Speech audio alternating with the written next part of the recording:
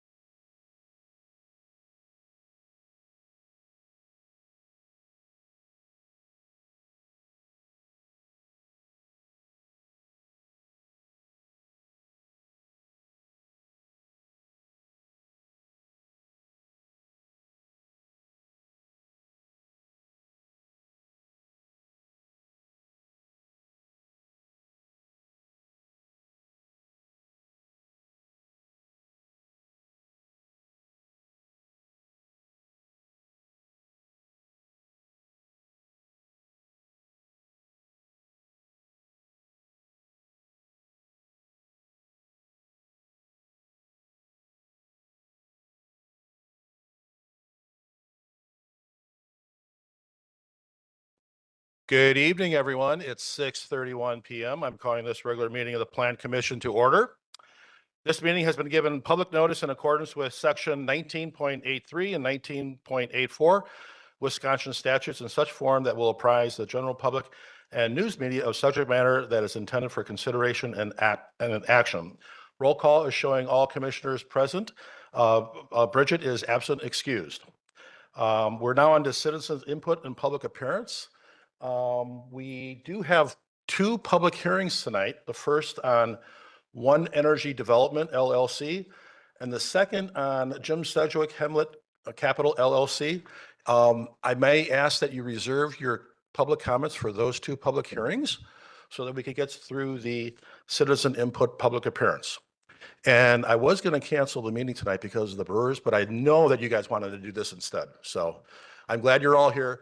I love this. I love the community engagement. So let's have a good meeting tonight. So would anybody like to come forward for citizen comments? You have 4 minutes. Good evening and welcome. I'm doing. How you doing?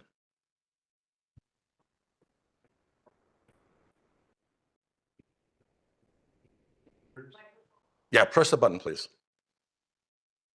Thank you. I'll press it again until the red light goes off. There you go. Perfect. So my name's Mario Menza.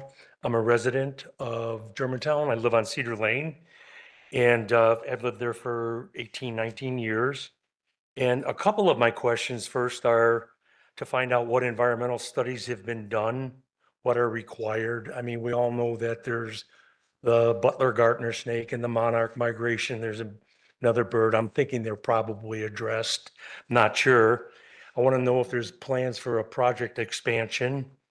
And I heard that there might be some cooling involved in these panels. And I'm curious, about the material safety data sheets. What material, in the event that there was ever a spill, how it would affect the land, the wells, things like that. If there was noise decibel levels, if that's even pertinent or not. And then a neighbor of mine wanted me to ask a couple of questions. Okay.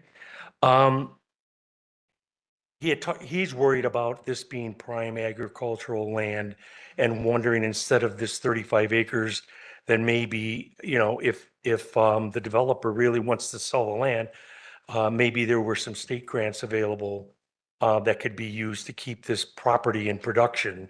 Also, he was worried about some of the natural springs that are on the property or adjacent to the property. And when they dismantle this project, if this actually goes through, what are the costs? What are the hazards? And, he was concerned about hailstorm damage and the release of contaminants into the soil. And, if emergency vehicles were needed, how would they get there if it was all going to be fenced? So there's a variety of questions. I don't know if they all can be answered in such a short time, but that's it. Great. Thank you You're very much. welcome. Thank you for coming. Would anybody else like to speak tonight? And again, if you have comments relative to the One Energy or the Jim Sedgwick Blackstone Creek project, please reserve your comments to the public hearing. That's what I am. You can speak now, but you could also speak at the public hearing that we're having for each of those projects. Okay, what's the difference? Well, we have a public hearing. You can speak Can I there. say some of it? You can say whatever you want to I say. mean, can I finish the rest of You it? can. Okay. Welcome Okay, my name is, and good evening.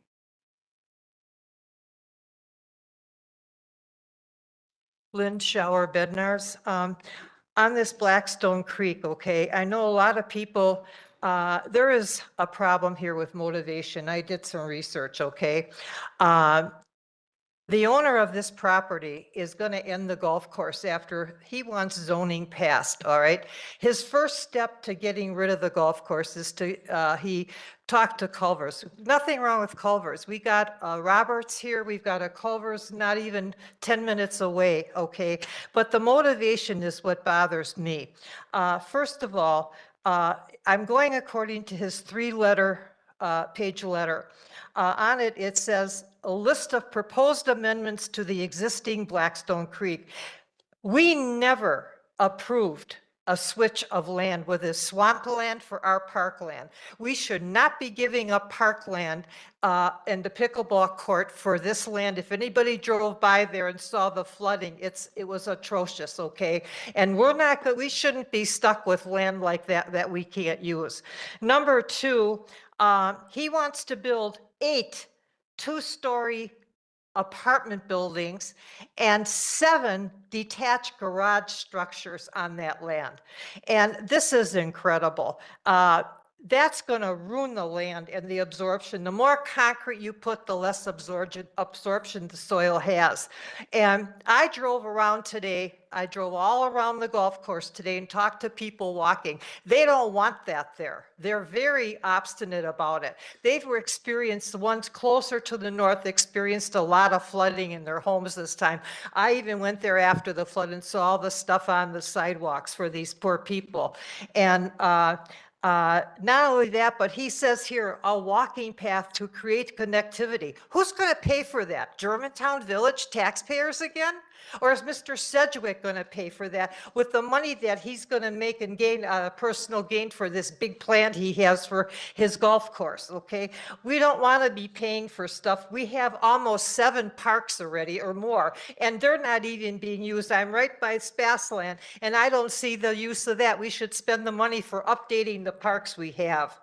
Redevelopment of Blackstone. It's a catalyst for the Village Center. We never even approved the Village Center yet. We're $9 million in debt because of the land that our board voted to buy, okay? And they took it from our general fund. It took it from your tax money already. And now they want to borrow on the land to pay it back, which you're going to pay interest on with your taxes. His plan is also to take up a total lot for Culvers. That whole front end by the golf course is going to be gone. Where all those golf carts you see, that's going to be gone. And this is not the right place where we've got one 2 miles away. The only reason this is being done, it's his end to get you as a board to change the zoning so he can build his apartment buildings, okay, which the people don't want here anymore. And then it also, he says that he wants to have a safe, reliable, accessible transportation system. What transportation system? Who's going to pay for that? Germantown? We don't need a transportation. This is crazy. His whole plan is unbelievable. I was so mad when I read this letter. He wants new development should appropriate modes of transportation. Really? What modes of transportation does he want that we're going to have to pay for? If he wants to foot the whole bill, that's a different story. Under utilities, who pays for all the utilities for 8 buildings and 7 garages? That's incredible. And sewer systems. Is he going to pay for it all? Is he going to put it on the village back? Will the speaker wrap up her comments, please? Thank you. Can I finish? You had 4 minutes. Thank you. No, but you said I could finish the rest of it for the next hearing. Huh? They want to hear this. Thank you. This has to be heard. Also, progress toward the goal. We haven't even, his goal is trying to connect us with the village center. We haven't even approved anything yet to that. What is he doing? This is a great wish plan in the head of somebody who wants to get rid of his golf course, because he says it right here. Golf course operations to continue through 2026. Then what? What happens to the golf course? It's going to be gone, okay? And then he says, pending this exchange agreement, that means that land, he wants us to take the swamp land that he owns and take our pickleball court and our softball court for his land so he can build apartment buildings and make thousands and thousands of dollars. And a lot of that's going to be on our expense. And developers are not listening to the taxpayers. And another thing we also need, we need an attorney here in this village to take care of our problems, okay? We need a real estate attorney that can help us through all these issues. And where's the new updated floodplain for the golf course? It's 3 months behind already. We haven't seen one. So his reason is money, buildings, and you know what? All the other stuff will be on our back unless we have a board that is going to have an attorney, a solid contract that we pay nothing for Mr. Sedgwick, that he does what he wants. And so all I'm saying is I did a lot of, and I traveled all around this morning again and talked to people walking around the area, and they don't want that there. They are sick of it. That Watt River goes all around the golf course. And every time it rains, this big flood was the end of it, but there's been other floods that came around. I travel around there and look at it all the time because I know people that live there and it is a mess. So we're asking you to vote this board they have to, this project is so big, millions of dollars. It should be tabled till all of you have a chance to look at the ins and outs of this contract that he wants to do, because we're going to get stuck with a lot of money if it's not looked at. So thank you very much. Thank you very much. Thank you for coming. Would anybody else like to speak tonight? And again, I ask if you've got comments relative to Blackstone and or the One Energy Development, please reserve your comments to the public hearing, but welcome. Good evening. I have comments about items G and H on the agenda. Is this an appropriate time? Perfect. And we still have to get a cup of coffee. Yes. Okay. My name is Jim Stout. My address is W204 N12079 Goldendale Road. I am here in regard to agenda items G and H. I would like to share 3 thoughts. First, I own and operate the Stout Farm on the west side of Goldendale Road, just north of Freistadt.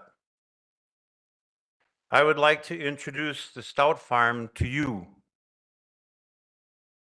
It has been in my family for 76 years.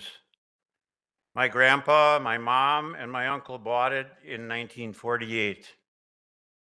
I was born and raised on the farm and purchased it in 2003.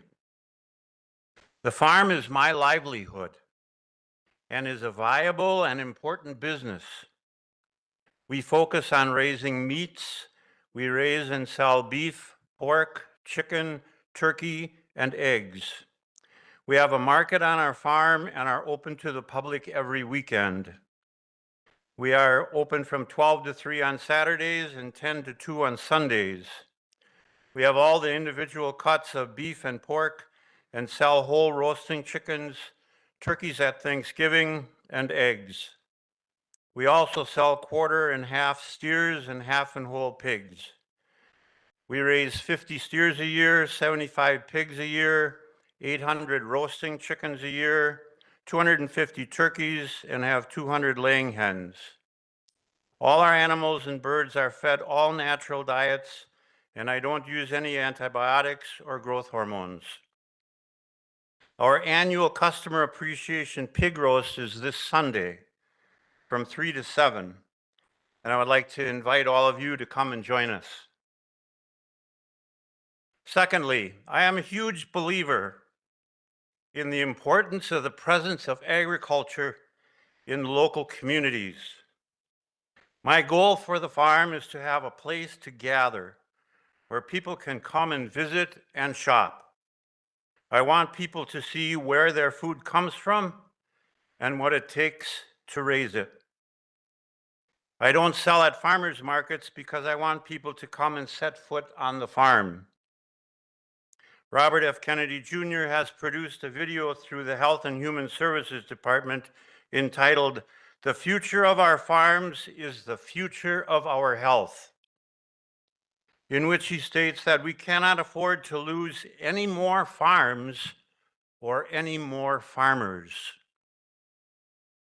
Thirdly, I am concerned about the future of agriculture worldwide, nationally, and locally.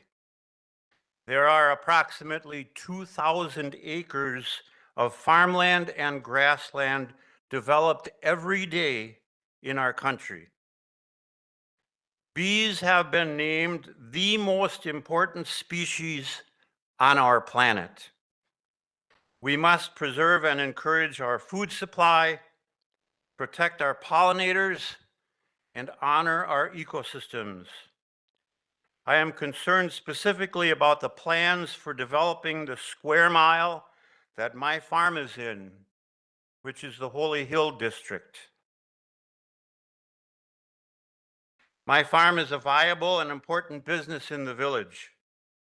I believe the plans for developing this square mile are ill-conceived, ill-advised, unwarranted, and unwanted. I believe that the flooding on my farm during the August 9 storms was exacerbated by the development on Holy Hill Road. We cannot continue to add more and more impervious surfaces. I am concerned when the village states publicly that agriculture is undesirable, which is heresy at a minimum. The development of farmland is never progress. It is always loss. Every acre of farmland that is developed is lost forever.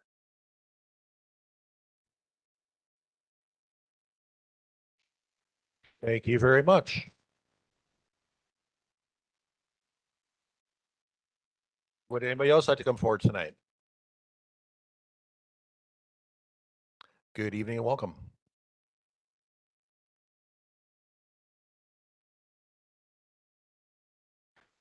Good evening. My name is Marty Peck, N140W13843 Cedar Lane.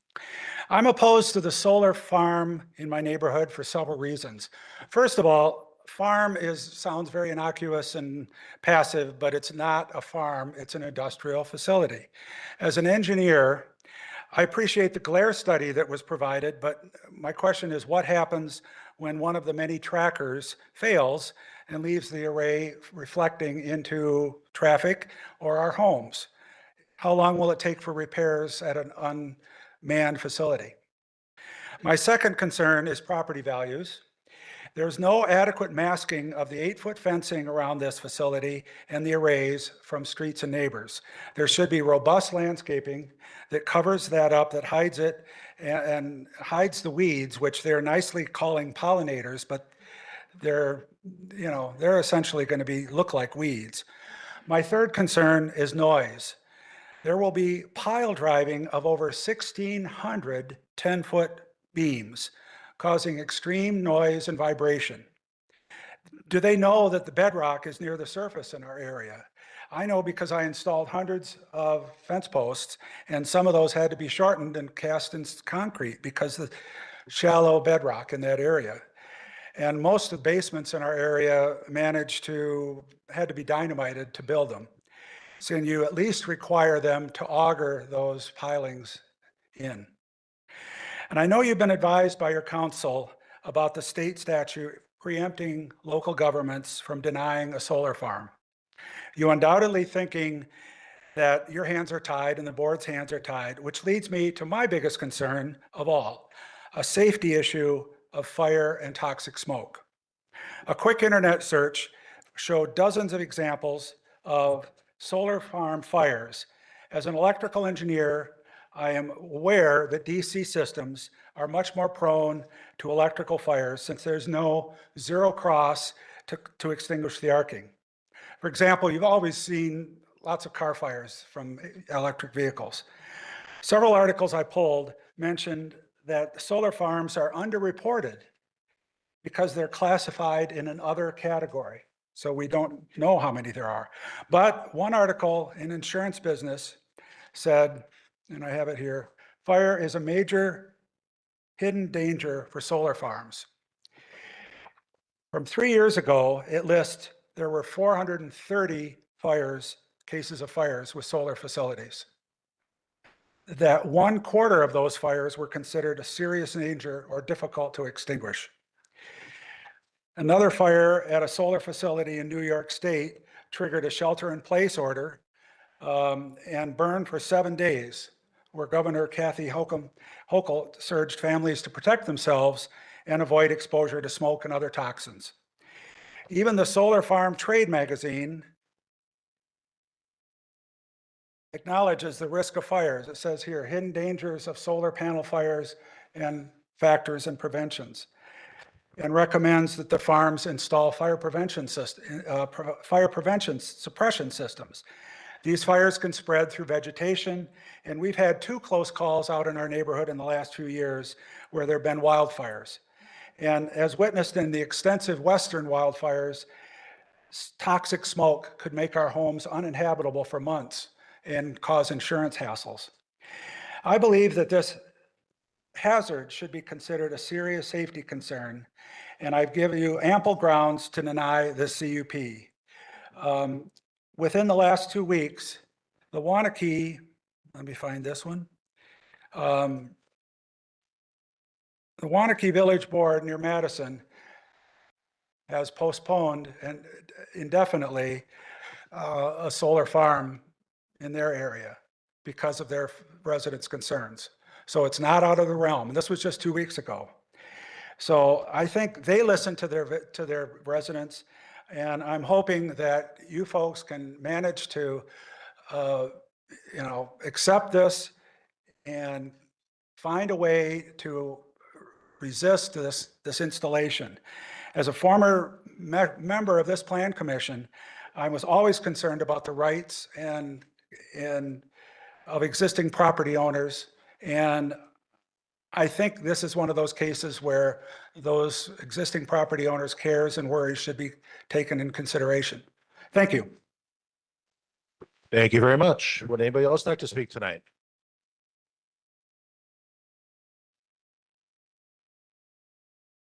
Good evening and welcome.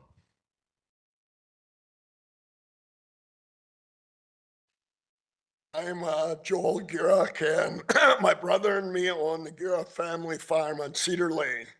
Okay, and we're wondering what is going to happen with all that groundwater in that field that goes across the road. Are they going to put a holding pond in there or what, to stop the water? And the other thing I'm concerned about is when they drive them posted, is that going to affect my water on the farm if they hit something or cause my water and the well would go dry? Who's going to pay for it, And the other concern I have, they said the zoning was changed. I saw the sign out there. Does that mean the zoning on our farm would be changed also? It always was agricultural. So I don't know what they're changing it to.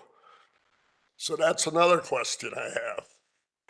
And the other question I have, I heard there were people that got given money not to come to this meeting so they wouldn't, that's just what I heard, that they would got paid off so they wouldn't come to the meeting that live in that area. And that's all I got to say.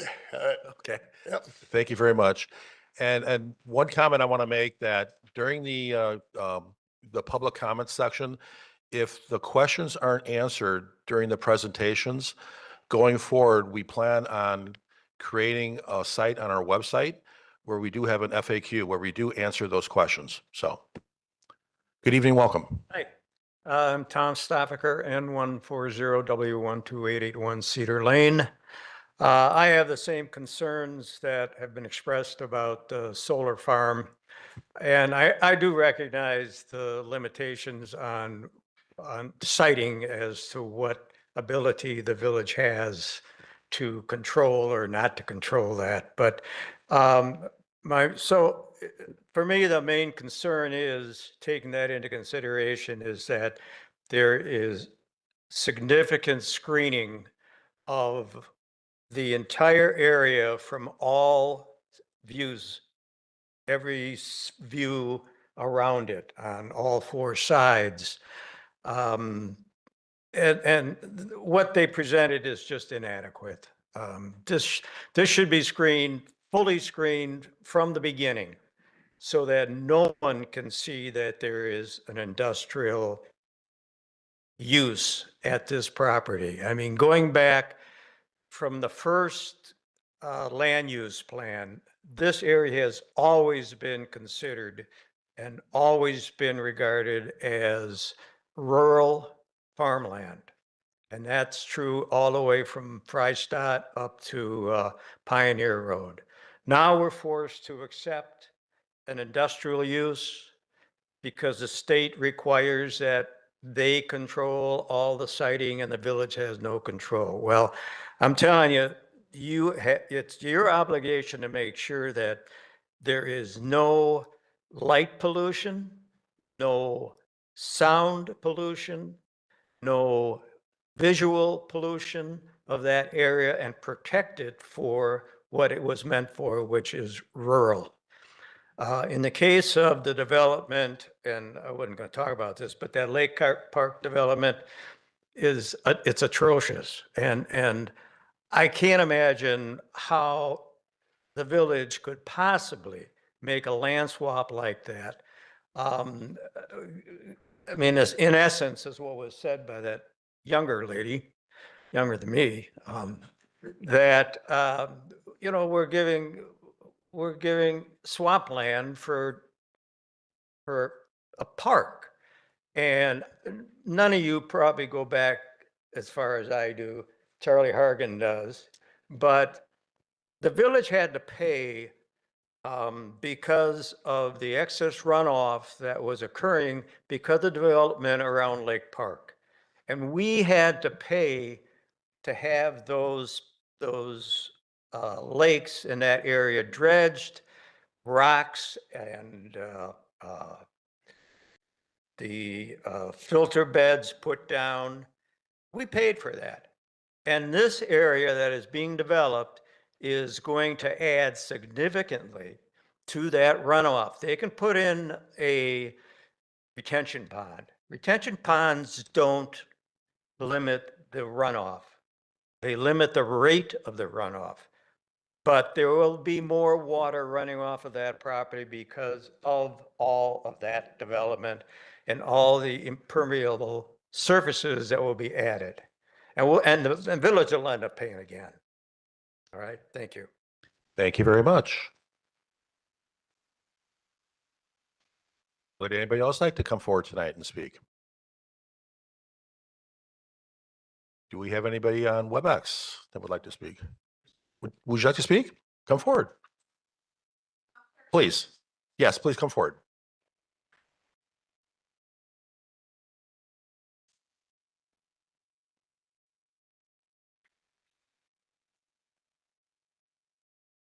My wife says I do too, so. Good evening and welcome. Michelle Perkle. I live in Lake Park West condominiums right next to the golf course. It's beautiful. I've enjoyed it for 30 years. I have two questions. The first one is the housing that they are proposing going to be low income, or is it just regular condominiums, whatever? That's my first question. And the second one is, do you have a map of the development site? Like what's going where? You do. Because I heard my boyfriend is a member of Blackstone. He's a big golfer. He's a good friend of the owner. And what I was told by him and the owner is that the condominiums are going to be developed where the old recycling center was, but it's going to stop there. And then the land between the recycling center and the pickleball courts is going to be a conservatory or something like, I don't know how to say the word. And then after that, the pickleball courts and the skateboard and the park and all that's going to stay. So I don't know if that's true or not. I don't know if you have a map that proves or proves not, but those are my two issues. Great, thank you. And just point of clarity for tonight, the quote unquote land swap is not even on the agenda. That is months away. The village has a lot of due diligence that we have to do before we even consider that. So that is not even being talked about tonight. Oh, okay. Okay? Well, it's a floodplain right now, the golf course, so I can't see anybody building in the middle of it, but. Great. All right. Thank you very much. Would anybody else like to speak tonight? Come forward. Good evening, and welcome.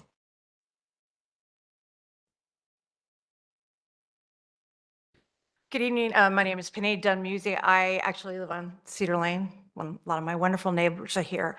My biggest question is, when I realize that everybody wants to go green and wants to have cleaner energy, but my concern is, one, what is the eco cost of even developing a solar panel? If you guys, any of you ever looked that up, what does it do to our earth? Okay, what's going to happen when the life of these solar panels are done? And where do we put those? What happens with all that? My big question though is, what's the benefit? How do we benefit as Germantown from putting these solar panels in? Is it going to drive our energy costs down? Are they going to offset it? Who benefits from this? Is it us, the taxpayers? So why are we doing this? I realize what is it, Marty? It's a mandate or, right? Why?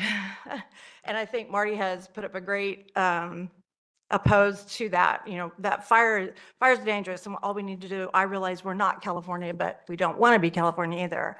But I am concerned about the offset. Is it really that green? Probably not. And how do we get to benefit as taxpayers? So thank you. Thank you very much. Would anybody else like to speak tonight? Do we have anybody on WebEx?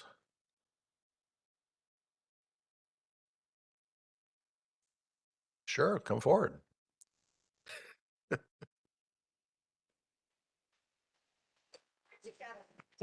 Good evening and welcome.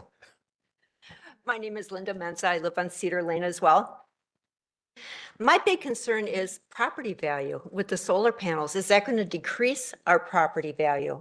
And I know that people that are developing this own a lot of farmland around us. Are they going to keep on putting these solar panels up on all the land that they own? I don't want to see it. I don't want to feel like I'm living in Milwaukee looking at an industrial site. It's very quiet where we live. And I want to keep it that way. We work hard for our property values. I don't want them to depreciate for someone else to value for it, because I can't see the benefit of it. There is no benefit to us for this. So that's all I have to say. Thank you.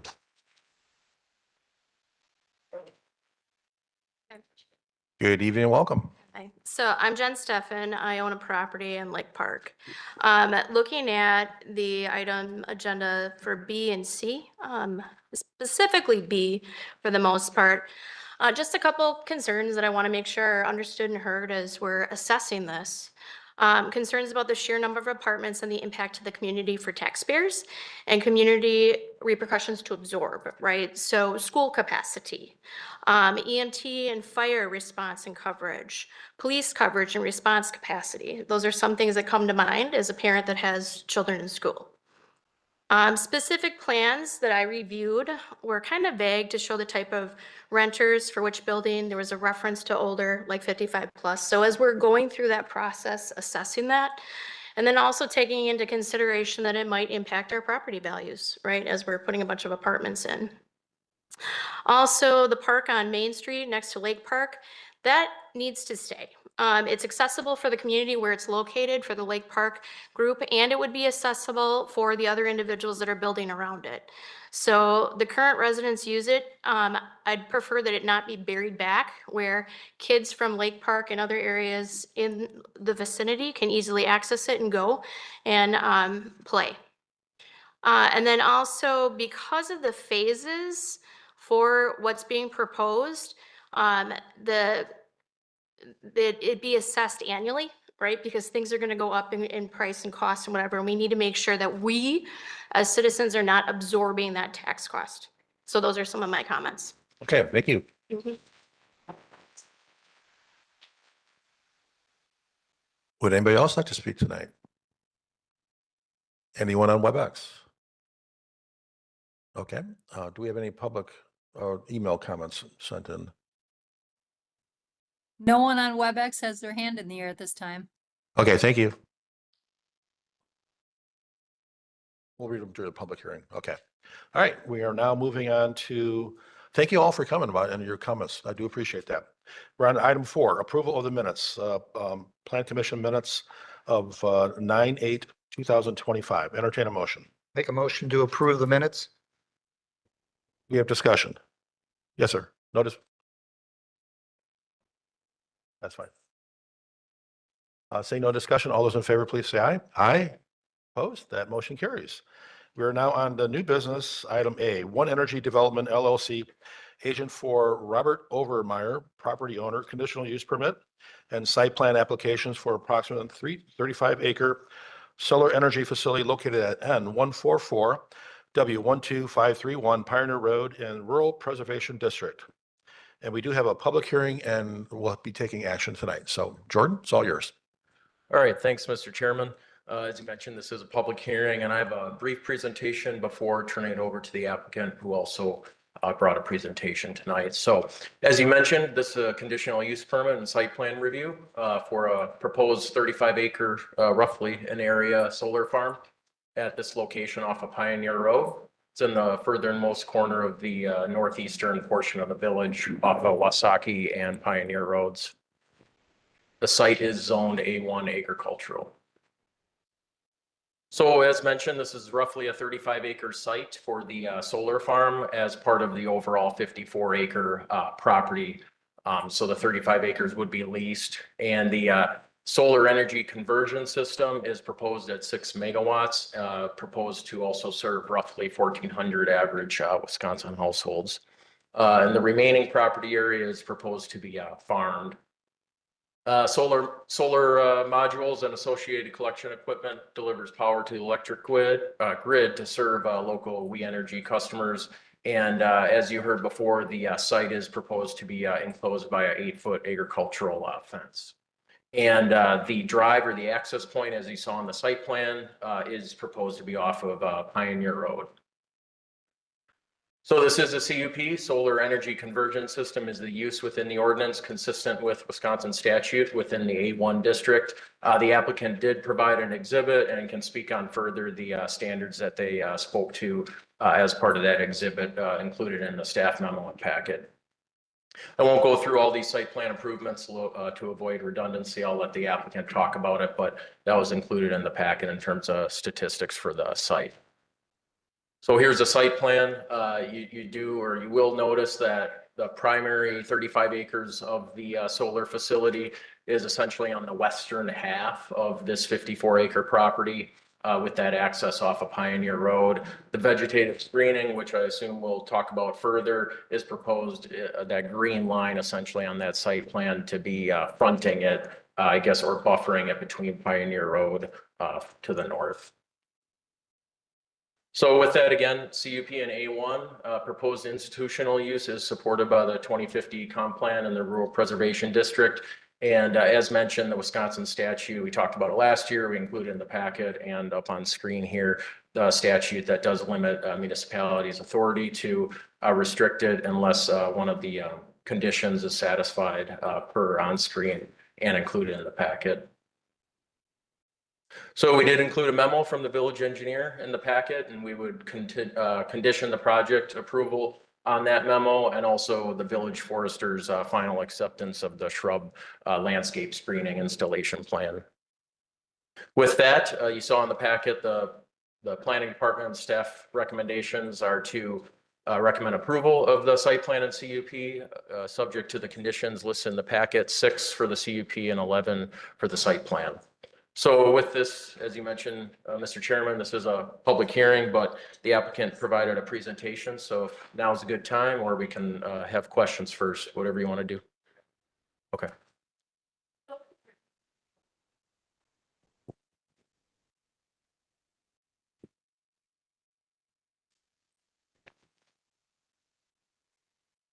Thank you for the opportunity to present. My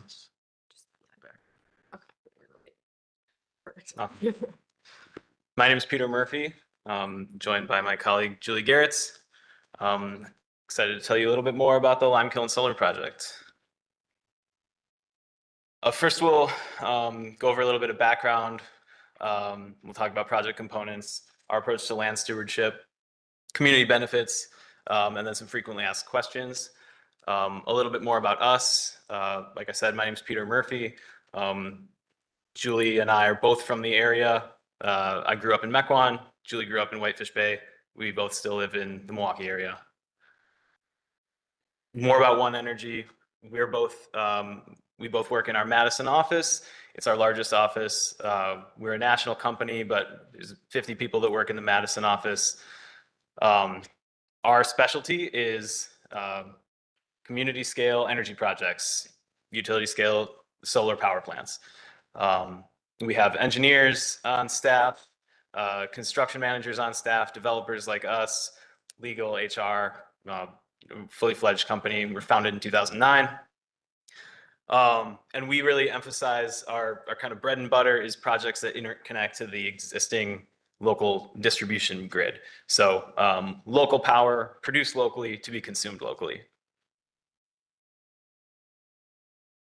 This is just a map of our experience around the Midwest. As you can see, we've got projects in Minnesota, Iowa, Illinois, but the lion's share of our projects are in Wisconsin.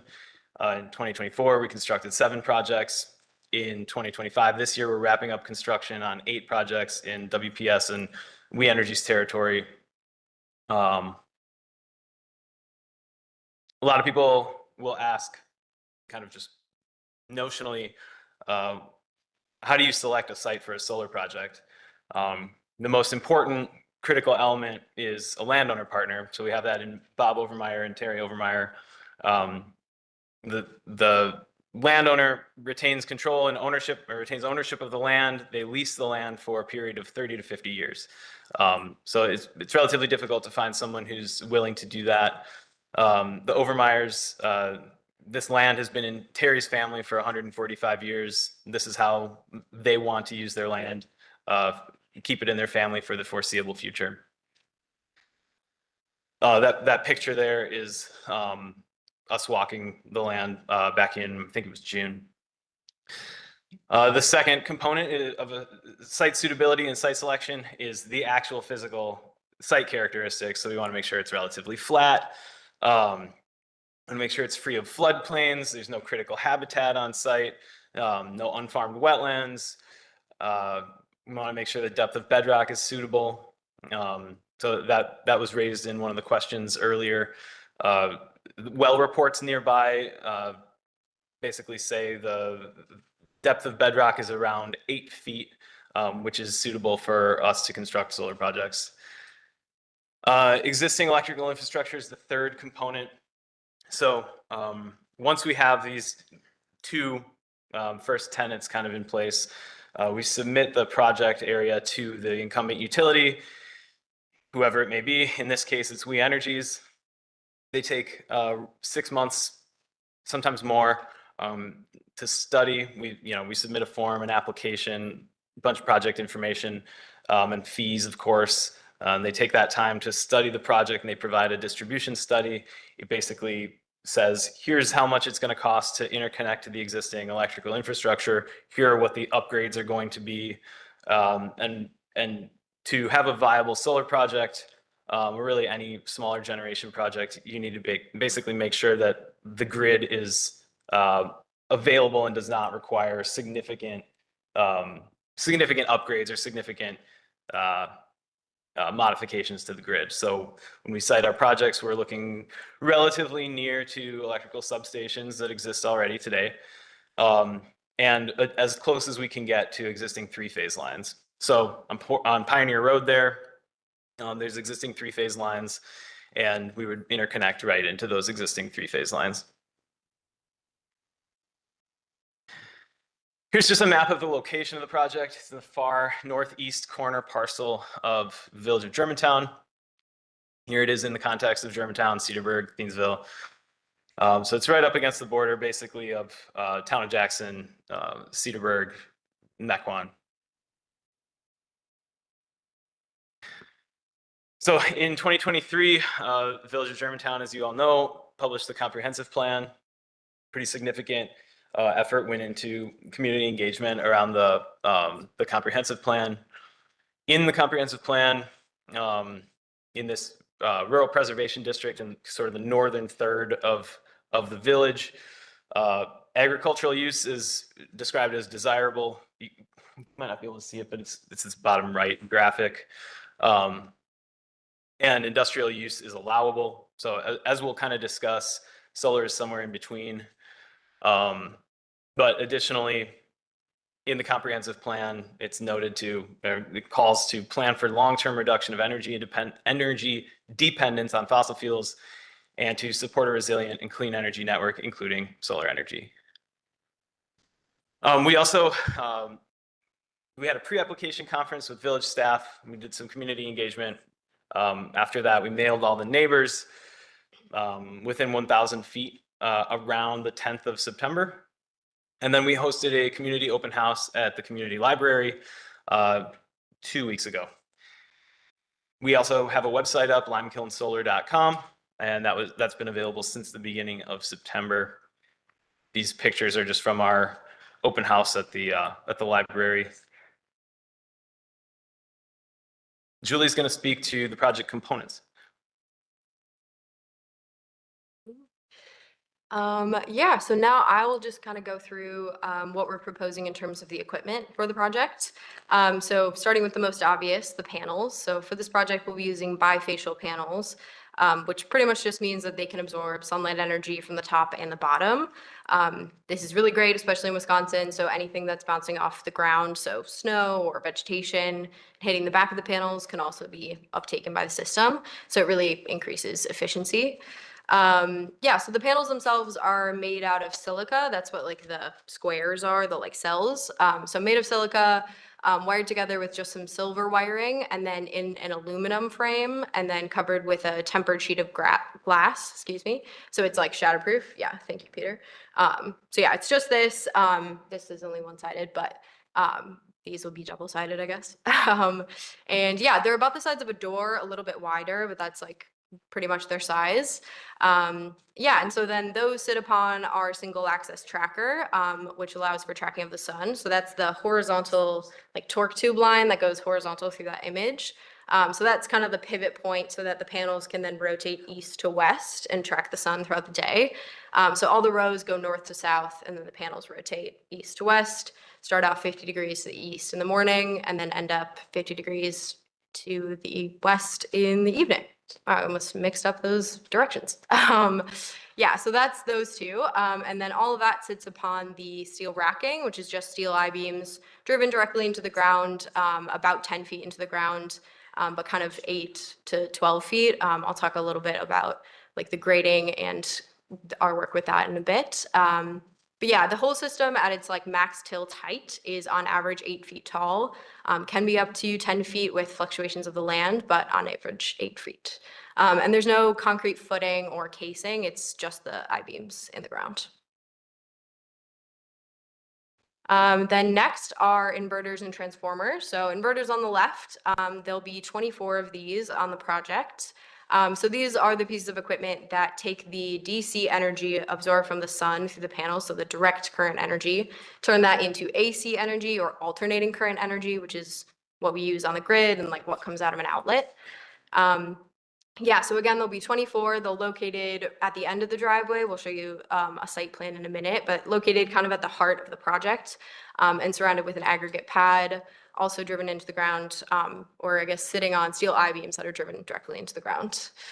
Yeah, so that's inverters. And then transformers, which is on the right. There'll be 2 of these on the project. People are usually more familiar with these. These are no different than you'd see like on the street. Usually they're green on the street or outside of a big power energy building, like or something that needs a lot of energy, excuse me. So like a school or an apartment building. Yeah, and then transformers they step up the voltage that's produced by the project before putting it on the grid so it can be immediately off taken. And then this is mounted on a steel skid. Skid is driven into the ground with I-beams as well.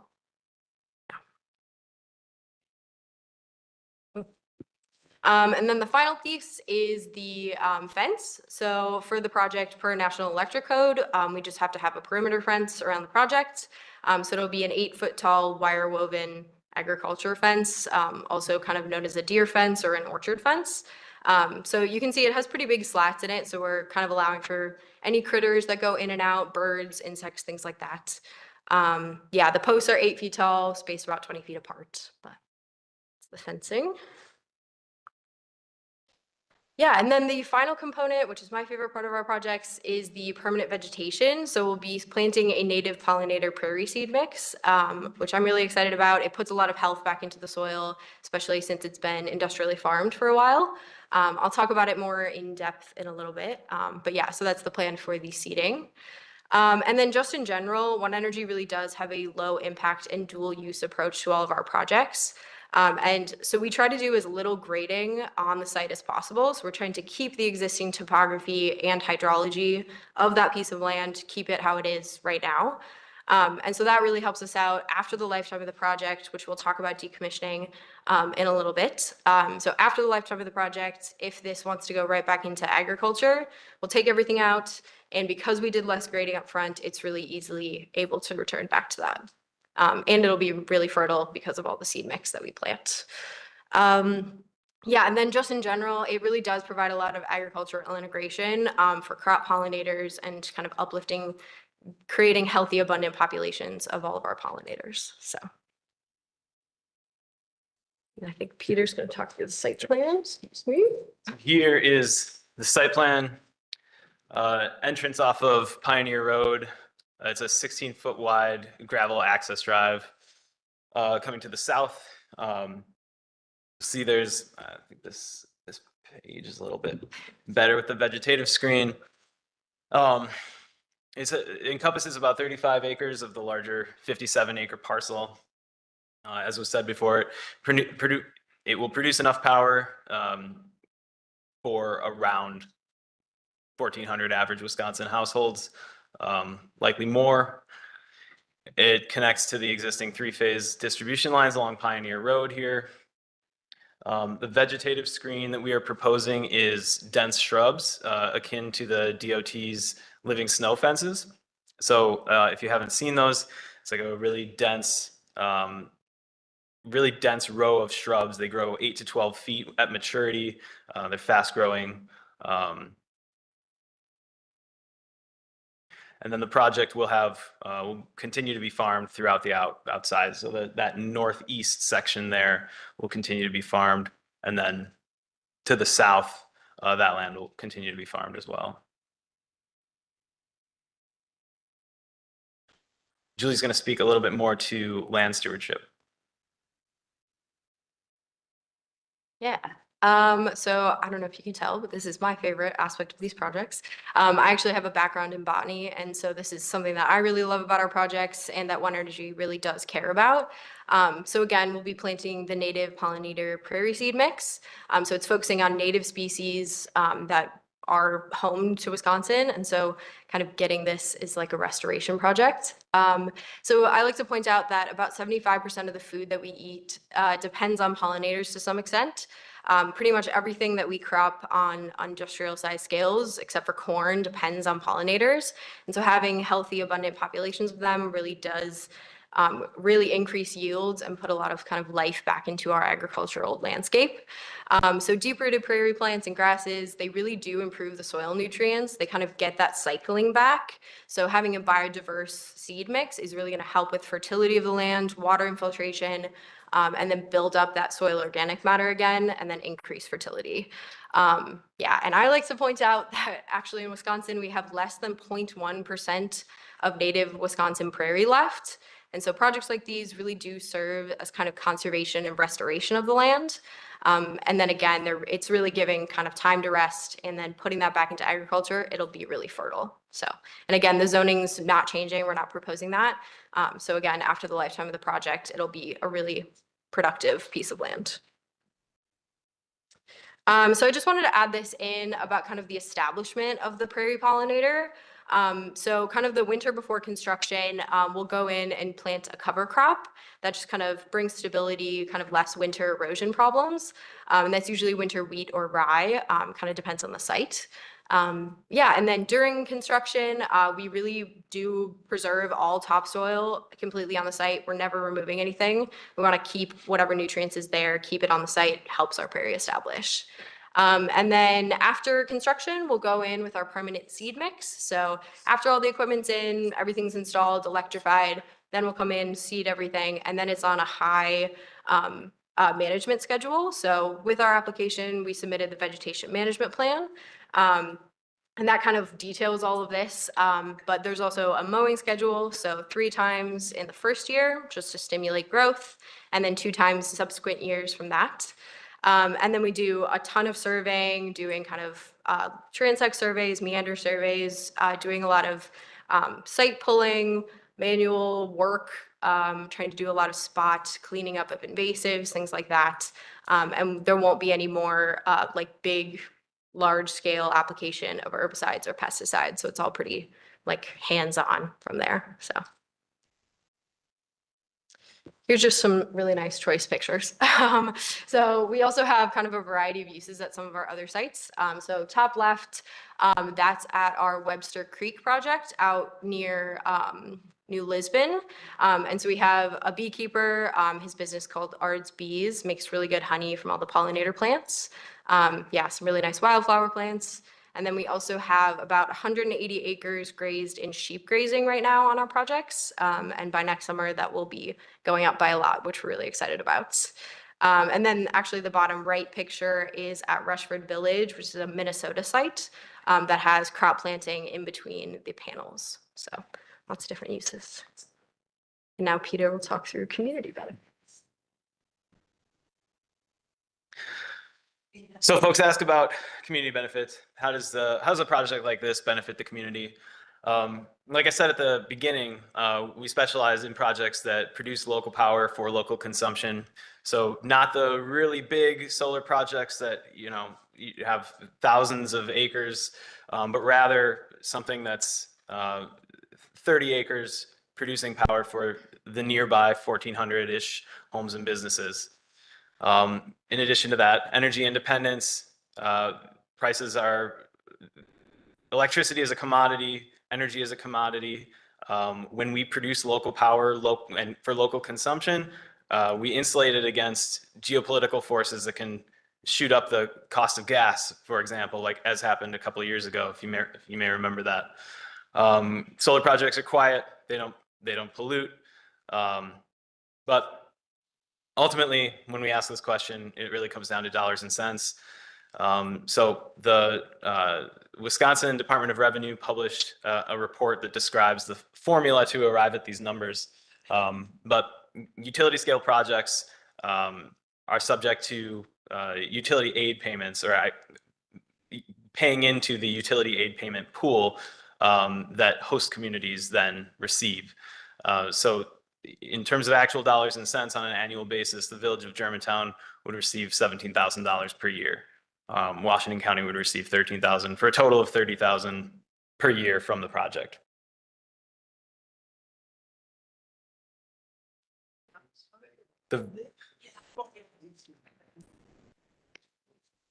Solar also creates jobs. Solar installer is one of the fastest growing jobs in the United States and has been for a while. This map at the very top left here shows the locations of the residences of folks who worked on all of our projects last year. I'm incredibly proud to have 360 people around the state working on these projects. They're local union jobs. We've got folks working on site, as you can see on these other pictures, installing solar modules. Our company has around 120 people now. We work with contractors like Pieper Power, Arch Electric, Westfall, all based in Wisconsin. Very proud of this work. And of course, these projects represent educational opportunities. We have, sometimes we get the pleasure of hosting students on tours of our projects. Last March, we hosted a middle school class up in town of Auburn. It's really cool. It's one of my favorite parts of the job is getting folks on sites to actually see it in person. Now we'll talk through some frequently asked questions, some of which have already come up. The first is regarding the cost of solar projects. Some folks will say, you might hear something like, oh, it's an expensive scam, or it just relies on government subsidies.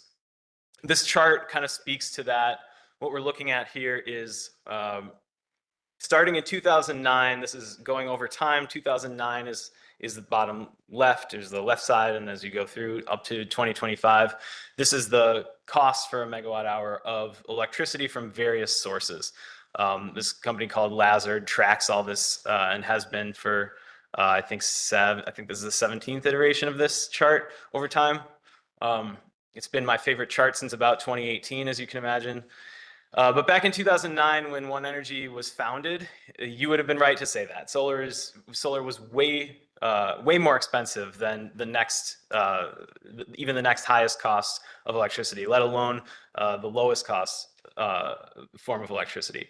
But you fast forward 16 years, and it's now the cheapest kilowatt hour on the grid. And this is a chart of unsubsidized costs of electricity. So there is no mandate. Utilities are purchasing solar energy because it is the most cost-effective form of electricity today. It behooves us to invest in lower cost electricity as we have an anticipated 15% rise in demand after decades of flat demand for electricity. So it's very important for all of us that we keep our electricity prices low, and this is the way we do that. It's also the fastest to deploy. It's the first time in human history that it's the cheapest way to produce electricity or energy at all is to point a piece of glass at the sun. Julie's going to speak to property values, which is another question that came up a bit ago. Yeah, so it makes sense. We get a lot of questions on property values and how will this project specifically affect house prices, especially more recently with kind of the rise of solar projects and the industry growing in general. There's been kind of a growing body of research about this, and researchers are trying to kind of create rules and, you know, guidelines of if it will increase or decrease or really, yeah, try to make rules about it, I guess. But right now it's pretty like inconclusive in all of the research. And it seems to be pretty minimal if it does affect them. So I pulled out some studies here that were really recent studies that incorporated a really big kind of subset of houses and or projects. So just to go through them pretty quickly, in 2023, there was a study on 1.8 million homes that actually showed that property values had a very small impact and that about a third of the time it was a positive impact. The second bullet point here with this study from 2024, I think this is the most important one. This was a study that came out of Loyola University that was just focusing on Midwestern projects. And they were looking at big and small scale projects. And the main conclusion of that study was that projects that are under 20 megawatts, and again, this one that we're proposing tonight is just 6 megawatts. So projects under 20 megawatts actually had a positive impact on property values. And they cited kind of different reasons. One of them notably is the tax benefits from the project. And then most recently in 2025, there was a study using 8.8 million homes, which is one of the biggest that's ever been done. And it actually showed that property values in the Midwest and the South, but most notably the Midwest, had a slight increase in property values. And then I included that figure here. So this is the figure from that exact study kind of showing that. So I obviously circled the US Midwest there. So you can see the slight uptick. But yeah, it really does boil down to, it really depends on the project, depends on how big it is, depends on screening, things like that.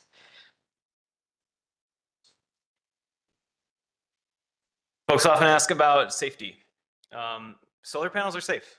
They are made of aluminum, glass, silicon. Silicon's the most abundant, second most abundant element on the planet after oxygen. Aluminum, we drink out of aluminum cans every day. Glass, obviously, it goes without saying. Solar panels don't leach any chemicals. There's nothing in them to leach. They do break sometimes. We've had panels, you know, they're palletized when they arrive on site, and sometimes they experience damage when they're shipped. And the glass just spiders out. You can try to pick it out. It's very difficult to get out.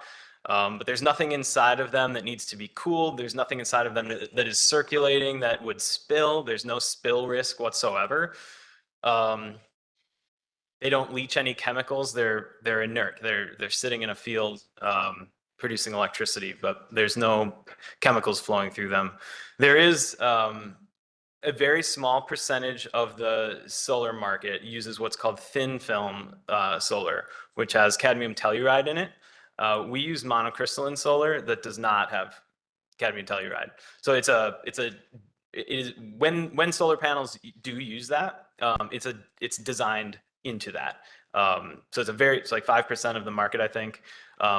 But we don't use that kind of solar module. We use the normal kind. They do not create heat zones or radiation or cause storms. You might have heard some Facebook facts like that, but even on like the hottest day, you can go into a solar project and you can touch the solar modules. They're absorbing sunlight and they're turning it into electricity in real time. So they're not emitting heat. You can put your hand on it. You can perceive that they're warm, similar to, you know, the glass on your car on a hot day.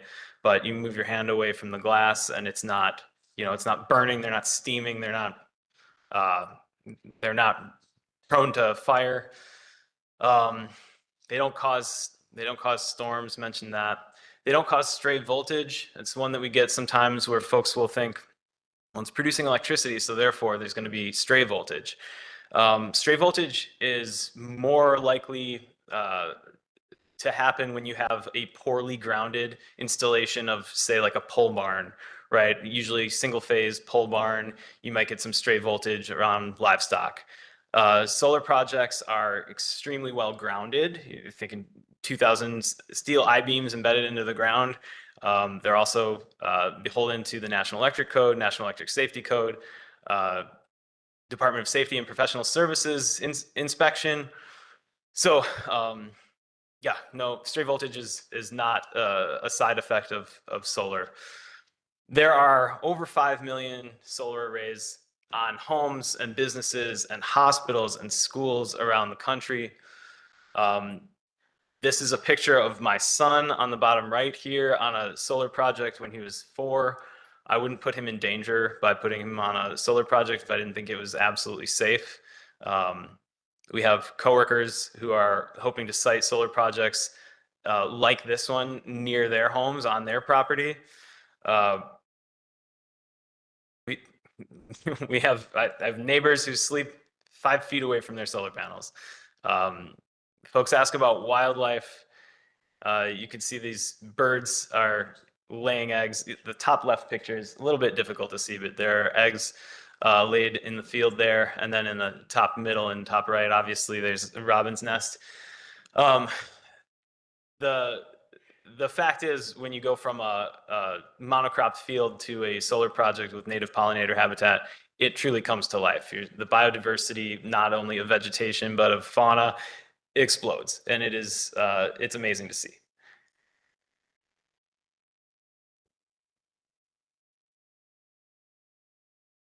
So we also get questions on kind of the use of farmland, which I think was also brought up tonight, and why we're taking this field, putting it into solar.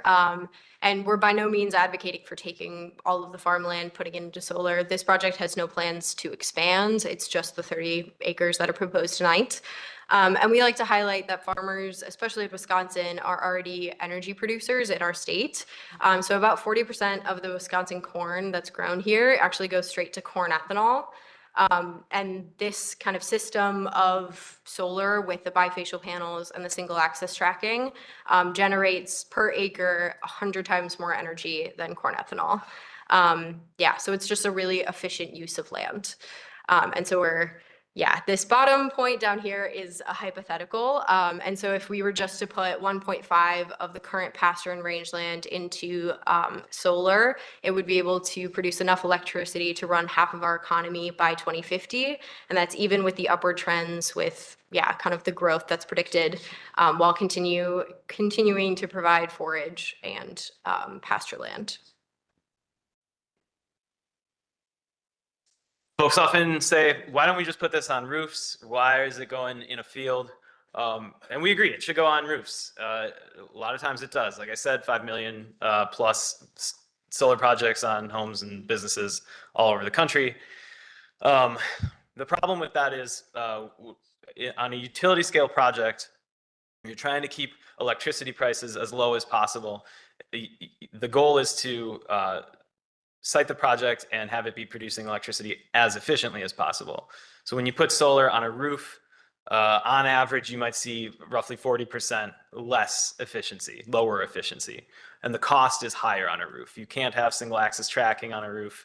The bifaciality of the panels is less relevant because the modules are closer to the roof and thus less able to take advantage of the albedo effect of the sunlight reflecting off the surface beneath them.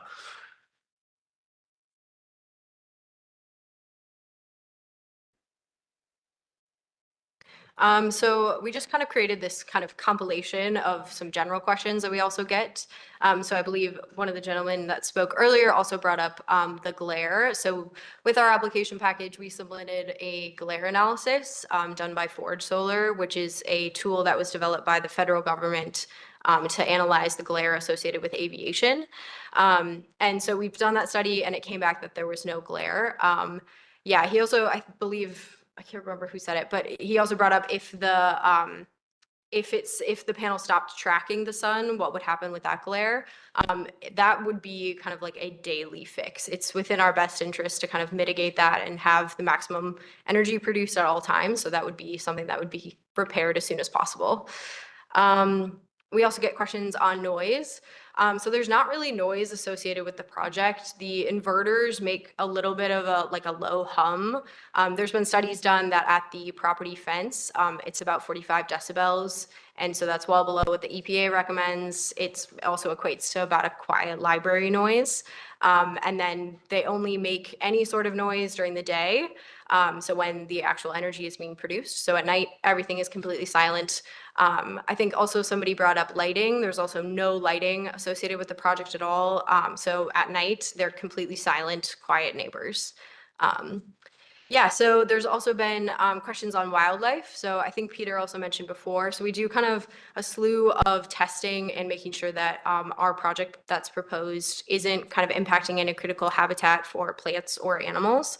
And so we've done an endangered species review through the WDNR that came back that there's no critical habitat and we're not impacting any species with the methods proposed, project itself, or the equipment.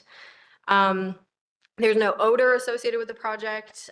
Peter also mentioned there's nothing toxic within these.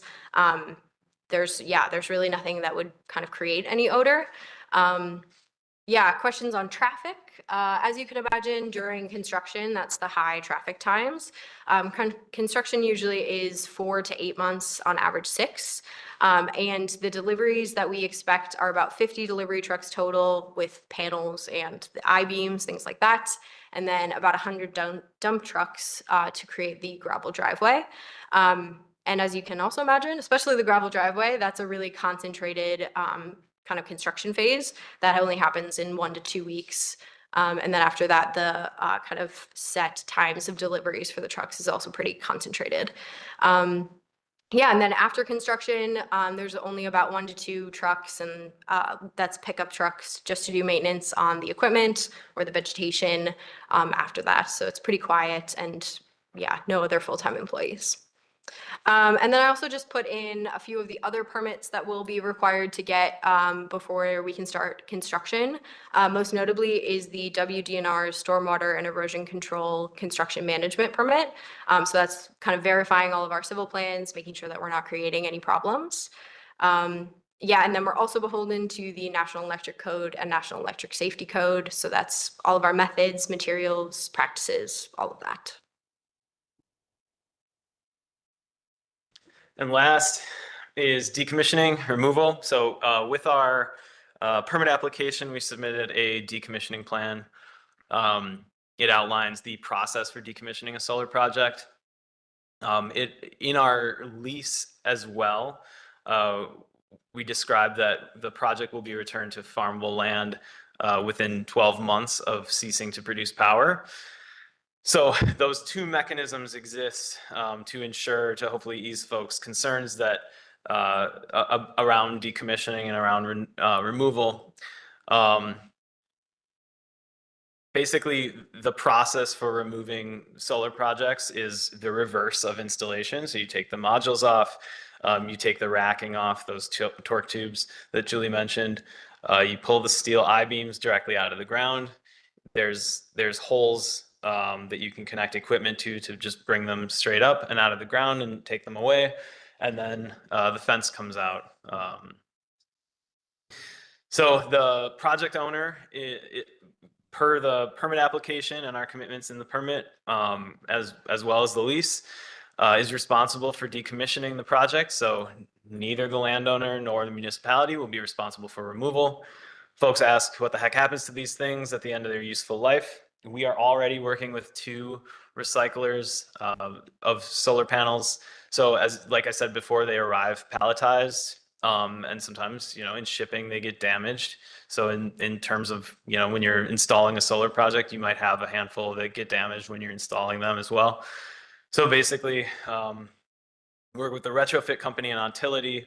The retrofit company basically has like a circuit that they run around the state of Wisconsin, picking up palletized solar modules. And they recycle them. Common uses of the actual glass is road glass for road construction purposes, which is something I didn't know until looking into it and getting involved a little bit more closely. This R2V3 certified electronics recycler designation is a tracking that basically says nothing that you're recycling through us will end up in a landfill. It's like a downstream certification process for monitoring that. Aluminum, infinitely recyclable. Steel, copper, transformers retain significant salvage value throughout the life of the system. I think that's all we've got. I appreciate y'all's time and courtesy as you listen to our presentation. Happy to answer any questions. Thank you. We're going to open it up now for the commissioners and staff for questions of the applicant. And then we'll go into the public hearing. And then we'll go into back to us for a motion so we can have discussion. So questions from the commissioners. Mr. Warren. Thank you. Good to see you, Peter and Julie again. I attended the public information meeting that they hosted at the library a couple of weeks ago. Be interested, how many of you here attended that? Could I see a show of hands? No. Okay. It's very helpful. Just a couple of broad-based questions.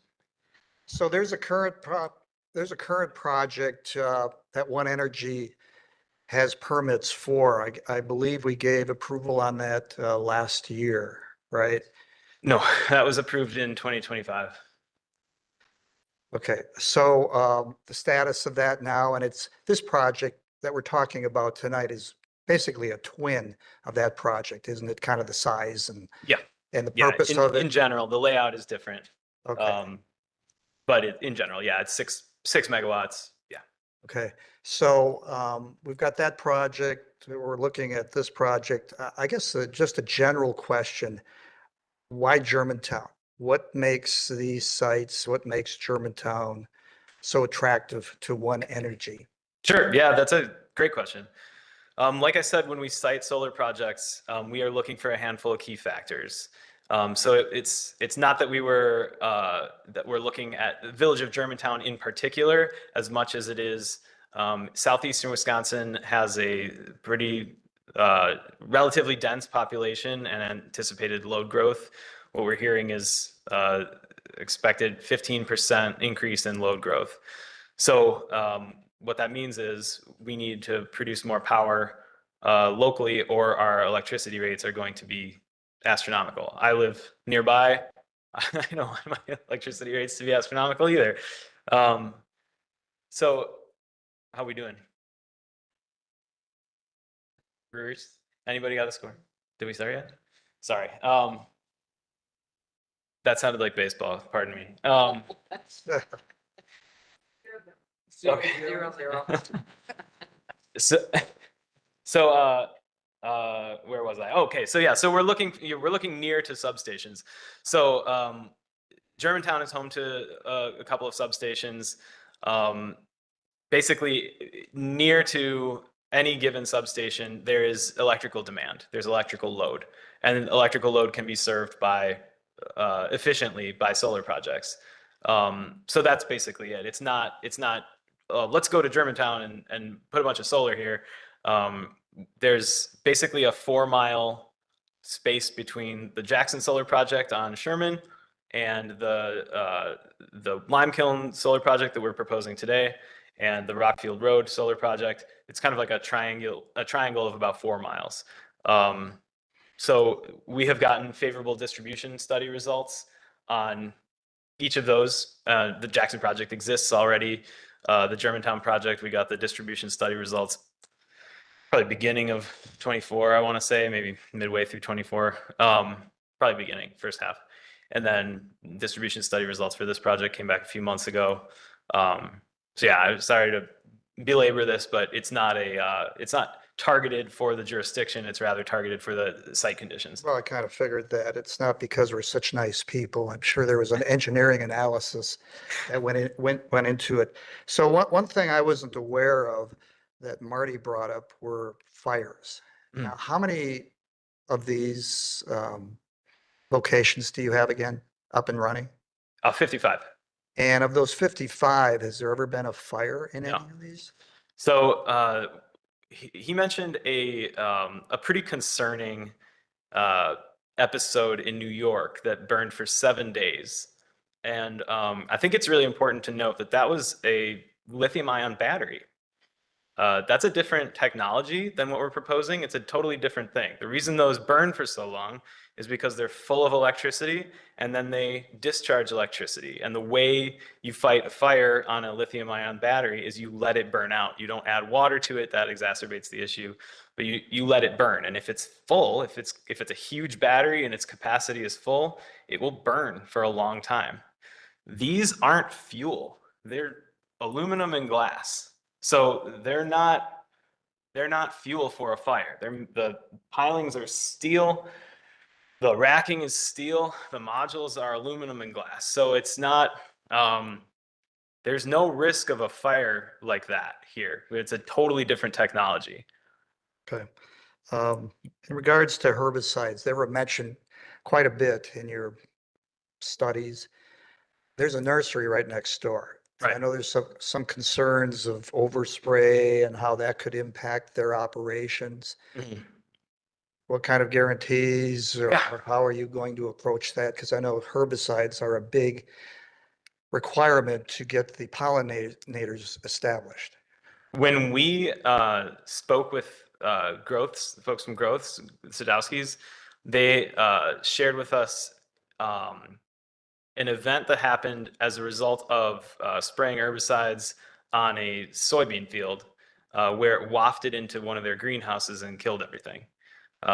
Any use of herbicides on our projects is like a spot spray of a specific plant, not categorical application of glyphosate or anything throughout the whole project. It's specific weed treatment of noxious weeds by an individual on an individual plant. Okay. All right, thank you. Bill. I was going to bring up the fire issue because I thought that was not well founded with the technology they're using. I didn't realize that fire was because of lithium ion batteries. But I do remember in the previous application, the one you were talking about earlier, Jackson or whoever it was, there was a concern over toxic waste, and I heard that come up tonight. And I believe at that time we dispelled that by saying these were not panels that use a liquid to transfer the heat and then do the generation at another location. But I think that came up. So I think that she should be clear tonight that there's no toxic anything that's going to come out of these panels. Correct. That's my impression. Correct. That's Okay. 100% right. All right. That's it. Josh? How long is it leased for? How long do you have the lease for with? 30 years with 2 10-year options to extend. So it's 30 to 50 max. And then who would own the lease in 30 years if the landowner's not here anymore and you will you own the lease the whole time? If the landowner Energy own the lease the whole time, or who does it transfer to if the homeowner moved? Well, if the homeowner moved, it sounds like 2 different questions. It is, yeah. So it runs with the land.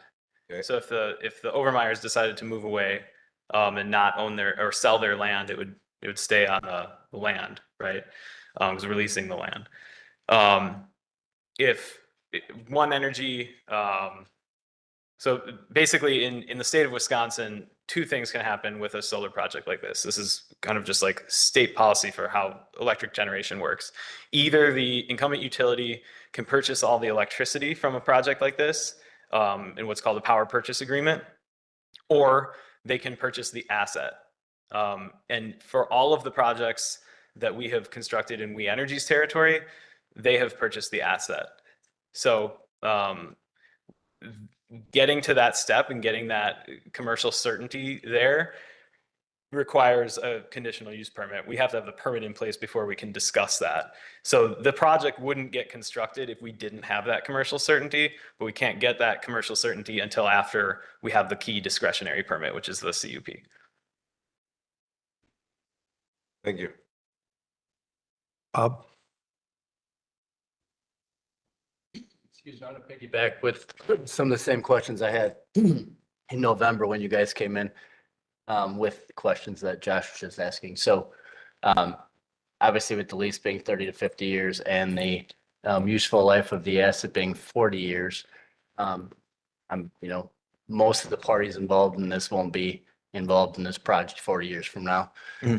So are you saying that from a decommissioning standpoint, the party who's going to be responsible for all the costs of removing that equipment in 40 years is going to be We Energies? If we establish commercial certainty following getting a permit, we don't have an agreement with them yet, again, because we don't have a conditional use permit in hand or requisite. Once the panels are installed, the asset exists, you're saying that We Energies is going to be the owner of that asset, and so they're going to be the responsible party in 40 years. Ideally. Okay, so One Energy is not going to be. So when you're saying you have all these parties that you have partnered with that come in and remove them and recycle it, I mean, that's not really the case because you're not going to be involved. It's going to be We's who's going to be decommissioning, and they're going to use whoever they use. It's not going to be One Energy isn't guaranteeing anything, right? I'm certainly not guaranteeing what contractor would be responsible for removal in 40 years. That would be very unwise of me. But what I did say was that recycling of modules does happen today. And we have 2 contractors that we use today, Retrofit Company and Ontility. So when folks have questions, like the question is usually, what the heck are we going to do with all these solar modules? You know, you got a few thousand of them out in the field. Like, what's going to happen to them? They're not going to work forever. So we have a plan for that because there are people that are already doing that. It's not it's not it's some black box of like, well, someday something's going to happen. It's actually, they're being recycled today. Okay, what I'm trying to understand is if one energy is not even in existence 40 years from now, there's no chance this equipment can be abandoned on the land where nobody's responsible for decommissioning because the owner of that equipment isn't even around anymore. Is We Energies is going to own it. I mean, obviously, I guess We Energies most likely will be around 40 years, but there's no guarantee. So I'm trying to understand who's really responsible for decommissioning this in 40 years. Yeah. So State Statute 196 requires utilities to describe basically the depreciation of their assets and in their annual reports. And in their annual reports, they describe the amount of money that's set aside for removal of all their generation assets. It's called the ARO, asset removal. I don't know what the O stands for. It's for asset removal. It's a line item that they have. And so all their generation assets are listed out: solar, natural gas, coal, whatever they're using to produce power.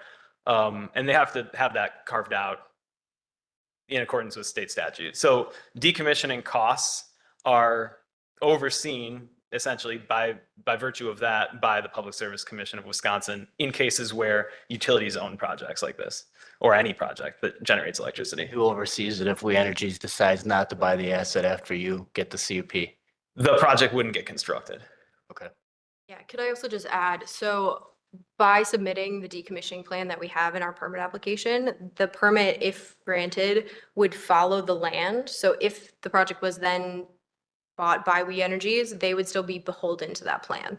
So all of the recycling kind of criteria that's laid out in our plan, they would still have to follow it, like contractually, or they wouldn't be able to use the land for the project. Okay, for so the CUP. does this permit include like a performance bond or some kind of guarantee when you say they have to follow it? I mean, what is the financial security that they will follow it?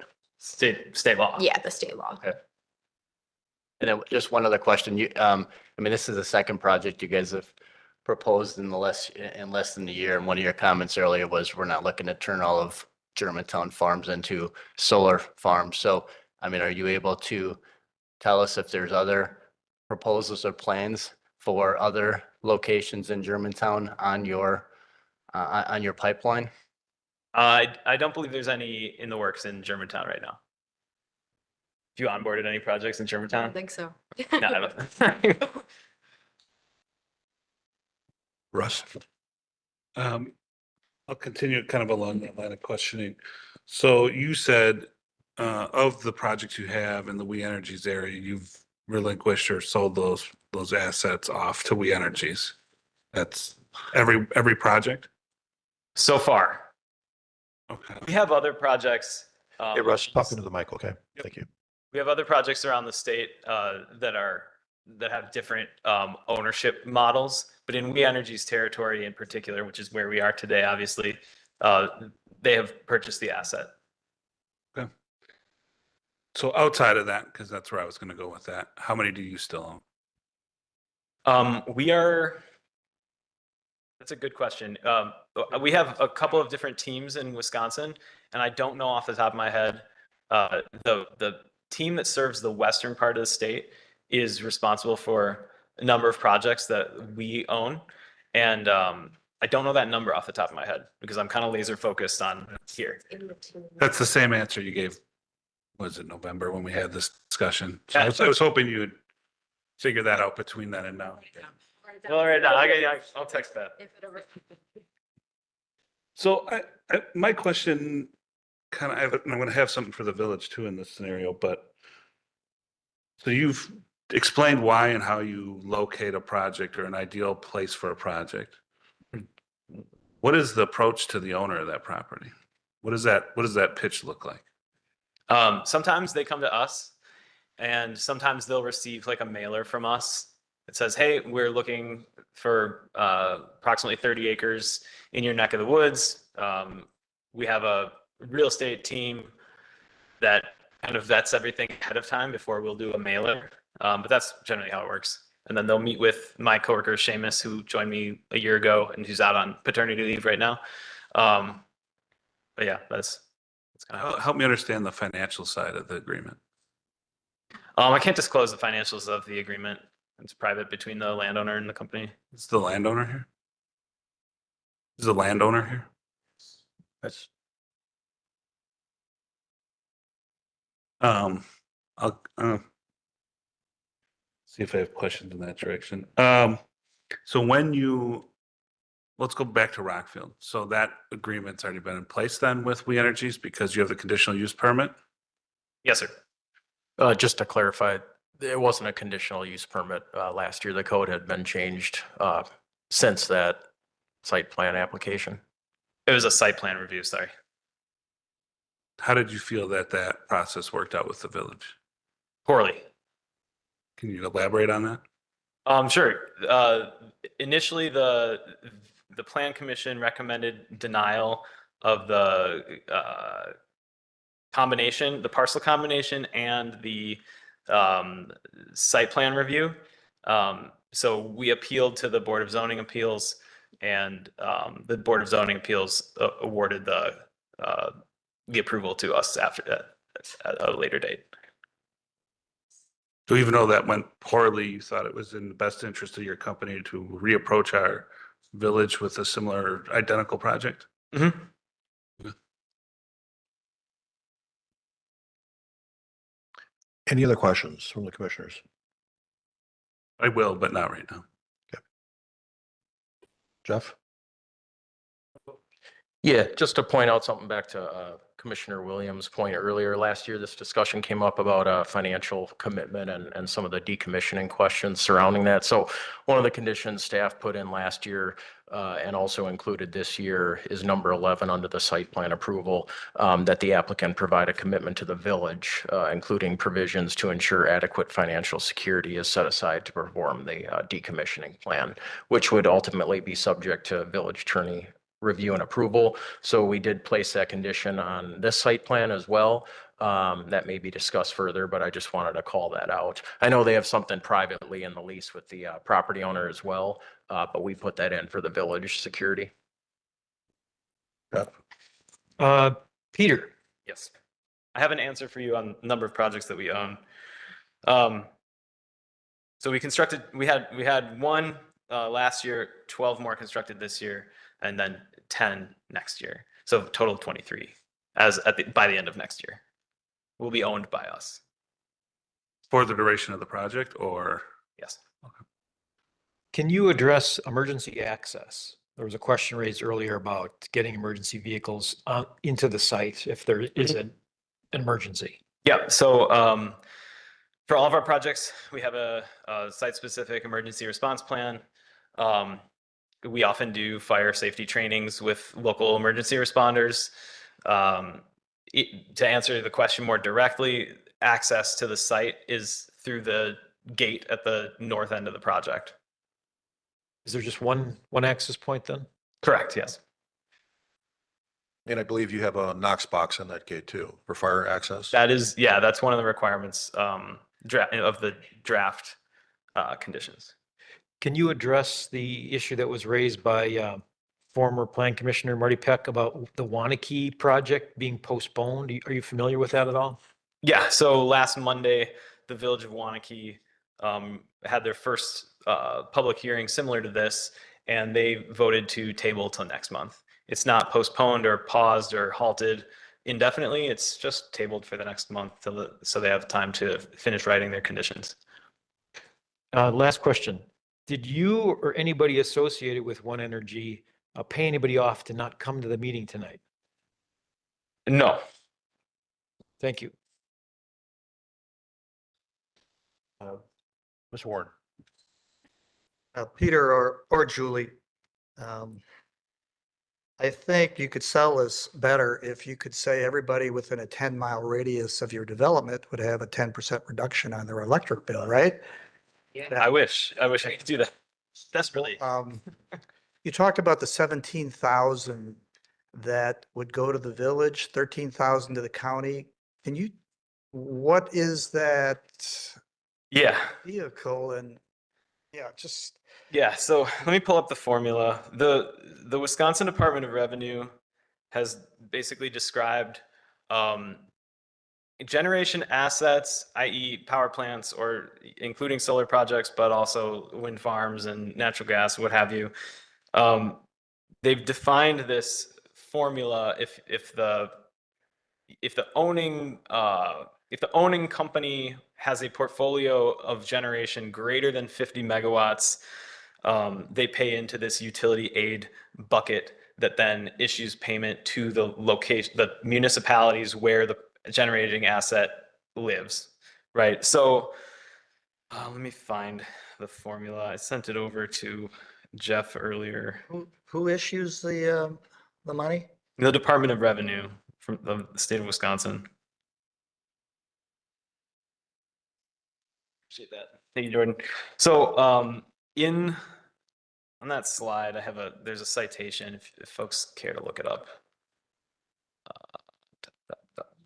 Okay, a little hard to see for folks in the back, but at the very bottom, there's a link. So that's publicly available. But there's a megawatt-based payment of $2,000 per megawatt, and then the county gets 1/3 of that, and the village would get 2/3 of that. In cases where it's a town and not a village or city, then the town would get the 1/3 and the county would get the larger 2/3. But in cases where it's a village or a city, the village and city get the 2/3 and the county get a 1/3. This is why I didn't go into this, because it's this formula. And then there's an incentive aid payment as well. So both the village and the county would also each get incentive aid, which is $1,500 times the 6 megawatts, $1,500 per megawatt times 6 megawatts. So that's $9,000 to each municipality. And so the village would then get, of the greater total sum of $30,000, the village would get 17,000 of that, and the county would get 13,000 of that. So that's So that's just the equation. This is up and running in all of these other locations that you have. These communities are getting this money. Yeah, and I haven't received the checks. Obviously, it goes to the town or the county or the village, so I don't know if- interface with that Yeah, process obviously I very have the much. right people here, but can that money be used for anything? Can we use it to reduce the debt? Does it have to be a utilities expenditure? We can look into that and have an answer for you when this goes on to the village board. Yeah. I just want to be able to, it'd be nice for us to be able to say that this would be a way for us to try to reduce some of our debt or offset some of our expenses, although the public's not getting it directly, that's a way of us trying to reduce costs and taxes maybe. Yeah, I asked that question of staff today, referencing potential tax revenue to the village. And this was the response. The most likely scenario for the solar farm is that it would be transferred to We Energies, which you just heard tonight, and would be considered a public utility. Public utilities are tax exempt, but the state makes a payment to municipalities to cover the cost of services provided. That payment would likely be between $15,000 to $30,000, with 2/3 to the village, 1/3 to the county. If One Energy were to keep the facility, the land would be reassessed for commercial use at 10 to 15 times the current value. The equipment would be tax exempt, and we heard tonight that more than likely it would be transferred over to We Energies. So that's where the state comes in to provide some compensation to the village and the county. Commissioner Ewert, you got a question? Of the 55 properties or developments that you've run, I forget how many you just said you still own or plan to own. What type of vandalism rate or criminal act rate do we see on your properties? None. I've not heard of any issues of vandalism or criminality around solar projects. I mean, they're out in the country. I was with you to the last sentence there, but they're generally pretty remote. Remote or not remote, they're still a site of materials that could be of financial value to somebody if they chose to, right? Yeah, that's what I'm getting at. Gotcha. Yeah, I mean, I think construction sites are more commonly sort of like broken into. You might have like a construction trailer that has somebody's trying to steal some tools, type of a thing. I've heard of that happening, but so no employees on site according to the report that I'm reading here. So the employees you use to construct it, is that a contracted group that moves from site to site, or using local entities to conduct that? Yeah, site so build? we've most recently we've been working mostly with Pieper Power, who's based in New Berlin, and Westfall, who's based in Madison. A couple of years ago, we also worked with Arch Electric, who's based in Plymouth. But locally, or for these projects that are in We Energy's territory over the last couple of years, it's been Pieper and Westfall. And we also use union labor, so drawing from the union locals for workers. And then in your report, you mentioned, or was mentioned, 1/3 increase in property values, or property values at 1/3. What about the other 2/3? And can you explain what caused the increase in property values for the 1/3 of properties? Let's go back to that slide. So you're referring specifically to this first bullet point, this 2023 study. So they took 1.8 million homes from numerous states, none of which were Wisconsin, though. And basically, the effect of solar on property values, 1/3 of the time property values went up, 2/3 of the time property values went down. The delta on average was 1.5%. So it's small, you know. That's What was the underlying reason for the increase in property values? Put a solar farm there and the property values increase? So 1-to-1 ratio there, or some other thing driving it outside of the solar farm itself? We'd have to do a deeper dive into the study. I didn't write the study. I'm not intimately familiar with the reasons, if any, were given.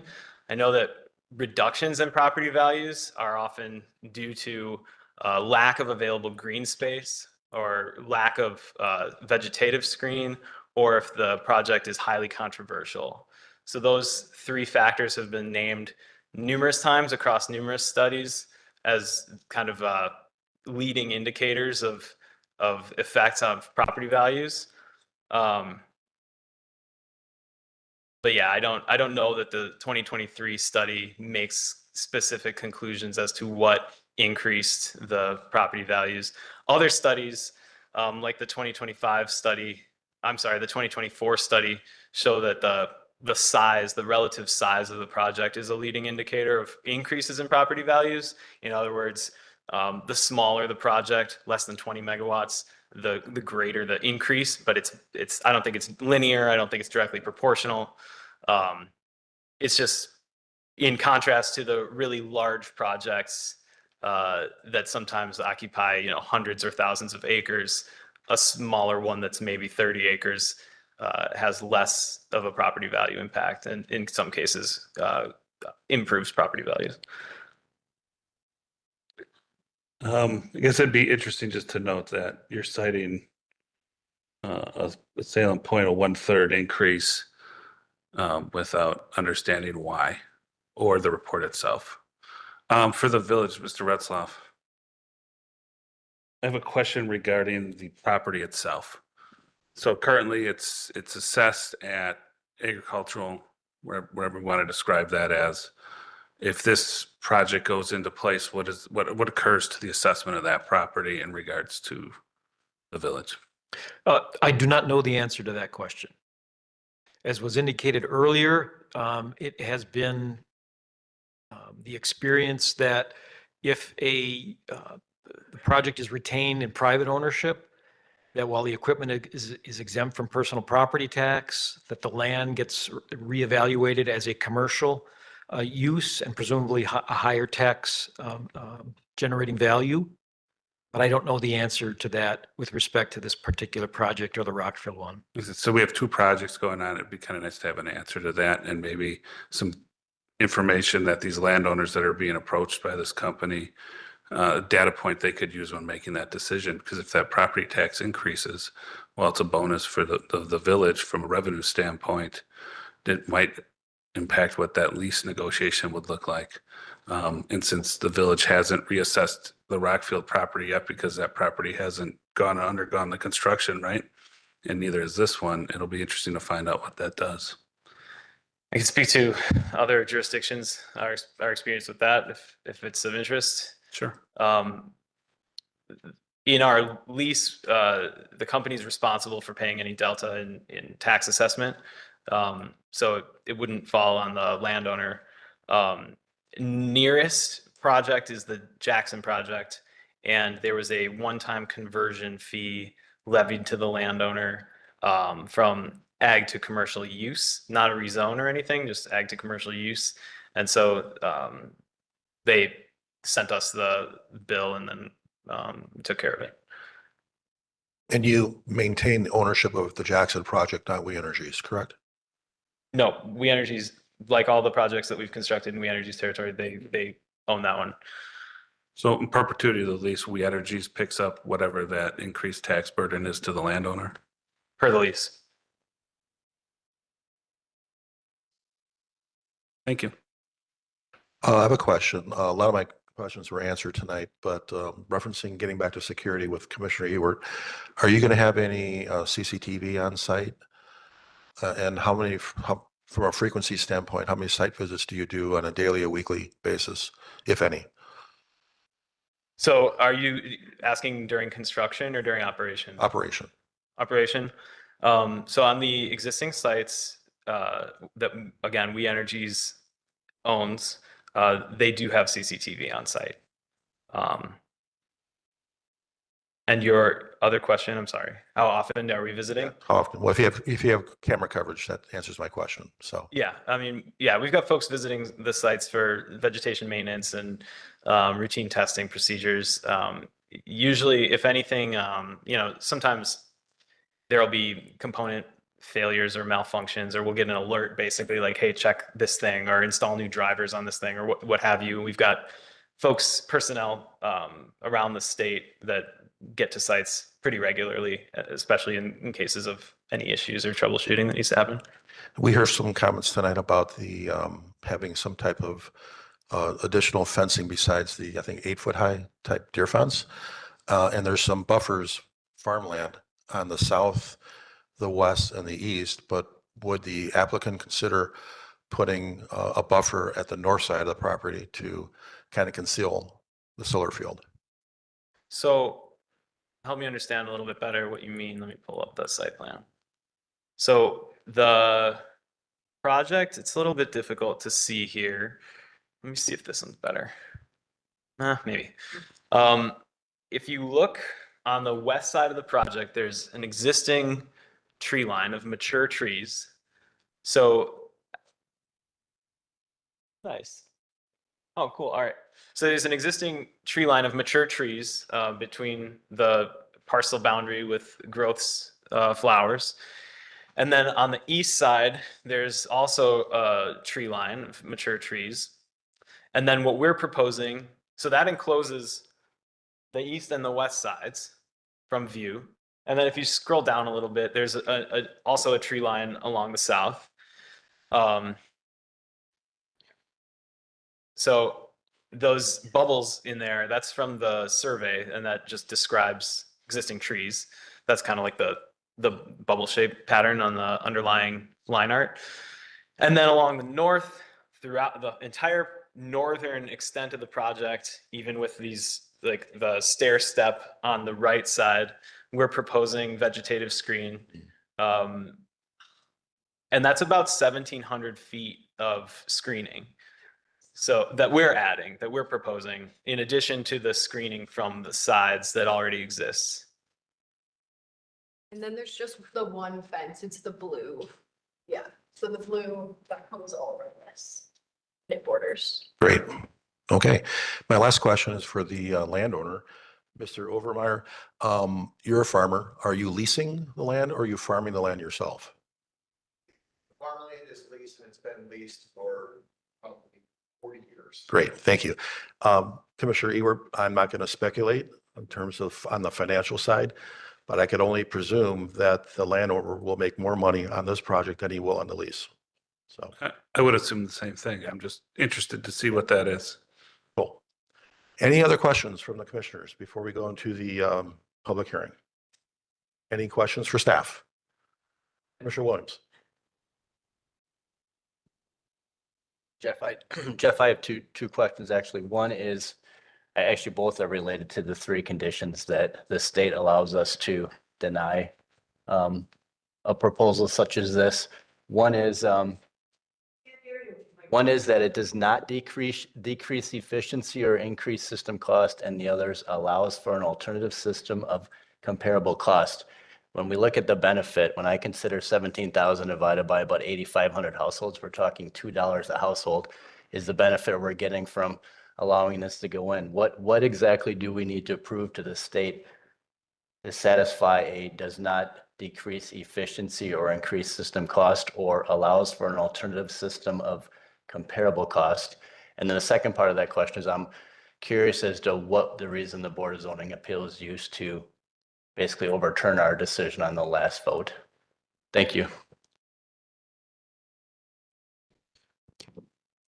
With respect to the, what rises to the level of meeting the criteria or the condition that it serves to preserve or protect the public health or safety, I don't have any examples of Wisconsin projects where they have been denied based on some safety or public health issue or criteria that I could use to tell you, what that threshold actually is. I don't know, maybe Peter has some experience with that. No, these projects are safe and they're efficient. And with respect to your second question, I believe the Board of Zoning Appeals overturned the Plan Commission decision to deny the site plan based on the procedural matters, that there wasn't ample justification for denying it. Didn't rise to the criteria that were met. Bill? I could be wrong, but seems like I remember that we denied the petition because of a safety concern that came up from the citizens that we bought into. There was a deal with the construction, a school that was in the area. And that's the way I remember it. I think probably the Board of Review then threw that out. And there was some disagreement in our group about whether that was appropriate. But I kind of remember that when we did this, it was all about the construction traffic on that road, and you're going to put the thing in. And the school that was present. Yeah, you hit it, Bill. At the end, after the motion, it was questioned back to the chairperson at that time, and it was loosely said that it was denied based on safety concerns with the school operation and vehicular movement along Rockfield Road. Yeah, I don't remember any other serious objections. We had the same conversations, same concerns about light pollution, things like that, all the things we talked about here. But I think ultimately we rejected it for that safety reason, not for anything else. Right, but there was no actual evidence Right. addressing the reason why that was given. That's right, you're correct. Further questions for the applicant and or staff? Okay, thank you.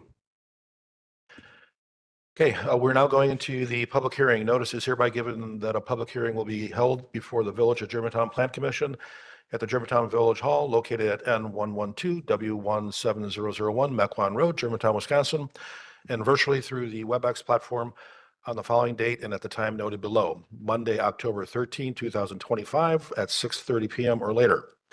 The purpose of said hearing is to hear all parties, their attorneys or agents, for or against the conditional use permit application for a solar energy conversion system consistent with and only to the extent allowed under Wisconsin Statute 66.0401 from the property described below pursuant to Section 17.122JJ of the Village Zoning Code. Applicant One Energy Development LLC, agent for Robert Overmeyer, property owner, property address N144 W12531 Pioneer Road. Would anybody like to come forward tonight to either voice your opinion for or against? Come on, come forward. And please state your name. I just have a question. Regarding this, I called Washington. My relatives live in Colorado and they are kind of important with the Republican Party. And President Trump does not like the solar being forced on communities. And right now, because he's been very involved with China and all this stuff going on, I called HB and I said, can you do, he's not been well either, but, and I called Ron Johnson to see if he could talk to President Trump to get him to either do an executive order to stop all this pushing the, solar farms on people, because we don't seem to have a choice. And it's very limited. So it's going to take me a week. So I would just say if you can wait until you pass anything. I'm going to see what I can do. I don't know if I can because it's very hard to get a hold of him. So, but I'm going to try because I'm for the people. I don't like stuff being shoved on us when we don't want it as a community. So, and I would suggest maybe the committee call some of these people who have had a solar farm for maybe at least 10 years to see what their experience has been with any of the negatives. That might be a good way to at least talk to people who are involved in it, if you want to take time to do that. So. Okay, thank you. Would anybody else like to come forward tonight, either for or against the project? Nope. Good evening, welcome. Please state your name. Hello, my name's Brian Kirsch. I'm off Wild Rose Lane. I actually came up here for the second part of this, but I did want to chime in on something. Everybody's talking about what it's going to do to the land. They're worried about XYZ, all that stuff. You're talking about 6 megawatts. Your average AI data center uses 100 megawatts. So 14,000 houses, that is nothing. Oh, 1,400, still nothing. It's nothing. I'm sorry. You guys are talking about the land use, all that stuff. How's it going to look? You get more power per acreage from a nuclear plant, a coal, or wind. You get triple digits. And the thing is, putting up a solar farm is not going to stop the next coal plant. We Energies is going to continue to put them because data centers exist here. Your average corporate data center in Germantown will use 5,000 or 5 megawatts. That is typical. And you're sitting there saying it's going to take a dent in your electric bill? It's not even close. That's why I don't get this, because you're making a judgment on something where, and I hate to say this, if you're going to put up an eyesore, put up a coal plant. At least you get a couple 100 megawatts out of it. Because that's the thing. If you're going to trash the land or you're going to do it, make it meaningful. A nuclear plant gives you 1,000 megawatts. I'm not saying I want one, but at least you get more power per acreage. Here, you're getting a trickle. It's like a AA battery. It's useless. Hey, look, I get what everyone's saying, but again, you're not getting a bang for your buck out of this. If it was dead land, a desert, whatever that nobody cared about, fine, put up your solar panels. No, my point is, why even bother putting it up? If you want that green space, keep it. But I don't want to get into a debate. I'm just saying you're better off putting up something else somewhere else, because all you're doing is wasting the land with this. I'm sorry. That's all you're doing. That's it. 35 acres. The speaker, please address your comments to the commissioners, please. And not You got the it. audience. Thank you. 35 acres of a wind farm will grant you about 200 megawatts. So you're better off putting up wind turbines than you are a solar farm. And I'm not saying those are great either, but look at your density. You're getting six megawatts out of 35 yards. That's useless. It really is. Sorry. Okay, would anybody else like to come forward, either for or against the project? Good evening and welcome.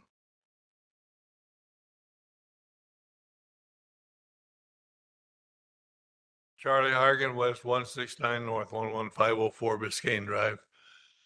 I'm just wondering if there's any safety precautions for the exit part of where the electricity is leaving the field of those things into getting into the We Energies, because we had a incident on Pilgrim Road where a raccoon bit into the cable exiting from, and it was fried, but it also put out the power for a while. I was just wondering if there's any safety there. We'll get that question answered when we get into discussion and bring the applicant back up. So would anybody else like to come forward tonight, either for or against?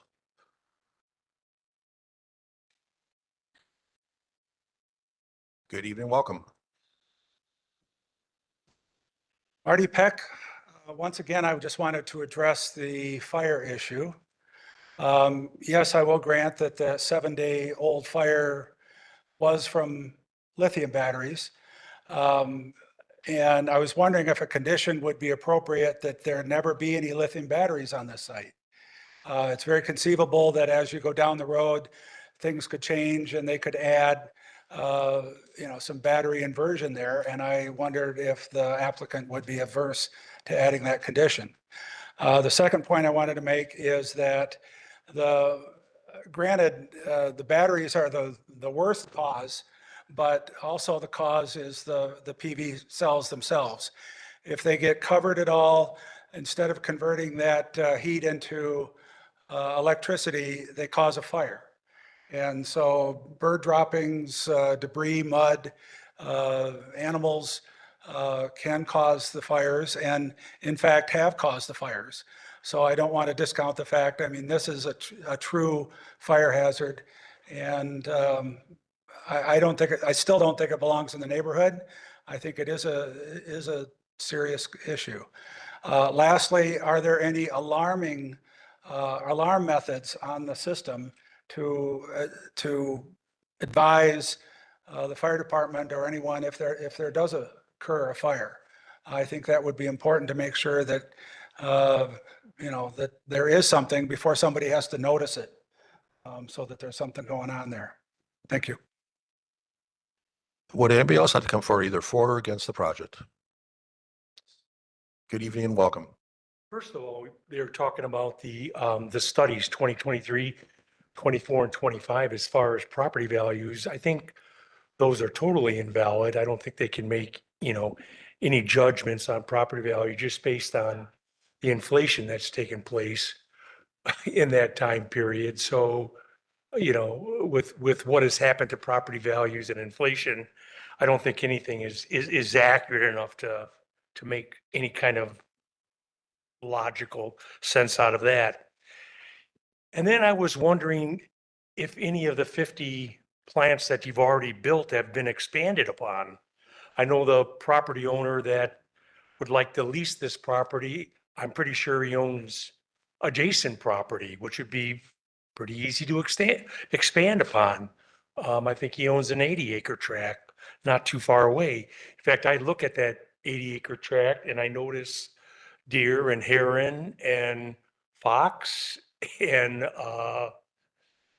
coyotes. I mean, there's going to be an interruption where there's not going to be as much nature anymore. Every day I see that. So that's a concern for me. And they were talking about a fire hazard, that these panels were made of glass and aluminum, but we talked about silicone or silicon, and that is flammable. And I'm sure it off gases. So if those panels are also, filled with silicon, they can burn. So, I mean, there is I'm not sure if there's a hazards there, but there's a potential there. So, and once again, I think the benefit of building this in the future, we're going to get more nuclear power generating stations. They're going to build them half the size of this room. It's a new type of nuclear energy, and it's going to be able to power 50,000 homes. They already have these things. They just haven't permitted them yet, but they're coming. They're coming soon. So that's all I got to say. Thank you. Thank you very much. What, Sir? Oh, I'm Mario Menza. All right. thank you. Would anybody else like to come forward either for or against the project? Good evening and welcome.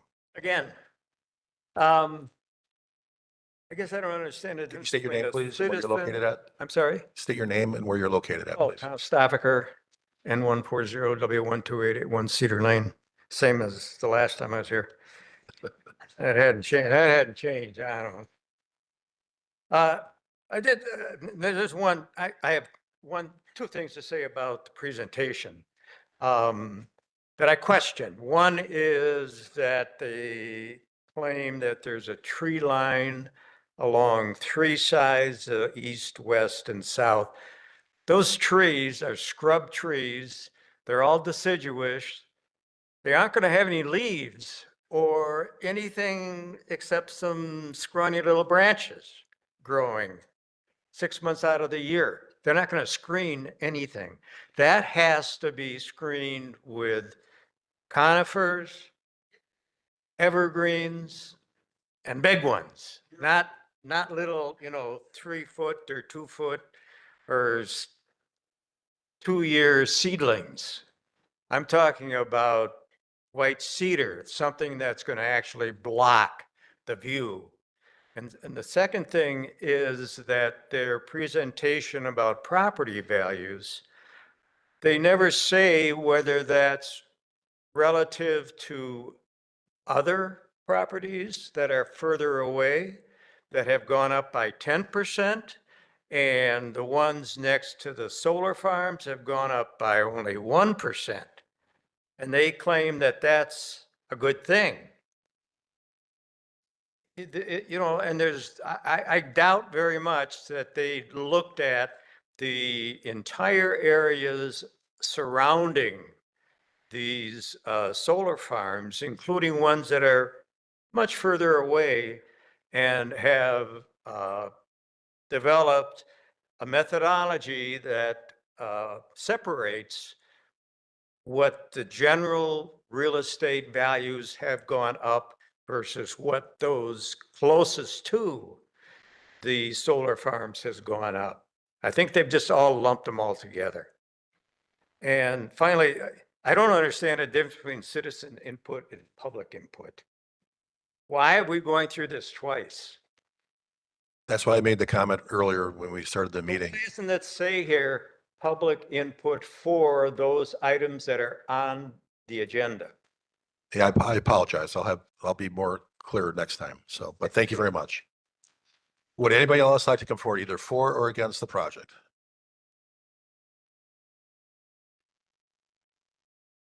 Good evening, welcome.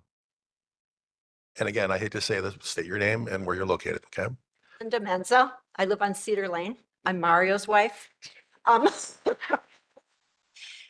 gotta tell you, he's been a hazmat fireman for 40 years. If he's concerned about fires, he's the expert. He knows.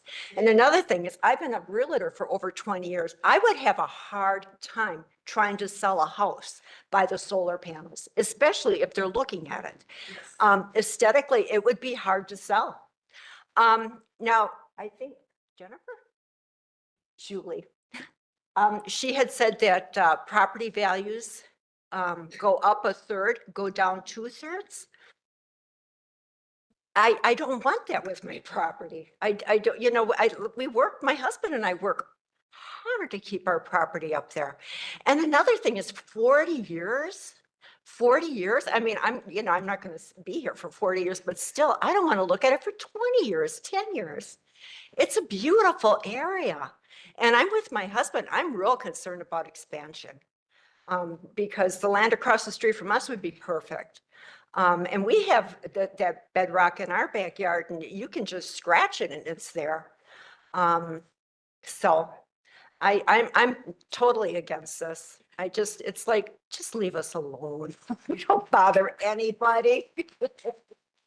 Thank you very much. Would anybody else like to come forward either for or against? Good evening, welcome. And please state your name again, please. There you go. Yeah, I had that for you last time. So again, my name is Penny Dunn-Musey. I live on Cedar Lane, neighbors to Mario and Linda and Tom. So I have a couple points about the presentation. First of all, I want to address how he's saying, the gentleman, I don't know what his name was, but he was talking about how this is an efficient, green, renewable energy. What he didn't address is how these panels are made, okay? In order to make these panels, you have to liquefy quartz sand. And how do we do that? We do that by heating it in a furnace to 3,630 degrees, powered by coal. Powered by coal. So in order for them to make those panels, they have to burn coal to make them. How efficient is that? Okay. Again, as we know, the state is wanting us to go green and renewable. That means, and I have this on high authority from a high official in We Energies who said they are decommissioning coal plants with We Energy. We are paying for that. Okay. We are paying for that. Mr. Ewert, am I saying that right? I commend you for questioning him on his research. I am in the medical field, as is my husband. We are well versed in reading research journals. I would love to be able to scrutinize this article. I want to see the population. I want to see its value, its R value, its P value. I want to see all of that because it's easy for someone to manipulate the data. Engineers know we can manipulate the data. So I'm very concerned about that. And again, he did not answer your question as to how is this going to be disposed of. He absolutely sidestepped that question at every chance. Every time you asked him, he offset it. Well, I don't know. I can't really say. I can't guarantee that. Give me a guarantee that those solar panels are going to be recycled responsibly. But again, let's think about the beginning point. How are these things made? We do it by, first of all, mining quartz sand from the earth, then having to liquefy it, then have to process it again. And in that process, we emit CO2 and we have to burn coal to do it. So the other thing I wanted to ask you, Mr. Ewert, what were the requirements for being able to deny this? Can you guys list those again, please? Sorry.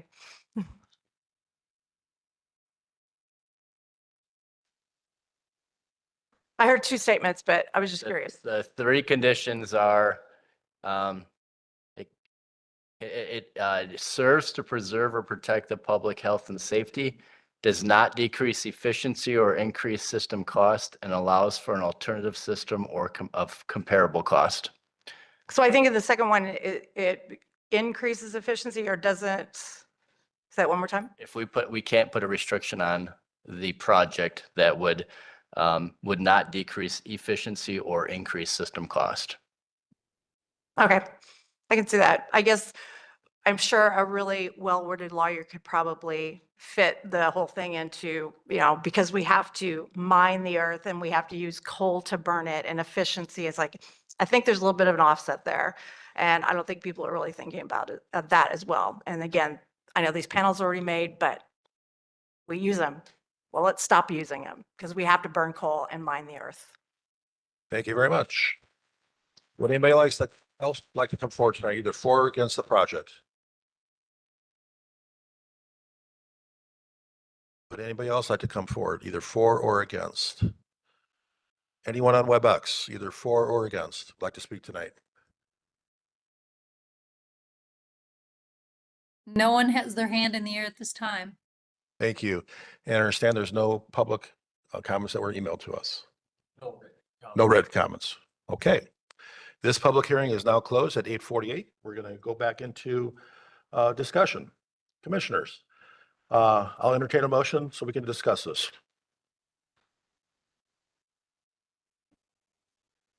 I'll make a motion to approve a conditional use permit for approximate 35-acre solar energy conversion system consistent with and only to the extent allowed under Wisconsin statute 66.0401, located at North 144 West 12531 Pioneer Road, subject to the following 6 conditions as noted.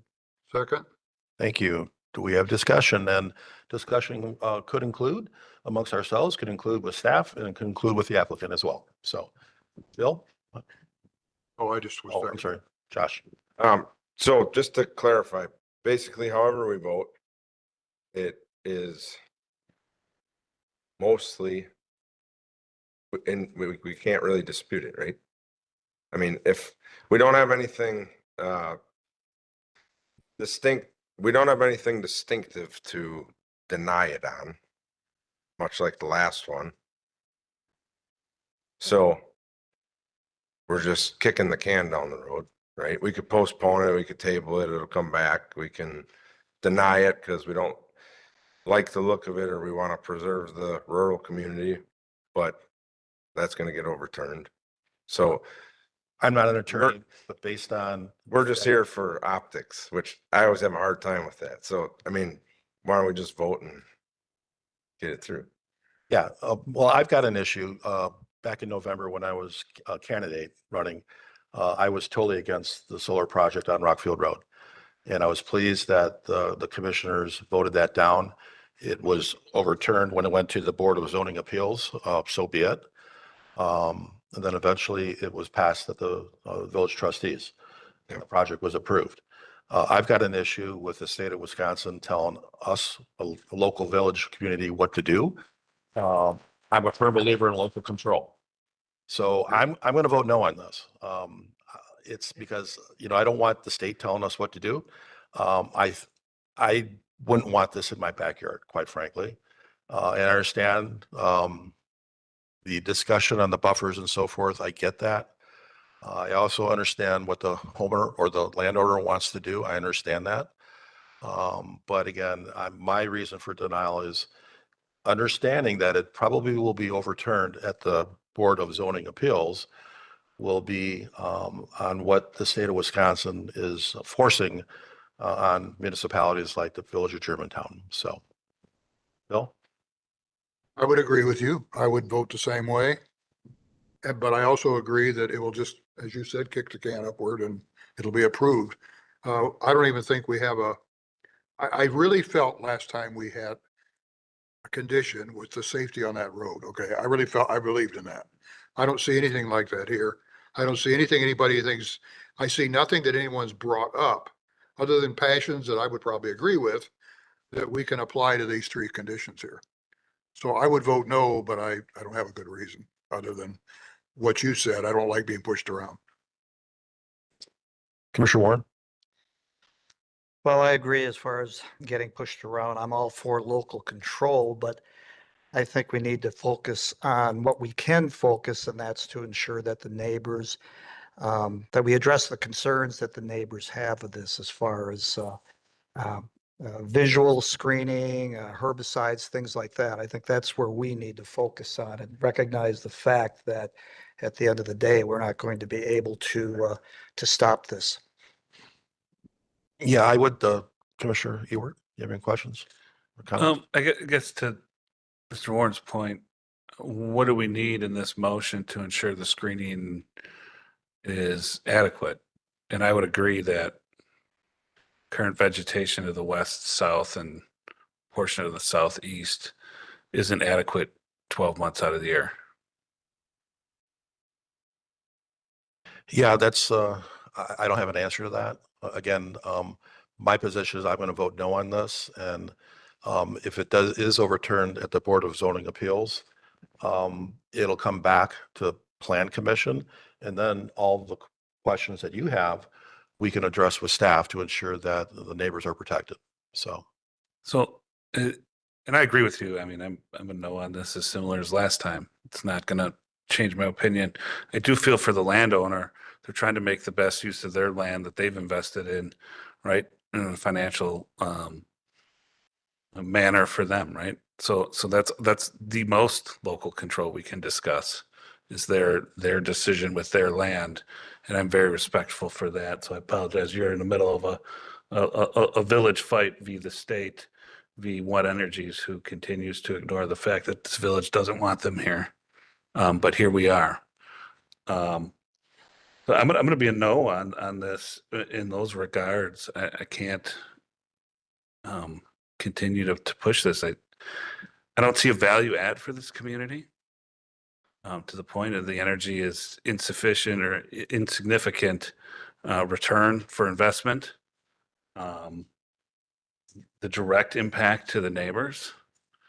I mean, a report that says 1/3 of household incomes increase in value, but they can't even cite their own research is ridiculous. So it's almost like arrogant to even cite that in the report. Actually, I think that is arrogant to cite that in the report.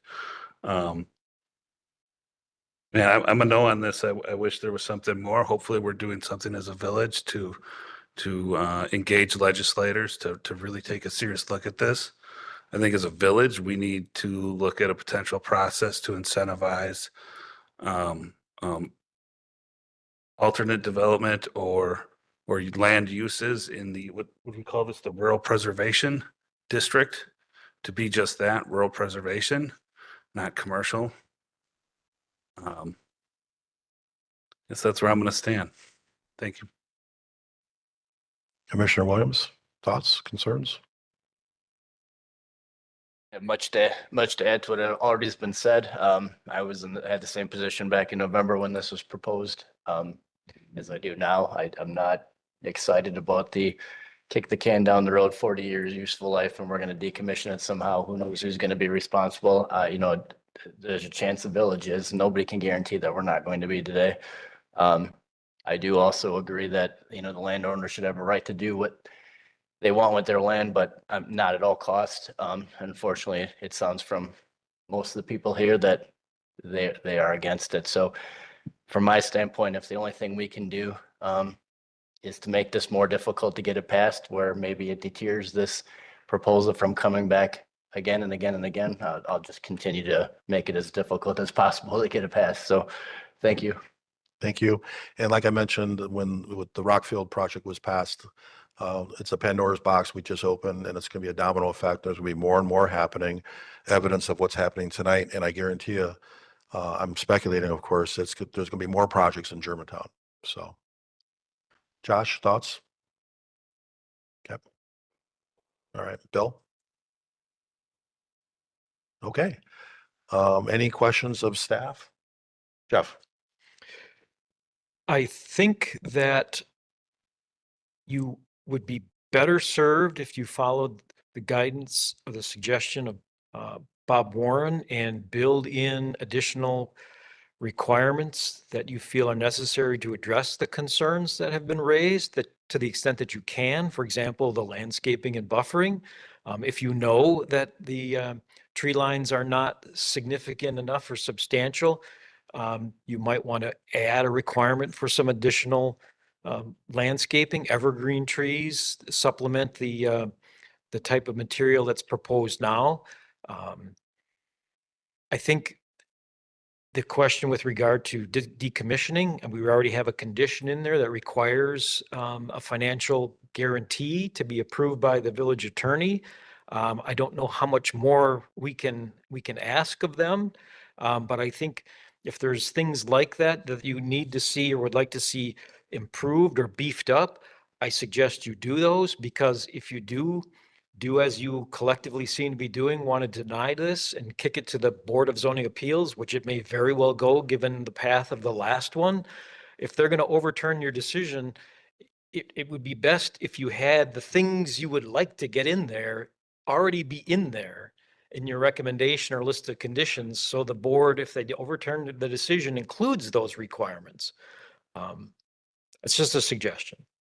So, correct me if I'm wrong. So it went to the Board of Zoning Appeals, and would they overturn it, at that time it was approved, or did it go back to Plan Commission for more commentary?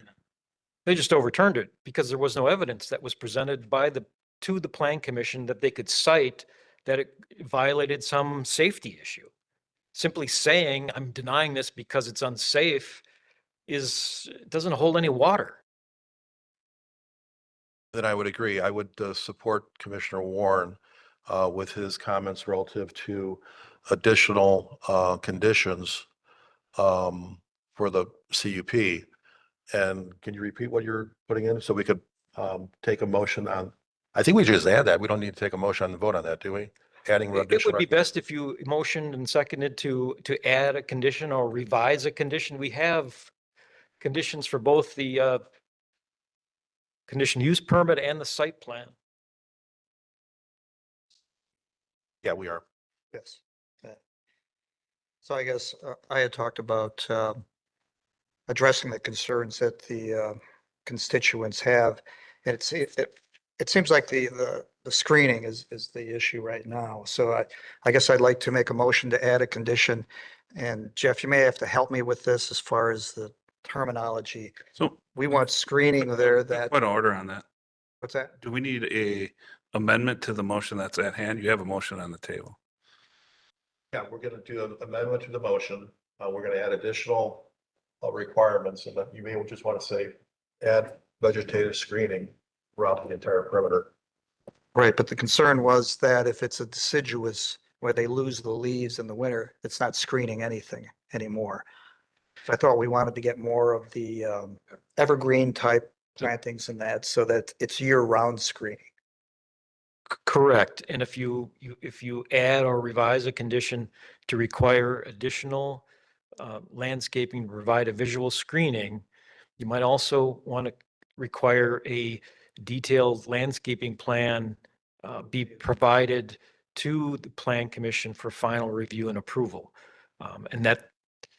So that I won't say any more, but what we'll do then is, as part of that landscaping plan, you'd have to will require them to provide and show us what the existing landscaping is. And so we can see how and where it needs to be supplemented with evergreens and that sort of thing. So the condition would be that they submit a landscaping plan for our review, which addresses the need for year-round screening. I guess that's the intent. Is it your intent that to provide like an opaque screening that you can't see anything? The best you could do with evergreens, I guess, that's not totally opaque, but I mean, at some point, I mean, if you're requiring, for example, an instantaneous screening of 8-foot-high evergreens where they're touching side to side, you're heading down this path where one might argue that restriction significantly increases the system cost and overall deficiency. How do you measure that? I don't know, but I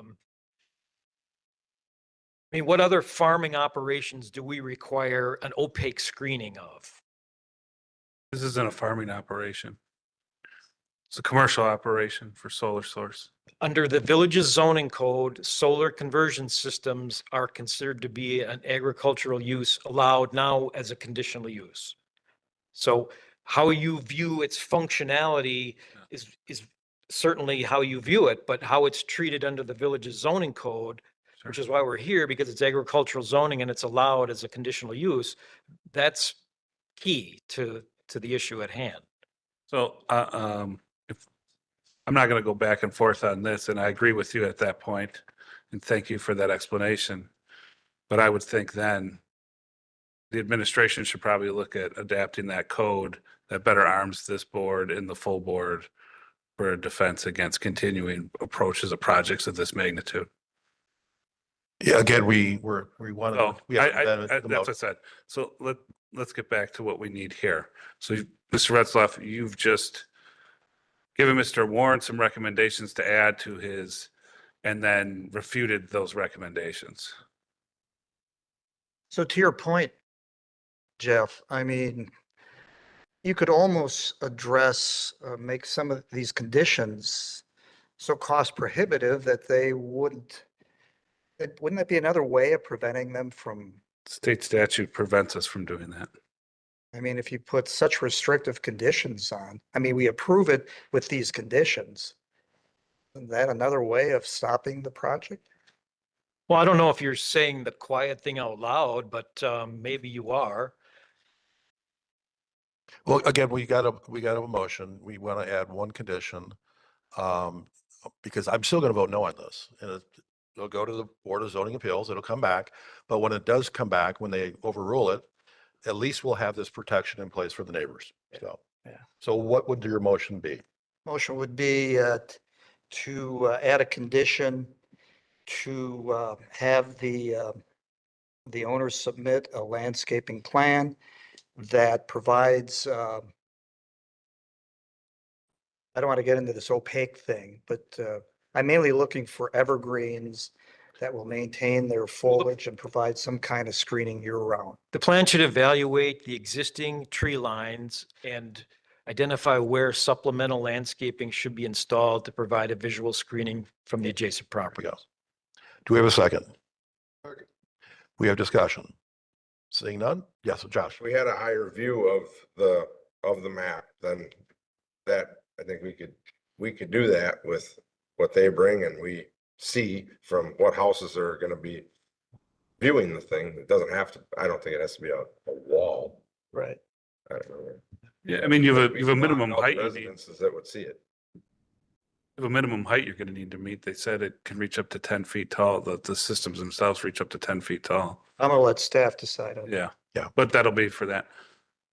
So we're voting on the motion or the amendment to the motion. Motion. Okay. Commissioner Williams, you might. No, let's talk.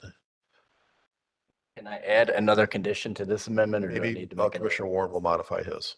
Okay, can we add that the applicant add the Village of Germantown to their pollution liability policy, including as an additional insured that also covers the village against third-party liability and site cleanup for this location? Don't we have that already? We don't have it already, do we know? That was with Quick Trip, that's probably what you're, yeah. I think that should be a separate condition. Instead of confusing focus on the screening part and then we could. Well, yeah, I wasn't, I knew Okay. it needed to be a separate condition, I just didn't know if it needed to be added in a separate amendment. Okay, we're voting on the amended motion of the screening. Further discussion. Seeing none, all those in favor, please say aye. Aye.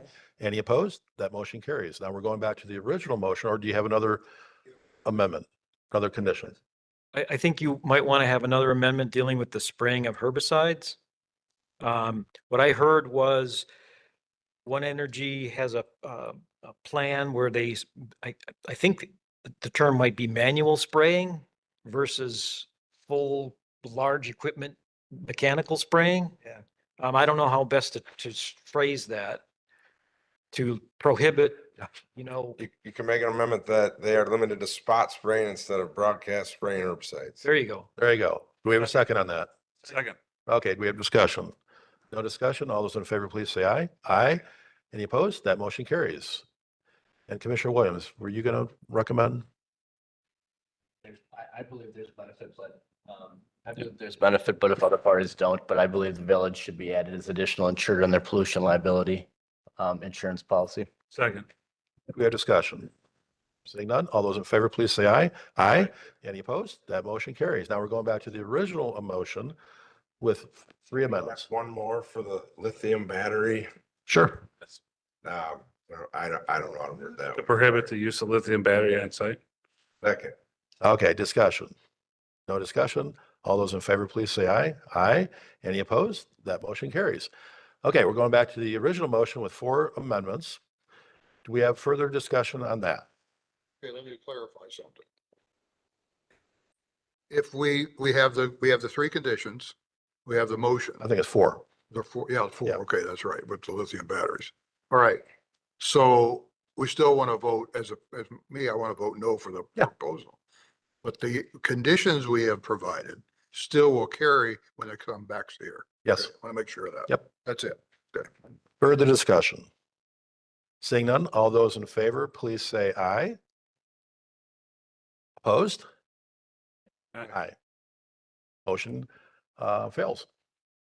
I said opposed. Right. Yep. It failed. 4-2. Yep. 1, 2, 1, 2, 3. Bob, you're a no? Yep, it fails. So, okay, moving on to, thank you all for coming tonight. site plan. Okay. Oh, yeah, that's right. Where's that at?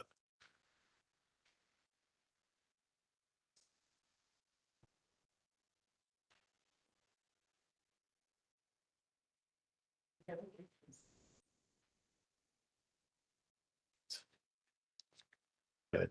I'll entertain a motion on the approval of the site plan application. Motion to approve the site plan application with 11 conditions as noted in the. Second, We have discussion. Sir. I think that given the nature of the conditions you added to the CUP are more aligned with a site plan approval. could be. So to cover your bases, I would add all the same conditions to the site plan approval. Make a motion to add all 4 conditions to the site plan. I can, We had discussion. Okay, now, do we, if we vote for this, I'll leave it there. we want to be consistent with our previous vote. To go back to the Board of Zoning Appeals. So we would be voting no. We have to, well, we need the Understanding it's gonna amendment be that I overturned. just made and Mr. Warren just second, right? Say we still vote no, same. Yeah, I'm gonna vote, yeah. Or yes. Yes for the amendment, no for the site plan. Oh, no for both. I'm gonna be no for both, so. Further discussion. All those in favor, please say aye. For the amended site plan. We're voting to add. Oh, we didn't vote on that yet. You're right. Okay, this is for the amendment to the original motion. Right. With the 4 conditions. So you want to get those cemented in Right. with an aye vote. All those in favor, please say aye. Aye. Any opposed? That motion carries. Now we're going back to the original motion with the 4 additions. All those, if we have further discussion on that. Seeing none, all those in favor, please say aye. Opposed? No. That motion fails. We are now on to item B. Jim Sedgwick, and thank you all for coming tonight, referencing the One Energy Development. So we're now on to item B. Jim Sedgwick, Hemet Capital LLC, agent for Blackstone Creek LLC, property owner, and 112W17300 Mequon Road, application to amend the Blackstone Creek Plan Development District, General Developmental Plan and conditions and restrictions, and a 2 lot certified survey map to allow the development of 1 to 2 acre commercial retail sites and 205 multifamily residential units. And we will have, similar to the previous discussion, comments from staff and the applicant, and then a public hearing. So Jeff, it's all yours. Thank you, Mr. Chairman. As you indicated, Jim Sedgwick, agent for Hymat Capital LLC, and also agent for Blackstone Creek LLC, the property owner, is requesting approval of proposed amendments to the Blackstone Creek Plan Development District and a 2 lot certified survey map that would allow the development of a 205 unit multifamily residential community and 2 commercial sites, including a proposed Culver's Restaurant on one of the sites, 1.27 acre parcel. A little background. I apologize if this adds time to the presentation, but I think it's important. The Blackstone Creek Plan Development District was created back in 2006 for an area that covers approximately 251 total acres, including the former Lake Park Golf Course. The Blackstone Creek PDD, as originally approved, had 3 components. A residential component, 61 acres in size, highlighted in blue on the screen. A commercial development component, approximately 10 acres in size, highlighted in red. And a golf course component, approximately 100 acres in size, and that's shown as the balance of the area highlighted in yellow. The residential area was originally known as the Glen at Blackstone Creek. It was originally approved for 190 total 2-family attached condominium units to be developed consistent with the plan as shown on the screen. Amendments over time have resulted in a reduction in the total number of units to 62 2-family attached condo units and 74 single-family platted lot dwelling units. The commercial area was originally known as the Shops at Blackstone Creek. Again, approximately 10 acres in area, was approved for up to 7 retail buildings, 1 and 2 story, with a total up to 71,650 square feet, intended for both retail and office uses. It also included, as you might note, the reconstruction and or relocation of the golf course clubhouse from where it currently is today to the west side of the commercial area shown on this general development plan, again, on the west side of the property. The Shops at Blackstone Creek had some renderings that were included in the original proposal that were made part of the approval that had required future development to be generally consistent with these sorts of architecture, design, and materials. The amendments over time, including the most recent 2016 amendment to the Plan Development District that resulted in approval of the Fairway Knoll Senior Housing Community, has resulted in a reduction in the commercial area to approximately 4 acres without being predefined as this original plan was. Currently, the commercial area is included in this portion of the general development plan that was adopted back in 2016. It essentially reset the commercial area east of the Fairway Knoll area for future development. So we're here this evening to consider 2 applications. One, to amend the Blackstone Creek Plan Development District. Amendment number 1 is to revise the current general development plan dated July 5th, 2016 to incorporate the general development plan dated October 2nd, 2025 for that portion of the golf course and retail commercial area. And that plan is as shown on screen, and I'll get to the details of that in just a minute. The second component of amendment number 1 is to add the following to the list of permitted uses allowed in the Blackstone Creek PDD as shown in that October 2nd general development plan. A use including the restaurant with drive-through service intended for the 1.27 acre commercial site, the Culver's property. Other retail commercial uses that are allowed in the B1 neighborhood business district would be allowed on the other commercial retail site proposed. And multifamily residential uses consistent with the RM3 multifamily zoning district regulations, subject to the following features, limitations, and exemptions, or exceptions rather, including a maximum of 205 dwelling units at a density up to 10 dwelling units per gross acre in an area 20.55 acres in size, up to 8 2-story walk-up garden style multifamily buildings with a maximum of 135 dwelling units, 7 detached garage parking structures to serve those residents, 1 multifamily building with a maximum of up to 70 dwelling units, and possibly including retail commercial uses allowed in the B1 district on the first floor, a mixed-use development.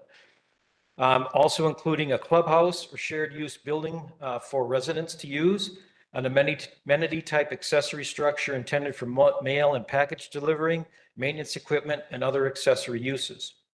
And finally, including an internal walking paths to provide connectivity to and from Mequon Road, Main Street, and the retail commercial sites.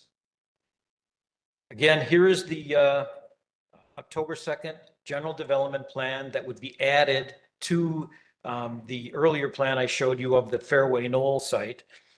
This plan includes 205 total dwelling units that are proposed in an area, again, 20.5 acres in size. This area, while it does have a small area in the northwest portion of the 20 acres, as shown on this screen, that has some wetland and floodplain that cuts across it, all of the building or development that's proposed as part of this, the residential and the commercial sites, are high and dry. They're outside of the floodplain, they're outside of wetlands. They're not part of the floodplain area or any of the areas that were subject to the flooding earlier this year. Again, 135 dwelling units in 7 walk-up style 2-story buildings, 70 dwelling units possibly in 1 building with possible mixed-use development on the retail component on the first floor. And that's shown on this southerly portion of that general development plan. It shows the 2 commercial pads. The one on the right is intended or proposed for development of the Culver's Restaurant. The one on the left has no specific development proposal at this time. The residential development, while conceptual, hasn't been defined yet either. All of those would be subject to further site development and building plans submitted at a later stage in the process. The second amendment to the PDD that's proposed is very specific. It's to reduce the minimum parking lot greenbelt requirement around the 1.27 acre Culver's parcel, if you will, from the 15-foot requirement down to 6 feet along the north and west property lines. That'll come clear, and we'll show that in the detailed site plan that's subject to a second application that follows this PDD amendment. And finally, the third amendment has 2 components. That the architectural design and materials for the restaurant proposed for the 1.27 acre retail commercial site, the Culver site, shall be submitted subject to review and approval of the Plan Commission. And finally, the architectural design and materials for the multifamily buildings and related accessory structures shall be generally consistent in quality materials as presented in the imagery submitted as part of the PDD amendment application. So here's the imagery, design, and material imagery that is submitted for the Culver site. And again, while we're not taking action on this specific Culver's proposal as part of the PDD amendment, we will be discussing it shortly as part of the second application.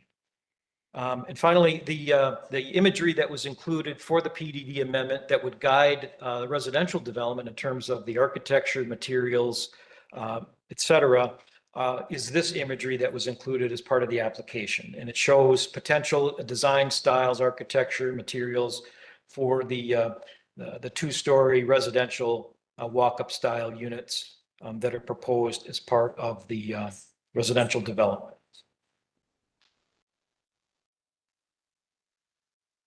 Now, this second part, second application for this proposal is the certified survey map that goes hand in hand with the PDD amendments. As shown in the proposed CSM, and I apologize for the confusing arrows crossing, but I couldn't do it any differently.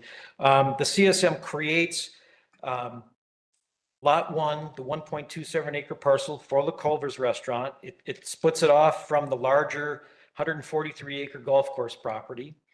There's a second, the balance of that property, 133 acre parcel, is the golf course property. That's Lot 2 under the CSM. And then finally, there's a separate outlot that's being created that lies between the Glen at Blackstone Creek residential area, the condominium and platted subdivision along River Lane, and the Fairway Knoll project. It's an area as shown on the screen. It's narrow, it's unbuildable, it's floodplain, wetland, and the Menominee River runs through most of it. It's an area that's being put into an outlot for potential future acquisition by the Presbyterian Homes property owner that developed the Fairway Knoll project. Again, it's unbuildable, it can't be built. They would just be adding it to their property for buffer type purposes. So if the PDD amendments are approved as proposed and the CSM is approved as proposed, then this development phasing is generally proposed by HIMET Capital. There'll be a phase 1 beginning later this year, 2025 into 2026, where the Culver's land acquisition would take place in the fall of 2025.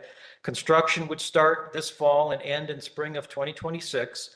And the golf course operations would continue through 2026 golf season. Phase 2 of the development, the multifamily residential construction, would begin in the fall of 2026, following acquisition of permitting, and with occupancy intended to occur sometime in 2027. And finally, there's a third phase where development of other golf course land pending the village land exchange agreement that's currently under consideration.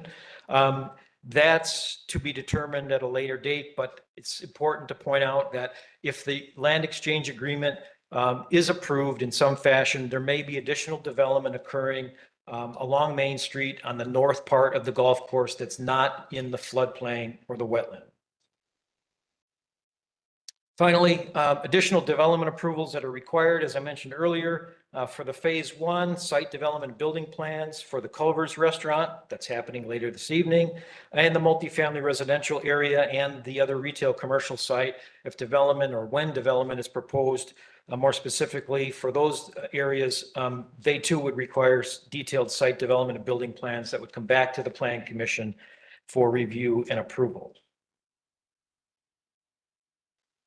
Finally, staff comments, and there's a handful of comments I'm going to be reviewing, and I'm going to go through this rather quickly, but I need to point out that every one of these comments that I'll be bringing up essentially forms the basis for a condition that we've included in the staff report and recommendation to the Plan Commission to include as part of the PDD amendments. First, with respect to all planned development districts, if there's amendment proposed, the Plan Commission is charged with determining whether it's a minor change or a major change. The section 17.27 of the zoning code requires the Plan Commission to determine if amendments are minor, and if so, they don't require a public hearing.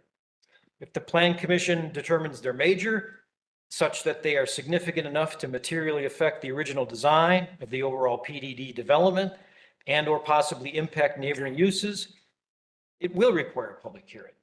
So given the nature of what was proposed, staff simply said, not necessarily stepping on your toes, but just, saying the obvious. These are significant changes, okay? These are significant changes to the PDD, so we scheduled a public hearing, and we're having that here tonight.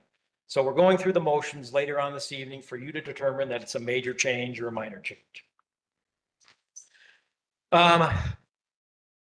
Chairman Sutterberg brought up a good point. The land exchange proposal that was presented to the village earlier this year is under consideration. There's no decisions that have been made, but it's important to point out that the PDD amendments and the development that may result are independent from the golf course land exchange proposal made by the Hamac Group to the village. The amount and boundary of the golf course land subject to that exchange proposal has not yet been determined. It does not include proposed retail, commercial, and multifamily land resulting from the proposed PDD amendments.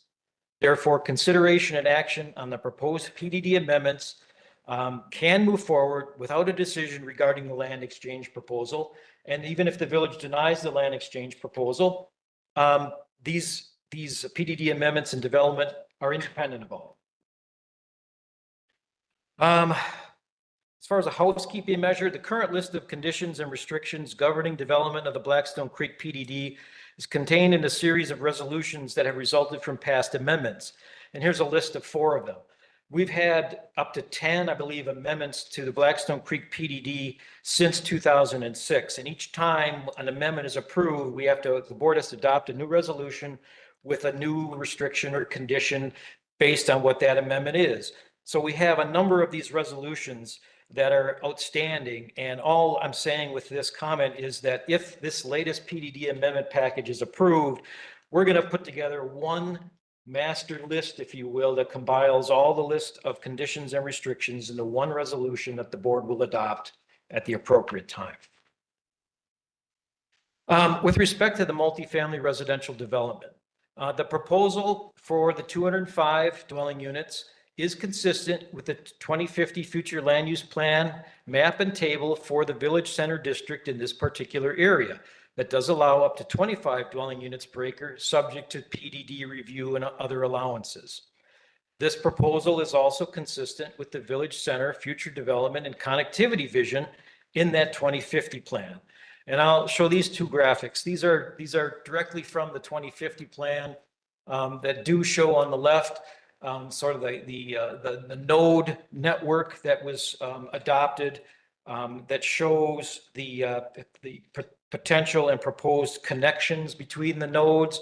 That large orange one at the lower part of the screen is division at Mequon Road. And as you can see, there's that number 8 is in the key. That's a pedestrian path. It's intended to be constructed or developed as part of any development on this part of the project.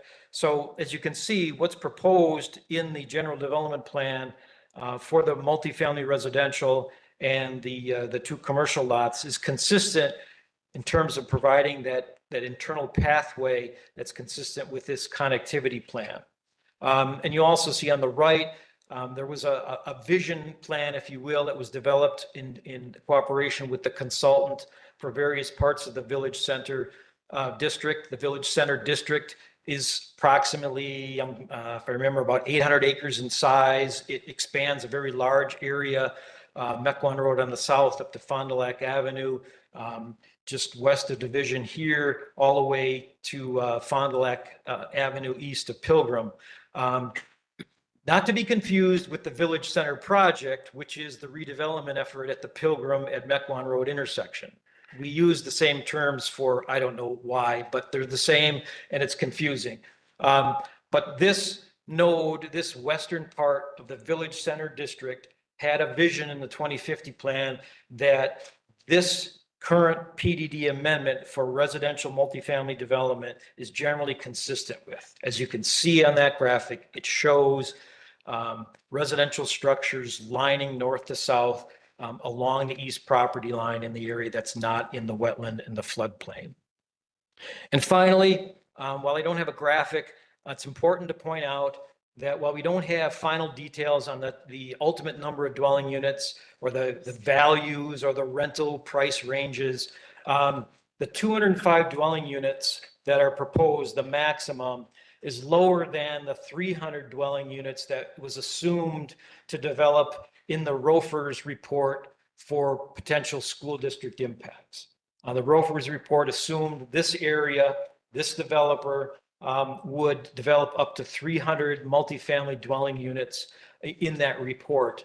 And so, 205 is 2/3 of what's proposed. So it's well under those assumptions in the Rofers report that ultimately concluded that the impact from multifamily development is not going to exceed the capacity of the school district through 2040. So we'll speak to this further when the detailed plans are submitted for the residential area. We'll address the final number of dwelling units, can't be more than 205.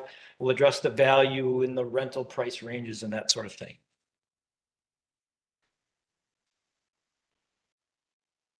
I should also point out that the list of conditions and restrictions to be revised will reflect the RM3 district regulations for the 205 dwelling units. As I mentioned earlier, the PDD amendment is to allow development under the RM3 multifamily zoning district regulations at a density of 10 dwelling units per gross acre on that 20.5 acre area.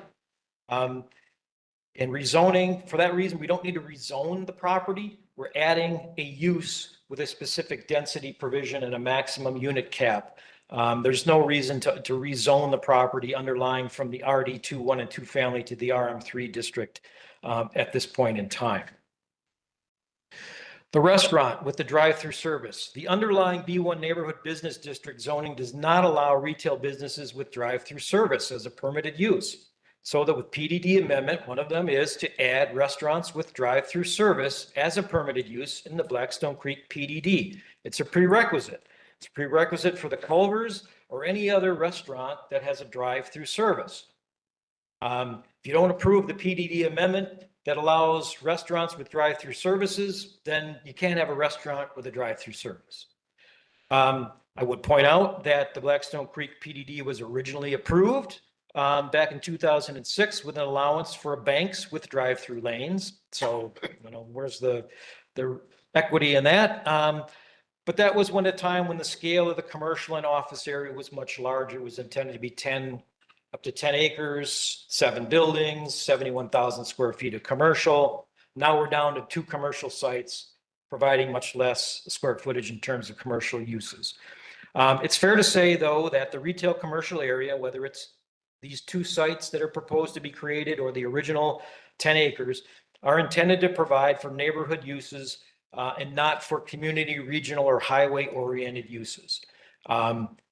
Banks with drive-through facilities are commonplace in neighborhood business districts. Ever since COVID, businesses have moved towards providing, curbside pickup, drive-through service, call it what you may.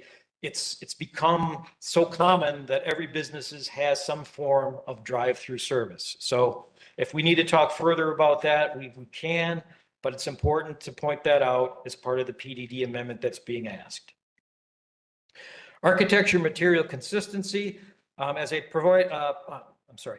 mentioned earlier, the renderings of the retail buildings that were originally proposed for the shops at Blackstone Creek in 2006 presented a unified design consisting of compatible colors, exterior wall and window and roof materials. It was intended that all those 7 buildings would be comparable in terms of their materials and architecture. I believe that the same concept should apply here, even though we're only dealing with 2 commercial sites.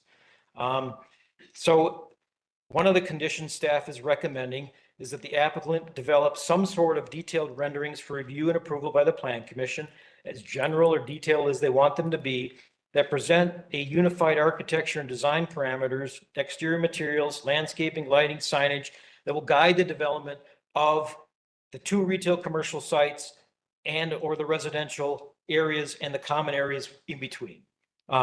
Little difficult that the Culver's application is on the agenda tonight and they've already got their own scheme for architecture and materials, but we can work with that. If the Plan Commission likes the architecture, materials, the color scheme that's presented, then they can develop a plan to develop or show how they can develop a set of guidelines that will guide development of the second commercial site that will be consistent and compatible with the Culver's property. That's the goal.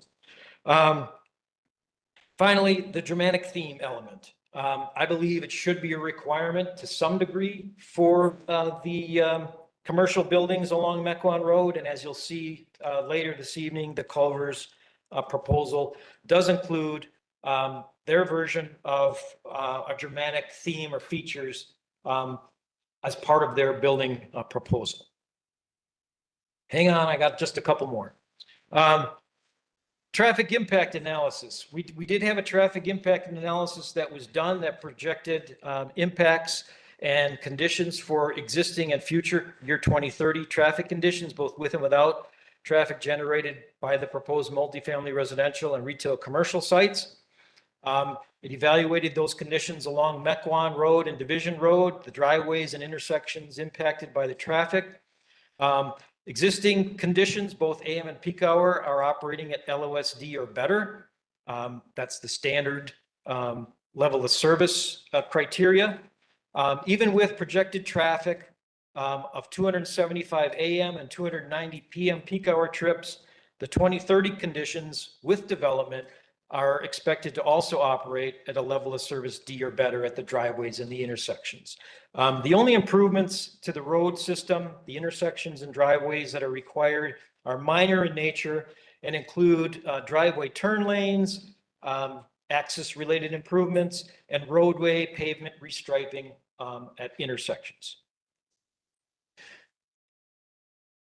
Internal pedestrian and bicycle pathway. There's a pathway that's shown in the master development plan, general development plan for the residential and commercial areas, and it's intended to be accessible to the general public and not just the multifamily residents. Again, consistent with that 2050 vision of having a corridor, a pathway, if you will, from Mequon Road to the end of Main Street. The developer's proposing just that as part of the project. And if that land exchange agreement did go through or get approved in some fashion and part of the golf course became publicly accessible or parkland, even more important to have that pathway connection from that area to Mequon Road. And if it's through and meanders through a residential area and the commercial area, it can be done in a safe and efficient manner and would be consistent with the intention of the 2050 plan. Access driveways and intersections, the internal streets and pathways shown on the proposed GDP are conceptual and presentation with no specific specifications provided. The PDD should be revised to include requirements that all internal streets be constructed to village standards if intended to be public, or to a mutually acceptable set of standards, specifications if intended to be privately constructed, owned, and maintained. The proposed general development plan also shows the internal streets and intersecting the primary driveways that are located outside of the property lines for the proposed Culvers site. And therefore, the detailed specifications for streets and intersections should be approved by the village. And both of those driveways need to be constructed prior to or concurrent with development of the Culvers property. The general development plan also shows some Germantown gateway elements. Specifically at the intersection of Mequon and Division Road, there's a Germantown gateway element. It's non-specific, but it's intended to be located at the corner. What we see is that the Culver site plans do not incorporate that element, that Germantown gateway corridor element. It hasn't been determined what it is yet. So provisions should be made as part of the Culver site plans that incorporate or at least provide for an area for that gateway element to be added at a later date. Finally, the general development plan shows the multifamily buildings positioned parallel to and along the east property line, approximately 35 feet from the east property line. There's existing multifamily residential on the east side of that common property line. And so those existing residents for all these years have had a nice view of the golf course. And the new residential development that's proposed to the west should include a landscape buffer of some significance installed between the buildings and along that common property line to provide a buffer. Those detailed plans for that area, as well as other common areas along the east property line and throughout the residential and commercial sites, should be submitted for village approval with the detailed site development and building plans. Finally, public utilities, water and sewer is available in a 20-foot easement along the north side of Mequon Road. Detailed plans for the extension of the water and sewer to the commercial areas should be evaluated as part of the Culvers and other commercial site development plans. But given the topography, the site slopes from the north to the south, there should be some consideration for possible extension of the sanitary sewer from Division Road to the south side of that residential area to take better advantage of possible gravity service to the sanitary sewer. The village engineer has identified a list of items that will need to be addressed before or as part of future development of the multifamily and commercial sites in an August 27th memo that's included in the packet. The village surveyor has also identified a list of corrections and items that need to be made to the CSM prior to recording in his August 15th review memo. The fire department has indicated that they're okay with the single street going into the multifamily residential area as the only street access to the dwelling units, subject to detailed site approved construction plans, meeting all applicable fire safety codes for both the multifamily and commercial buildings. And finally, our inspection services group has identified the need for state approved plans and the standard occupancy bond for the issuance of building permits for any multifamily and commercial buildings. So with all of that said, the staff recommendations, there are three of them. One, with regard to the PDD amendments, staff recommends that the Plan Commission determine that the proposed PDD amendments constitute significant changes to the original Blackstone Creek PDD that will materially affect the design, layout, and type of land uses and may impact neighboring uses and property and therefore require a public hearing that we are holding already tonight. The second recommendation that to approve the proposed amendments to the Blackstone Creek Plan Development District is summarized herein to be codified into an appropriate village board resolution amending the current general development plan dated July 5th, 2016, and a list of conditions and restrictions contained in all those other resolutions that exist as detailed in this staff report. And finally, staff recommends approval of the certified survey map as proposed to divide the 143-acre golf course property into the two lots, the 1.27 acre parcel for the Culvers, the 133-acre parcel for the golf course, and the outlot, the 5-acre outlot for the wetland area. Again, here's a copy of the proposed development plan. We can discuss that in detail. Jim, I don't know if you have any additional comments you want to make at this point, but if you do, come on forward.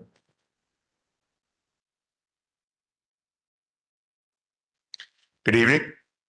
I do not have a proposal. Mr. Retzloff is, as usual, very thorough in his presentation.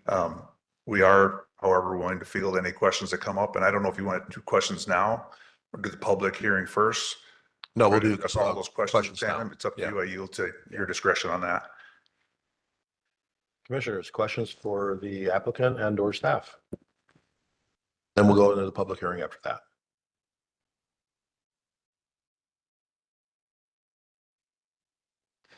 The questions would be specifically for the site plan to Jim, right? Or not Culvers. Correct. Like the design of Culvers, and that would be separate. A little bit of both. The details on the Culvers proposal will be handled later this evening.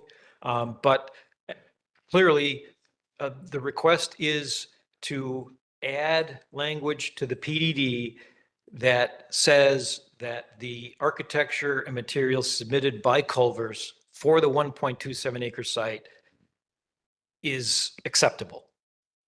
So if you, I don't know how to say this, but I think the materials are fine. I don't, the appearance of mostly the roof line's what's bothering me. It's just kind of flat, and then there's the facade of like what they're calling the overall entry tower on the side of the south elevation picture. Bigger one. But is there a way to make it, and I'm just using this as a reference, but like Germantown Dental, that landed in front of Jimmy John's there, more of a hipped roof with clipped ends, dormers, something with some height that, you know. I guess any specific architectural questions for Culvers, I would have to yield to the Culvers team. I mean, we're working together on it, but I'm not directly involved with their architectural designs. Well, then I don't even know if this one's for you, but the gateway element that we don't know what it is. Yeah. The 4 parking stalls that are on that curve on the outward side, you know, I don't see how it would fit with that way. We'd have to look at that with the Culvers plan, but the reason the gateway element shows up in the comp plan, right? Is that there are certain areas throughout the village, identifying the village center district. Yep. Calls out that. So we made a point to note that, that was pointed out, but we don't have any guidance from the village as to what that element is or should be. So I think we identified it to the point that we recognize that there's going to be something there. I guess we have to figure out between Culvers and the village and our plan, what do you want that to look like in terms of reserving space for it or whatever? I guess we just need to talk through the I details. believe of the that. Economic Development Committee has a subcommittee that's exploring the gateway features, correct? And Trustee Borst is I know part of that? she's involved in that, but I think it's, we're talking now, how much space do we need for that element? So. Right, and we don't know, but at this point, we at least need to get something on the Culvers site plan that can accommodate that gateway feature, a gateway feature of some sort. And I don't know what else to say because I don't know what's intended, what's being contemplated. Unless it is to be located somewhere else. Back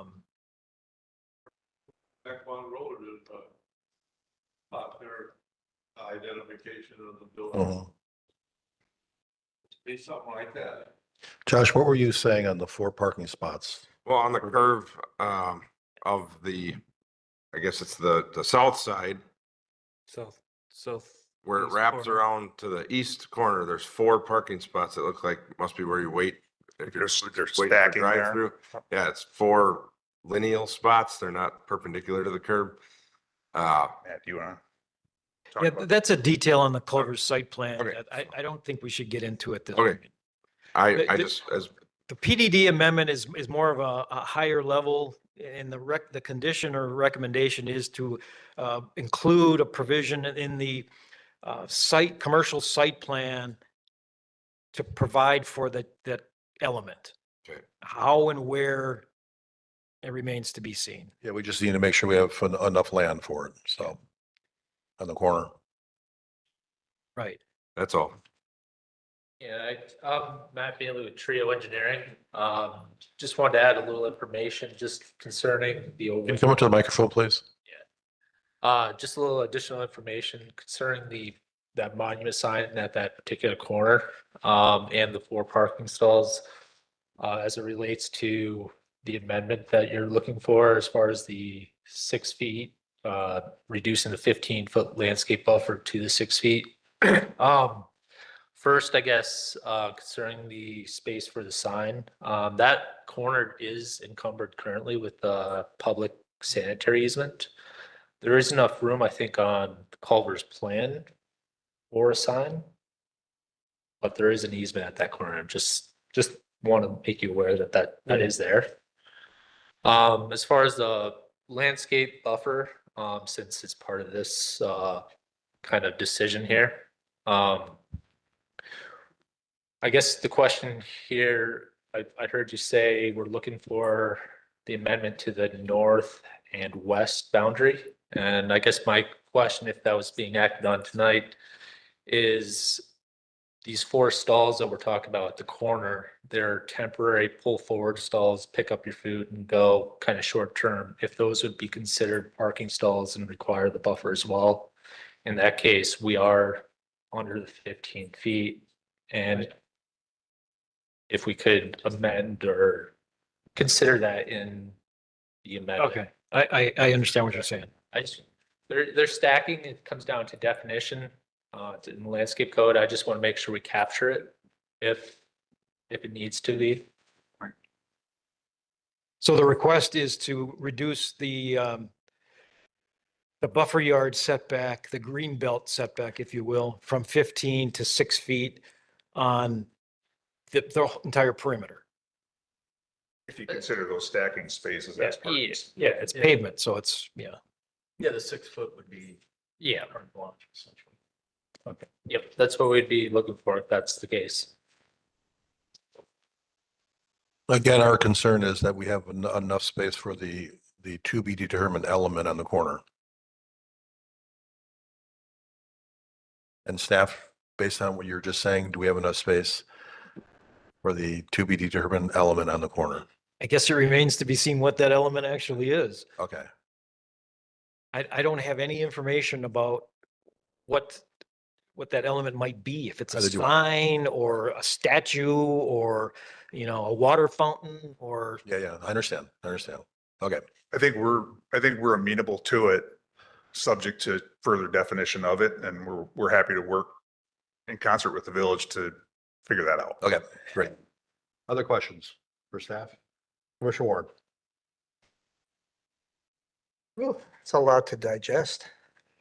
So Jeff, these 14 amendments to the PDD, that's really all we're approving right now. We shouldn't be getting into any details really, should we? It's architectural parking spaces. Well, I mean, this allows us to get into the details, right? Plan Development District is intended to provide or require some level of detail, whatever level of detail you want it to be. I mean, you can prescribe exactly what, for example, architecture materials are to be used.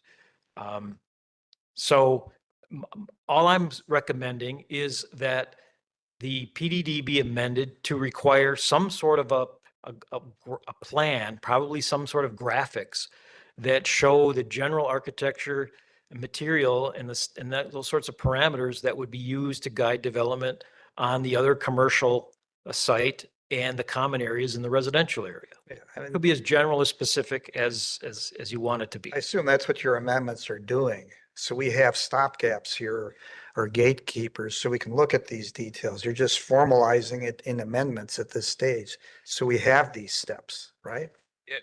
In a manner of speaking, yes. That's really all we're approving. Yes, we're not approving the actual details right now. Right. Yeah, just to make sure we all. Creating a set of parameters. Yeah. And just my 2 cents on this statue of the of Jeff, I assume that we would put there. I don't understand why this intersection. It makes no sense to me. So anyway, I don't want to get into that detail, but that's my Okay. 2 cents. Further questions? Commissioner Ewert. I know it's not provided, and I think Mr. Retzloff, you said we get into these details later, but I know it's going to come up in the public comments. For the multifamily, so we're 135 two-story and 70 more of apartment style versus condo style would be my guess. I'm sorry, I can't hear you. Folks, can you keep it down, the conversation in the audience? Thank So you. I'm just trying to gauge. So the ROFRs gives us a couple different numbers to work with. If they're similar to recent developments, 2 and 3 bedroom that are more conducive to families versus typical apartment, 1 or 2 bedroom that aren't. We kind of have 2 different ratios to work with. So just assuming the 2-story, 135 units. If we went with that elevated, more conducive to a family environment, we'd be looking at 14.85 kids for the development in that area, and then another 4.2 students out of the 70. So, but I don't know what your definition of those 2 are. But I just want to give context. I know it's going to come up. It's probably going to be more like 1 and 2 bedrooms. Across the board for all, Yes. even the 2-story? Yes. Okay, so if we're looking at 205 units more conducive to a 1 or 2 bedroom? Correct. Okay. Thank you. Further questions? Commissioner Williams. Jeff, just for my benefit, is, as your write-up notes, we don't have a detailed site development and building plan, nothing to be submitted. Is there a reason that we need to make these modifications to the PDD today? What is the reason we can't, they can't actually propose the plan? We get to see what the plan is. And then if it's acceptable to us, we amend the PDD. I guess I'm not understanding why we need to add amendments to the PDD today without actually seeing a plan, without actually seeing the development. We're creating the special zoning district to guide the development. And if what's proposed in concept is acceptable, we should include it in the PDD amendment. So there's some certainty as to what will and can be submitted down the road as part of the detailed plans. We don't want to just say, allow RM3 development on 20 acres without any specificity, because then we might not get what type and quality of development we want. So, tying future development to be generally consistent with the imagery, the renderings that have been submitted is a typical component of a planned development district. Got it. But the developer is actually requesting these amendments. We're not telling him what we're going to accept. So if he's requesting them, why don't we see his plan for what it is he's asking for before we agree to amend? I guess I don't understand why that's being done before we see the actual proposal.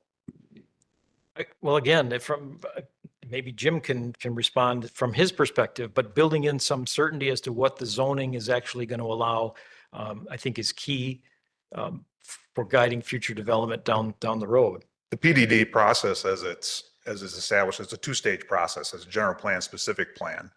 But it doesn't make a lot of sense for us to go through a specific plan for every building, every detail. If you tell me tonight that you have no interest in allowing 205 dwelling units on there, however, specifically, we're here before you with Culvers for a specific use, a specific site plan, specific architecture for that corner. And I thought, if we would have come to you with just that corner, the natural question would have gotten was, well, what's your long-term plan for the rest of the golf course? So then that's what led us to the general plan development saying, we want to do Culvers today, but over the next several phases, this is what our long-term intent is, so that we're not sandbagging anybody. This is what we're working on, but we're not ready without your blessing at this stage to go to full engineering and architectural drawings and everything for the full build out of the residential, if you don't want residential there. So that's kind of why we're sequencing it this way. Further questions? Commissioner Ewert. Just given where this originally started and kind of where it's at now, this reduction in commercial on the front end of the property, for potential additional commercial on the far north end, back end. How did we get there? How did you get there? What's the logic from? What do you mean on the north end?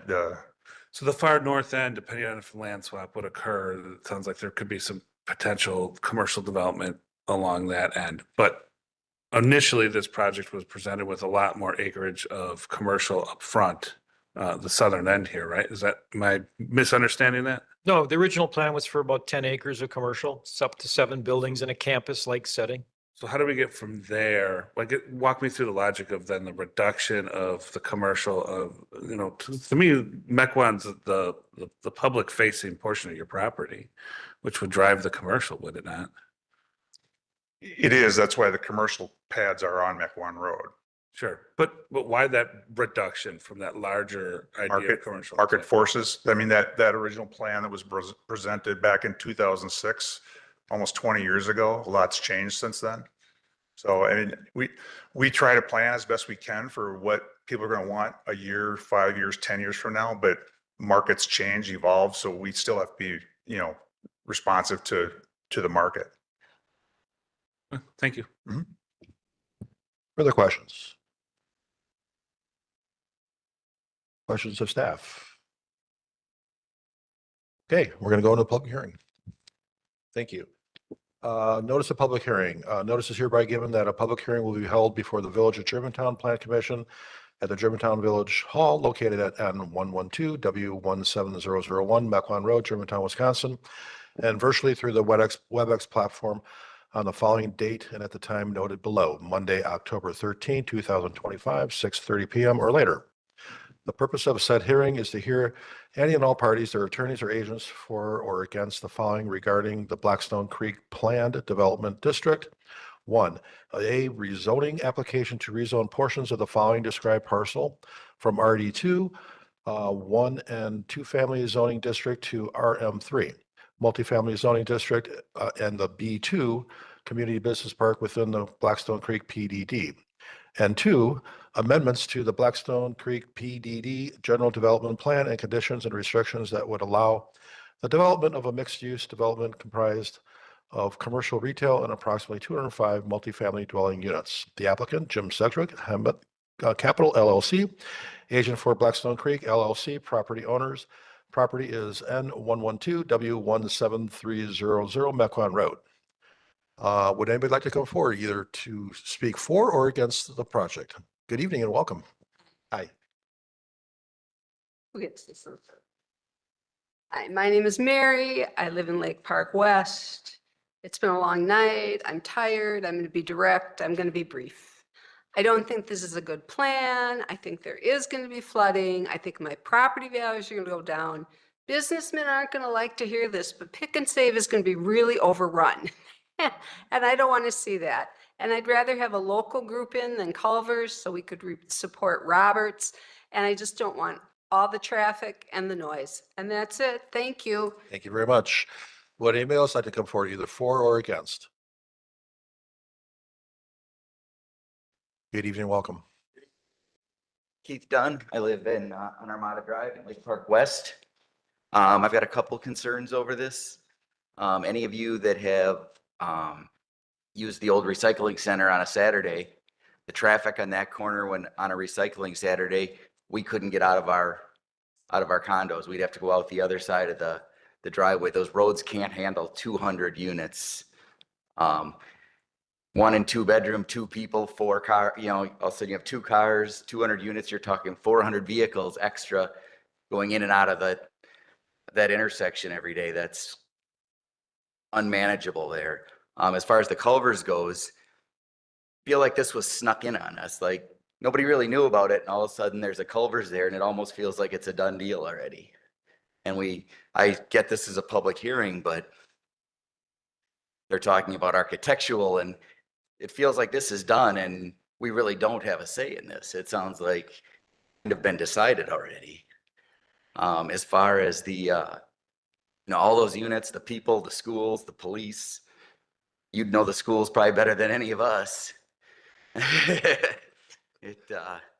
Having had a kid in those schools, I don't see where you're putting all these kids. The new other big development, the developments on Friday, that's an awful lot of development lately with housing. And I think we should really be careful. If we're not careful, we're going to turn ourselves into Menominee Falls. Thank you very much. Thank you. Anybody else like to come forward, either for or against?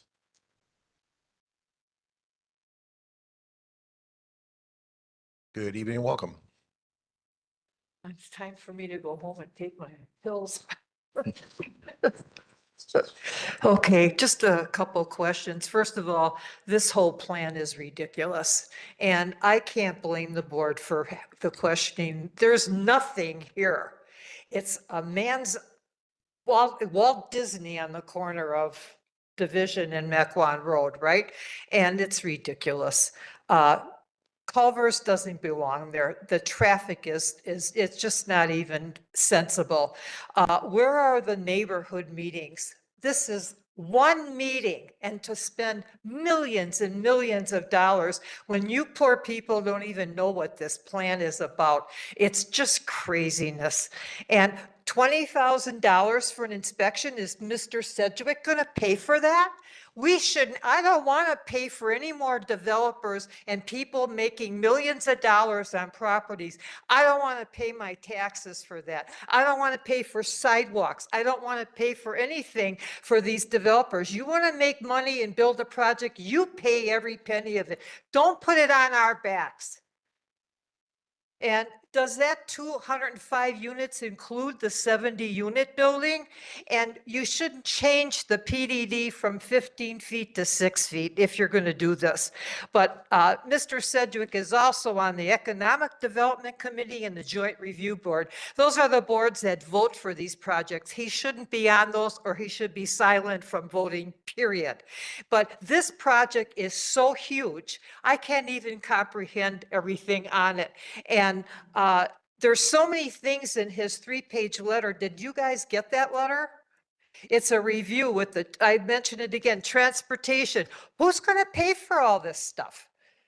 I don't want to pay for it anymore. I don't want a Culvers, okay? We got one on County Line Road. We got a Roberts that supports schools. He feeds families every holiday. He does a lot of things for the community. He takes care of kids and families and people. And this whole thing, please just put a hold on this and table this till you people have a better idea of what's going on and what the cost is going to be and what we can say we don't want to pay for. If they want to pay for it, that's their privilege, but it shouldn't be on my back anymore and the taxpayers. So that's all I got. Please just table this whole thing till you know more what's going on. Thank you very much. Would anybody else like to come forward tonight, either for or against? Good evening and welcome. Sarah Backus, I live on Biscayne Drive in Lake Park West, and it's a nightmare. I've actually gotten hit on this corner because the traffic in the morning when people are trying to get to school is absurd.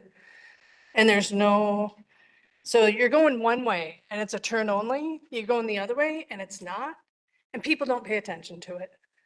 And that's an issue now, and you're gonna quadruple that traffic. There's just no way.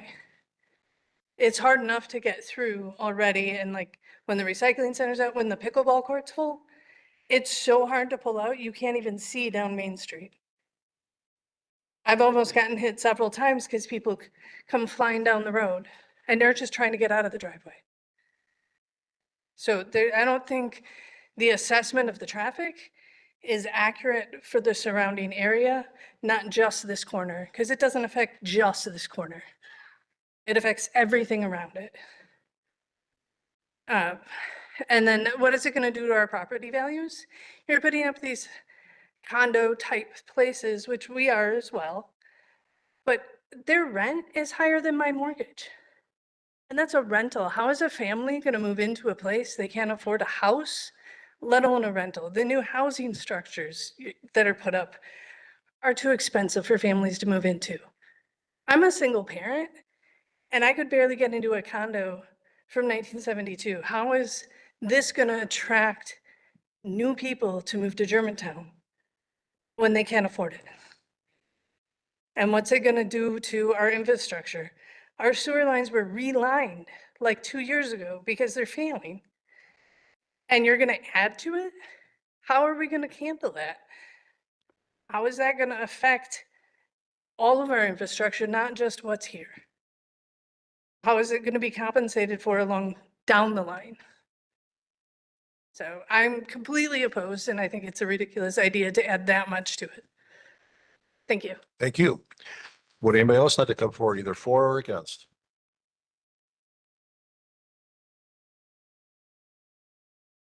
Good evening, welcome. Yep. I'm Bob Simonson. I live at N115 W17853 Sawgrass Court. I'm also treasurer of the Glen at Blackstone Creek condominiums. My concern, I'm not opposed or for, I'm here to voice a concern because the devil is in the details. And you didn't hear it. The one that I'm listening to is the number of bedrooms and the rent. 2 years ago, we had our condominium, just the 62 units appraised at $32 million. That's a significant investment for just 62 units. We're concerned about the rent that those units are going to generate to maintain our property value. So I leave you with that thought of what is going to take place, and if it diminishes our property value, that's our concern. Architecturally, those details, I want to know what the rent's going to be. Who's living in those units and what is its impact going to be on our community, which is adjacent to us? Thank you. Thank you. Would anybody else like to come forward either for or against? Good evening, welcome. Hang on to this for just a sec. I got my notes on it. My name is Karen Bell, and I also live in the Glen at Blackstone Creek. My address is N144N. I can't even speak. I'm in the Glen at Blackstone Creek. It's on here. I share a lot of the concerns that have been brought up, and I was listening to obviously the debate about the solar panels, and there was a big discussion about decrease in value. And I can probably speak for all of my neighbors in Blackstone and the Glen at Blackstone that it is a huge concern for us. We have a huge number of condos and homes that right now are overlooking that beautiful golf course. And they are now going to be overlooking years of construction and then multi-unit buildings. So I can say that I'm opposed to it, and I'm guessing my neighbors are as well. If this were to pass, which we hope it doesn't, one of the things you talked about was a buffer to the east. But to my point about what the people over the golf course are going to be looking at, there should be some kind of buffer as well, so that they're not looking, they're not going straight from a beautiful golf course to a bunch of buildings and construction. I have a concern also because I won't speak to the opinion about this, which is something Mr. Sedgwick did with our community. We have private roads and we have private garbage pickup. We have to pay taxes just like every other Germantown resident, but it doesn't include our road maintenance. It doesn't include snow plowing. It doesn't include garbage pickup. That's not changeable. But when I looked at the pathway that you guys are creating, it looks like that path is going to come right up into our community. And we don't want hundreds of people from that building walking through our community. And I'd like to know what rights we have, given we have private roads, to make sure that that doesn't happen if this were to pass. I'm wondering, I'm concerned about, to the other woman's point, who's paying for some of this stuff you talked about needing to extend the water and the sewer? Is that taxpayer dollars or is that part of the development cost? And then I'm in agreement with everyone. I have nothing against a Culvers. I love a Culvers, but that's not what we need here. As everyone said, we have a Roberts, which is very much, has a drive-through, has the same kind of food, has a custard stuff. I don't think that a Culvers is the right thing to have. So. Thank you. Would anybody else like to come forward tonight, either for or against?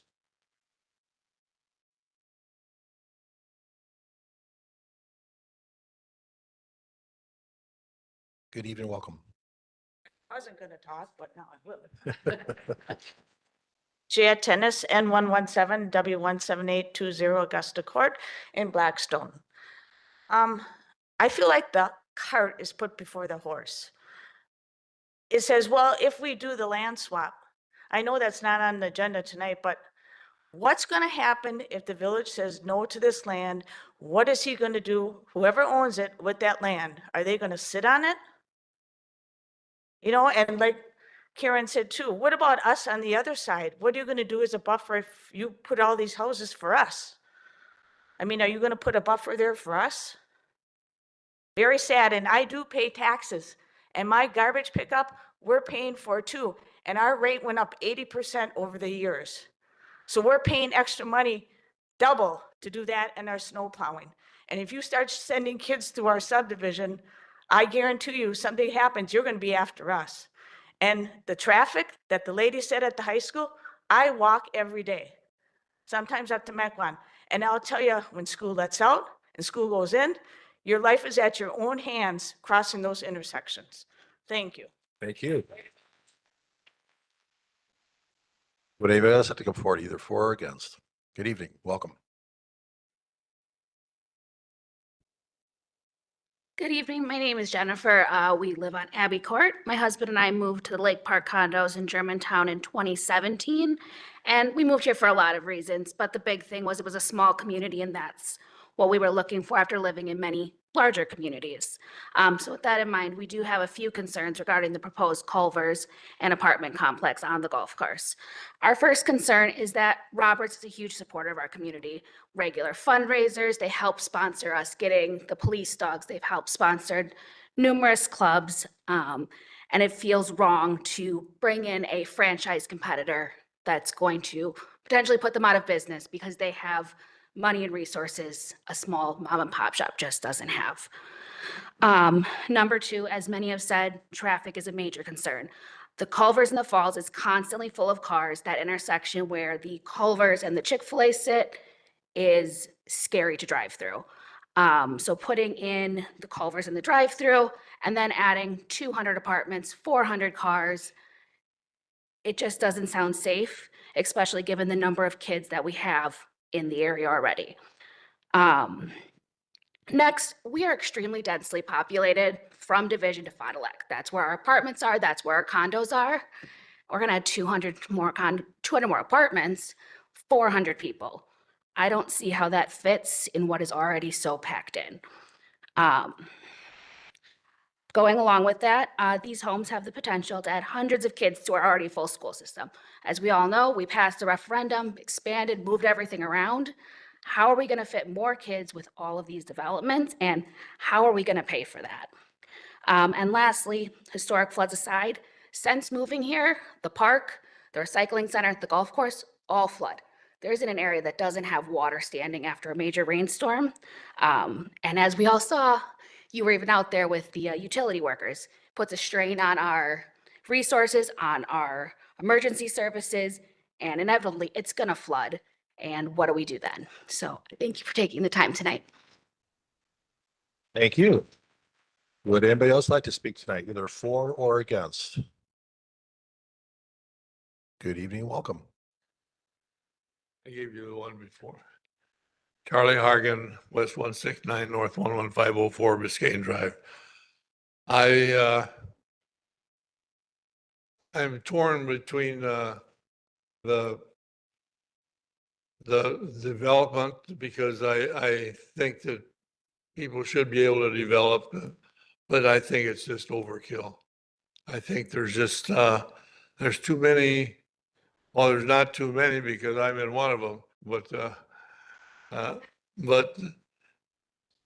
there would be too many more if you add another couple hundred, apartments or condos and as far as land swap, I'm sure gonna be watching for that because I don't think the park that they've got in right on the north, the south side, no, the north side of Mequon Road or Main Street Park. Is that part of the land swap or is that? Land That's to swap be is not discussed. even being discussed tonight. Okay, So, thank you. would anybody like to else come forward, either for or against? Anyone on WebEx would like to speak, either for or against? I would. Yes, good evening, welcome. Thank you. My name is Jolene Pieper, N111W16625 Esquire Court. I just want to comment on the witch hunt that has been out for Mr. Sedgwick. I think it's unfair. I think it's flat out wrong to personally attack this man who is literally trying to make something of the land. I am not for or against this issue. I just want to say that the personal attacks need to stop by the front row. Okay, thank you very much. Anyone else on WebEx would like to either speak for or against the project? And I do believe we have some comments that came in. Okay, all yours. All right, so first one, the Cloacs. I am writing this letter in support of keeping Blackstone a golf course, which is on the schedule for tonight's Planning Commission meeting. My wife and I have been Germantown residents for over 30 years and have enjoyed utilizing the golf course in Germantown, formerly Lake Park and now called Blackstone Creek. Also, our two adult sons, Mike and Matt, frequently played Blackstone and were both captains for Germantown High School golf team. In addition, both of them worked at Blackstone during high school and college. I have been a member of the Monday Night League at Blackstone for over 20 years, and my wife and her friends enjoy playing Monday nights as well. In addition, we have participated in many golf outings over the years, including the monthly senior skin outings. We feel that not having a golf course such as Blackstone would impact the quality of life for many Germantown residents who use the course on a regular basis. In addition, the close proximity of the course to the high school is certainly a plus for the boys and girls high school golf teams. Thank you for your consideration. Marv and Michelle Cloak, Calico Lane. Dave Bort, Mr. Miller, I am contacting you about the Blackstone Golf Course project. First of all, I am against more apartment buildings in this area. We really don't need them. I know people want to live in Germantown, which is great, but at what cost? I have a few questions. Will this be classified as a floodplain? This past summer's rainfall was devastating to the golf course. What about the police and fire departments, which will need to be bigger? Also, the schools are already pretty full. What is the impact on those? Especially if the village center apartments and housing goes through. Also, what happens to Hopstrasse Park? The park is used by a lot of people. I would hate to lose access to it for more tax money. Property tax relief seems to never come to the average citizen or homeowner. Thank you for your time. Sincerely, Dave Bort, Night Drive. Good evening, from Aaron Burmeister. I live in the Lake Park West condos, which border Main Street. I am strenuously against any proposal that would include tearing down the pickleball courts, skate park, soccer fields, baseball diamond, and playground. This green space is used regularly by citizens, and eliminating it would have a negative impact. I also believe that tearing these down and building multifamily homes there instead would increase traffic and noise. Please keep the green space as it is. It is treasured and enjoyed by many different people. Thank you, Aaron Burmeister. Alex Novak of Armada Drive. I oppose the item. No, I do not wish to speak. but present these comments. Well wishes to all Village of Germantown representatives and community members. As a resident of Germantown, I appreciate the welcoming nature and current quality of life within the village. I feel the village is already well served by its current retail, restaurant, and community spaces, and I value the current balance of development. That being said, I must state my strong disagreement with the proposed rezoning and development plan for the property at 17300 Mequon Road. If this proposed project proceeds, it would cause significant and unavoidable disruptions to the daily lives of surrounding homeowners and residents, including increased traffic, noise pollution, and strain on existing infrastructure. Additionally, the community must seriously consider the negative and permanent ramifications to local nature and wildlife should this development proceed. For these reasons, it is in the best long-term interest of current community members and the environment that this proposed project not proceed, as the negative consequences would significantly outweigh any speculative benefits. Thank you for your time, concerned homeowner in the village. Seth Jake, why Germantown doesn't need another chain, a case against Culvers. Germantown doesn't need Culvers, it needs character. For years, our community has taken pride in being more than another cookie cutter suburb on Highway 41. We've got deep local roots, a growing population of families and small business owners, and a thriving sense of hometown identity. Drop another chain restaurant into our landscape, especially one as ubiquitous as Culvers, adds nothing to that identity, it only dilutes it. There's no shortage of fast food or corporate dining within a few miles in any direction. If someone really needs a Butterburger, they can find one in Menominee Falls or Jackson in 10 minutes. What Germantown doesn't have enough of are locally owned, distinctive places to eat, restaurants that reflect our local flavor, create a sense of community, and actually keep dollars circulating in our local economy. Smaller restaurants, cafes, and breweries bring people together. They take risks, experiment, and create experiences that make a town memorable. Chain restaurants, by contrast, exist to replicate the same bland meal 1,000 times over. They pay minimal local taxes, send profits out of state, and replace creativity with corporate sameness. If the Village of Germantown wants to keep growing as a designation, not just a pass-through, it should be encouraging unique dining experiences, not settling for another beige box with a drive-through. Support the next local restaurateur or family-owned tavern. Invite something that gives Germantown its own flavor, not something you can find off every exit in Wisconsin, because what our community really needs isn't another Culvers. It's something we can all call ours. Respectfully submitted Seth Jake, resident since 2010. Last one. This letter concerns the Dear Plan Commission members, this letter concerns the proposal to redevelop Blackstone Grief Golf Club into a Culvers and residential units. I run on behalf of myself, my family, and 30+ members of the Monday Night Rooters Golf League at Blackstone. While we're okay with Culvers on the unused parking lot, we urge the Plan Commission to oppose converting the golf course into residential development or a government park. This golf course is a long-standing, irreplaceable asset to Germantown. It contributes significantly to our community's economy, recreation, and quality of life. It's self-evident that Blackstone has enjoyed healthy usage over the years, and especially since 2020, the course has seen an impressive increase in use. Its bar and restaurant are thriving, attracting patrons beyond just golfers, supporting local employment.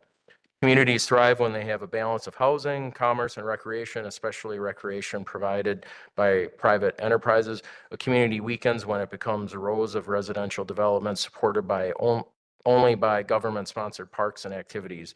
The loss of Blackstone would not strengthen Germantown. It would erode one of the very features that makes our community a community. Thousands of children and teenagers play golf here, gaining a healthy, structured outlet. Even Germantown High School golf teams rely on this course. Its loss would remove a key constructive and positive recreational opportunity for youth to develop a passion. Our league has played here for over 50 years, contributing more than 20,000 annually. We are just one of many groups who make Blackstone a pillar of community connection. Residential development will permanently remove this cherished community asset and weaken Germantown's character. If more housing is needed, many other vacant land sites could be developed without destroying this asset. We invite the commission to join us Monday night for a Monday Night League round to see firsthand the course's community contributions. Thank you for considering our input. However, there is a follow-up to those comments. Please encourage your colleagues on the Plan Commission to remain focused on their core governance objectives. I believe I have read this correctly, that Wisconsin statute 62.23 defines the powers and duties Plan Commissions and indicates the focus is on land use planning, zoning consistency, and how that land supports community development. From what I can see, I do not believe the Plan Commission has any objectives of considering the business performance of private owners as a reason to rezone. Blackstone Creek Golf Course has been invested in for decades. I've seen it firsthand. Other courses in the area that enjoy regular investment are doing fine, great, Kettle Hills, Ironwood, et cetera. There are many qualified operators who can inject value into Blackstone. In my opinion, if there is a financial viability argument being thrown out, that would be a red herring. As I mentioned, Germantown is sitting on a community asset. One, the golf course is gone. It's gone for good, and once the golf course is gone, it's gone for good, and Germantown will almost certainly never see another. Blackstone should be protected as a vital component of the comprehensive plan and long-term contribution to the identity. If there's a debate to this issue, then please consider an independent third-party consultant to gather feedback from the community, and if the community indicates a desire to have a golf course rezoned into multifamily, then so be it. Thank you again. I know it is a big commitment to all of you serving on the board and various commissions. Best regards, Ben Curie. That's it.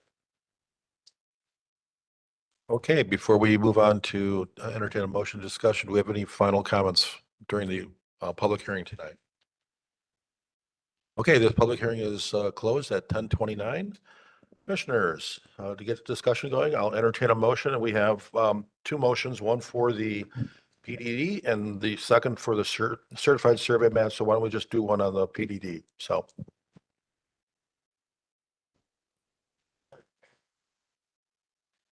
Entertain a motion. Entertain a motion that we approve the the motion for the PDD. I don't have it up on my screen, but that's the first item. Yep. Do we have a second? Second for discussion. Whichever, doesn't matter. Commissioner Warren. Discussion. Thoughts? Commissioner Ewert. Just because we heard a bunch about impact of schools, and I think we've talked a lot about it, I can assure the community if there was a negative impact to the school enrollment or over enrollment that would be derived from this, I'd be the first one jumping up and down on the table saying, please don't do this. You're going to trigger a referendum of some sort. We utilized a MD Rofer study, and you heard Mr. Retzlaff reference that. We completed that over the last year, and that's kind of outlined impact based off of future enrollment or development in the district. This particular project was scoped within that report at 300 and I forget what the original, over 100 more units. So this is 100 units significantly less than that. However, at that original rate, it was still well within our building's capacity limits. Just to ease the community's understanding of the impact on the schools, this is not as significant as it once was. And even at that, it was still not going to drive significant need for change in the district. Thank you. I just wanted to add that context. Further comments, discussion?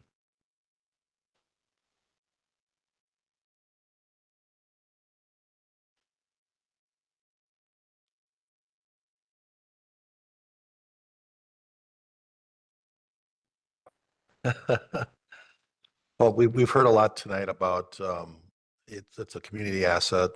We lose the golf course, where we're going to go. My three kids were on the golf team. I've been a member of Blackstone on and off for, I don't know, when I was on the school board, 9 years. I was a member there. I did sit down with the applicant along with staff to get further clarity of what the project entailed, specifically on the corner. I mentioned during that meeting, I don't even know when it was, 3 weeks ago or so, that I'm going to support this. I don't write the checks. I'm not the developer.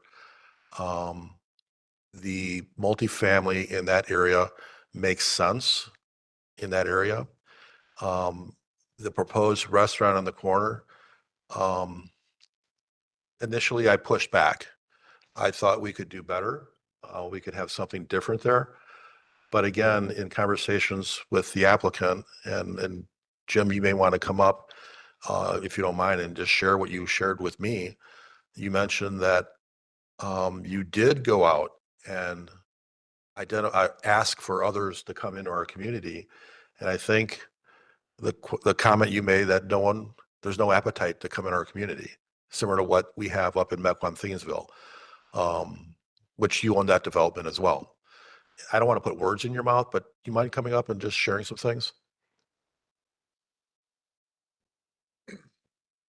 I think what you're referencing is sort of goes to the original question of like what happened to the 10 acres of commercial condensed. And my answer to that was market forces. We responded to market, right? We also own other projects in the area. We're affiliated with an ownership group that owns the Mequon Town Center at the corner of Mequon Road and Cedarburg Road, well known as Cafe Hollander on the corner there. We actually talked to the Lowlands group about coming to Germantown. Just within the last several months, we talked to them about this again. We talked to them 2 years ago, when we were first talking about buying the golf course. They weren't interested then. I will also tell you that we approached Lowlands, Bartolotta's, other high-end restaurant groups I've been involved in this land since 2006, when the original deal was done. So I've got a long history of trying to recruit businesses to Germantown. And there's just not enough density for them to come here. And they have said that there is not enough rooftops. There's not enough people. There's not enough turn on our restaurants to support high-end white tablecloth restaurants, especially at this location. So we've made those attempts, those recruiting attempts. I've been to Las Vegas to the ICSC convention to talk to retailers out there years ago. Just have not been able to generate that kind of traffic. So when a really high quality restaurant like Culver's with a local operator, the same operator owns the one in Menominee Falls. They run a good operation. Culver's as a corporate franchise, I think is one of the top franchises in that category in the Midwest and growing. So when they come to us and say, we'd love to be on your corner, it got our attention. So we paid attention. So that's why we're excited about bringing Culver's. I'm excited. I live in Germantown. I mean, most of you know that. I've lived here for over 30 years. I'm excited to see Culver's go. I love Roberts. I eat at Roberts. I was there with my wife recently. So I don't have any ill will against Roberts. I think they can both successfully, they both are two separate restaurants. If you don't want to go to the chain Culver's, go to Roberts. If you want a little bit different experience than what Roberts has offered over the last 15, 20 years, go to Culver's. People need to have choices. And I don't think that as a village, we should start picking one business over another as to who we think should be successful in our village. I think we just need to listen to the market. Thank you. Questions for Jim? Maybe not a high-end restaurant, but any other alternatives? I mean, nothing against Culver's, but in my opinion, we have way too, all we have is fast food restaurant options, and you say pick one over the other. I can pick Roberts or Culver's, and if I want Culver's, I can drive a few minutes down to Q. I mean, I don't see a need for another fast food restaurant with a drive-through coming in on Mequon Road, and we have 100 options on County Line Road, and we have a McDonald's and we have a Roberts. I personally like to see a restaurant. I just don't want to see another fast food one. I mean, that's just my personal opinion. So when you say you talk to high end and they don't want to come in, is that the only other option that we talked to Panera, even just recently? We've heard that Panera was potentially looking in that Mequon Road corridor. We talked to them about our site specifically. They said no. For the same reasons that we just said. That sit down type restaurant just doesn't have the table turns for them. Without the, it's the drive-through function, I think. Culver's can speak to this more, but the drive-through function drives a lot of business post-COVID. And I think that's what makes the corridor. I mean, we all forget Mequon Road is still a state highway, So again, tonight, purpose of this discussion is really not Culver's. It's allowing for a restaurant with a drive-through. The next item would be Culver's. So Russ? So you just threw me off a little bit on that. So I guess when I look at this and I look at the change in it, let me start here. There was some allegations of money the village is spending on this project, Mr. Retzloff. And you're not asking for a TID to drive this project that's sitting in front of us, are you? We haven't asked for a dime. Okay. So there is the developmental side of this is not a village cost to this. Is that a correct statement? The village isn't spending any money on this. The developer's funding. the improvements. I know historically there was some mention in some, I don't even know if it was a formal proposal, but a letter too, that worded some TID language into it. And I think there's some lingering attachment to that. This sitting in front of us does not. That's correct. So this is As part of this self-funded phase of endeavor. development, we have not asked for any sort of financial support. So I want that to be clear, right? And if that's the case. And as far as who pays for the sewer and the water, we do. Who pays impact fees related to sewer and water? We do. Who builds the roads? We do. You know, so the developer fronts all the costs. I don't know why everybody thinks that the village, you know, that we're in the village's pocket on all this. It's an expensive venture. I think it's important to note that, right? And to break that cycle of conversation. Thank you. Say Yes. that's no longer that. With that comes a little bit of what does the village want? Well, you get a lot less say as a village at that point when an independent developer comes in and says, this is what I'm willing to afford and invest in. So it brings a unique and interesting situation ahead. Fortunately, that brings us a Culver's, which is to everyone's point here, like County Line, we have a Culver's, right? Or whatever, a drive-through restaurant. I apologize. I'll frame it to that scenario. My initial reaction when I saw this from what it was to what it is, and I'm just going to read my notes here. Plan is short-sighted, lacking significant vision beyond a tax revenue increase. It lacks value add to the village. That was my initial thought. But then I have to weigh that against everything you just said, which is you aren't asking the village to front. Would I love to sit here and say this project recognized the fact that there was what I would deem a failed village center proposal and plan at County Line or Mequon and Pilgrim? Because I think that is where that project lays. And in some of those elements, more specifically phase 2, you have a great property here, and I think there's space there for that. But if you're not asking for our money, I have a hard time saying that that's the route it should go.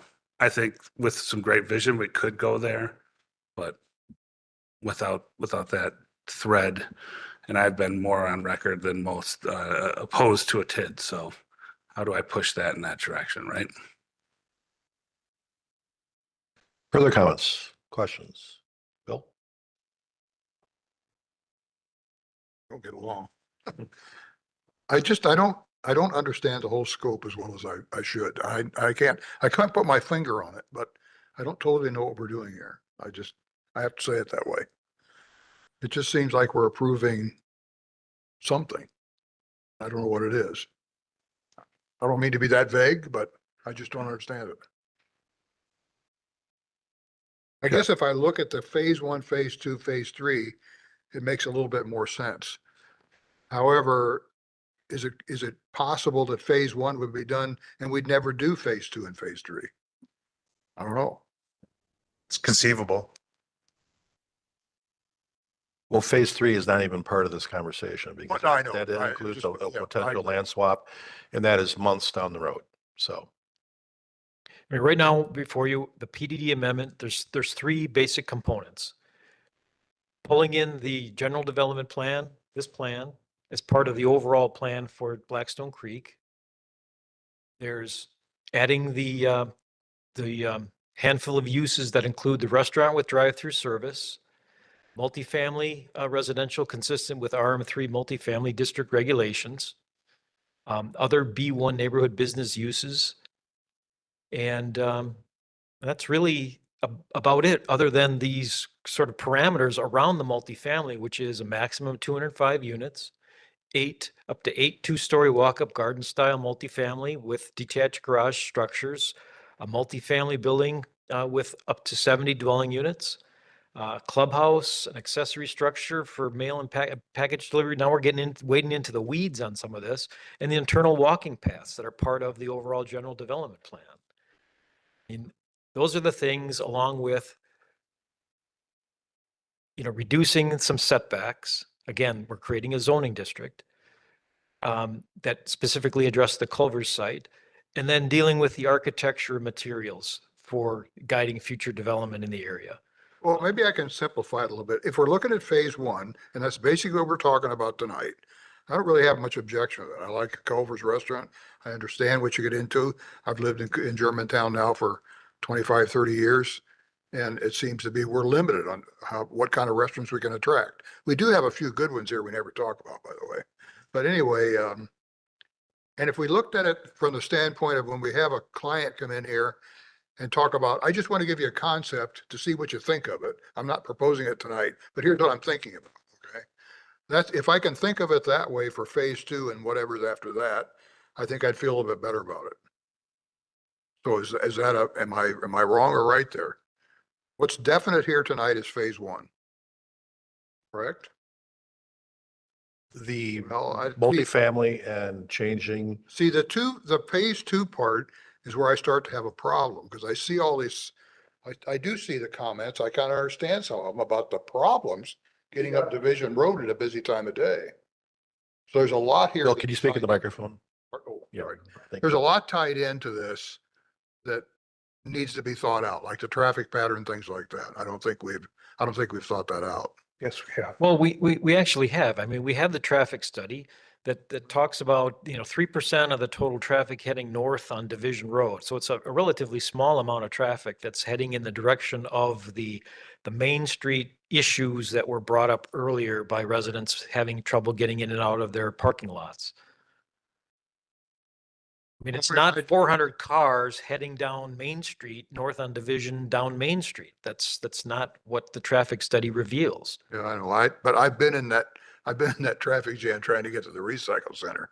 If that's repeated by other things that go on there, it's a problem, That's gone. No, I know that. I know that. So anyway. I don't know. I'm not up to saying I vote no. I like the basic concept, but I just think we need a little bit more information. Bob? Well, I like the concept. I mean, I've heard some of the concerns we've heard before. Jim has done studies, traffic impact analysis, looking at the details.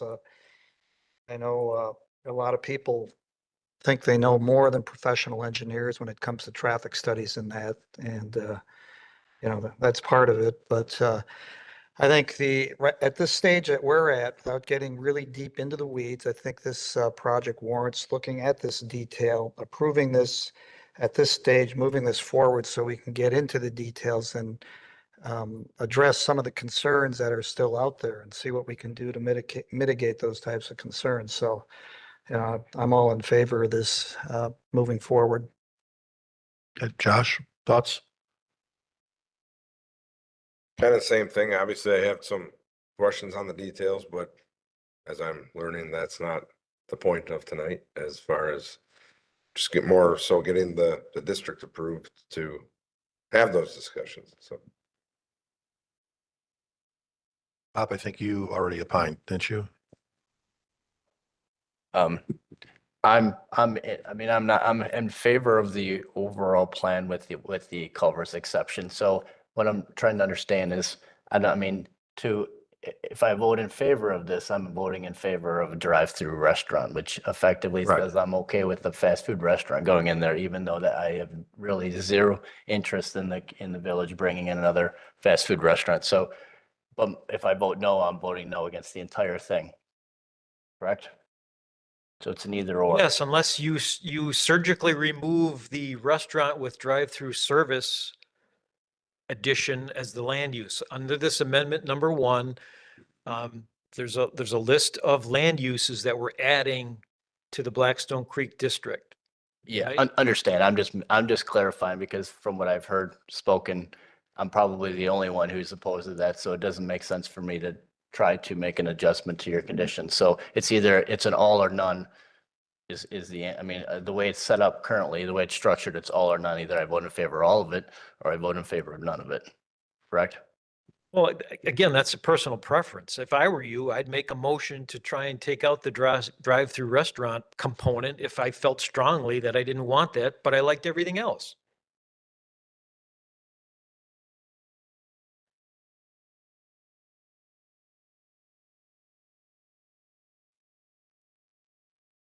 We really have to fix these buttons on microphones. Got it.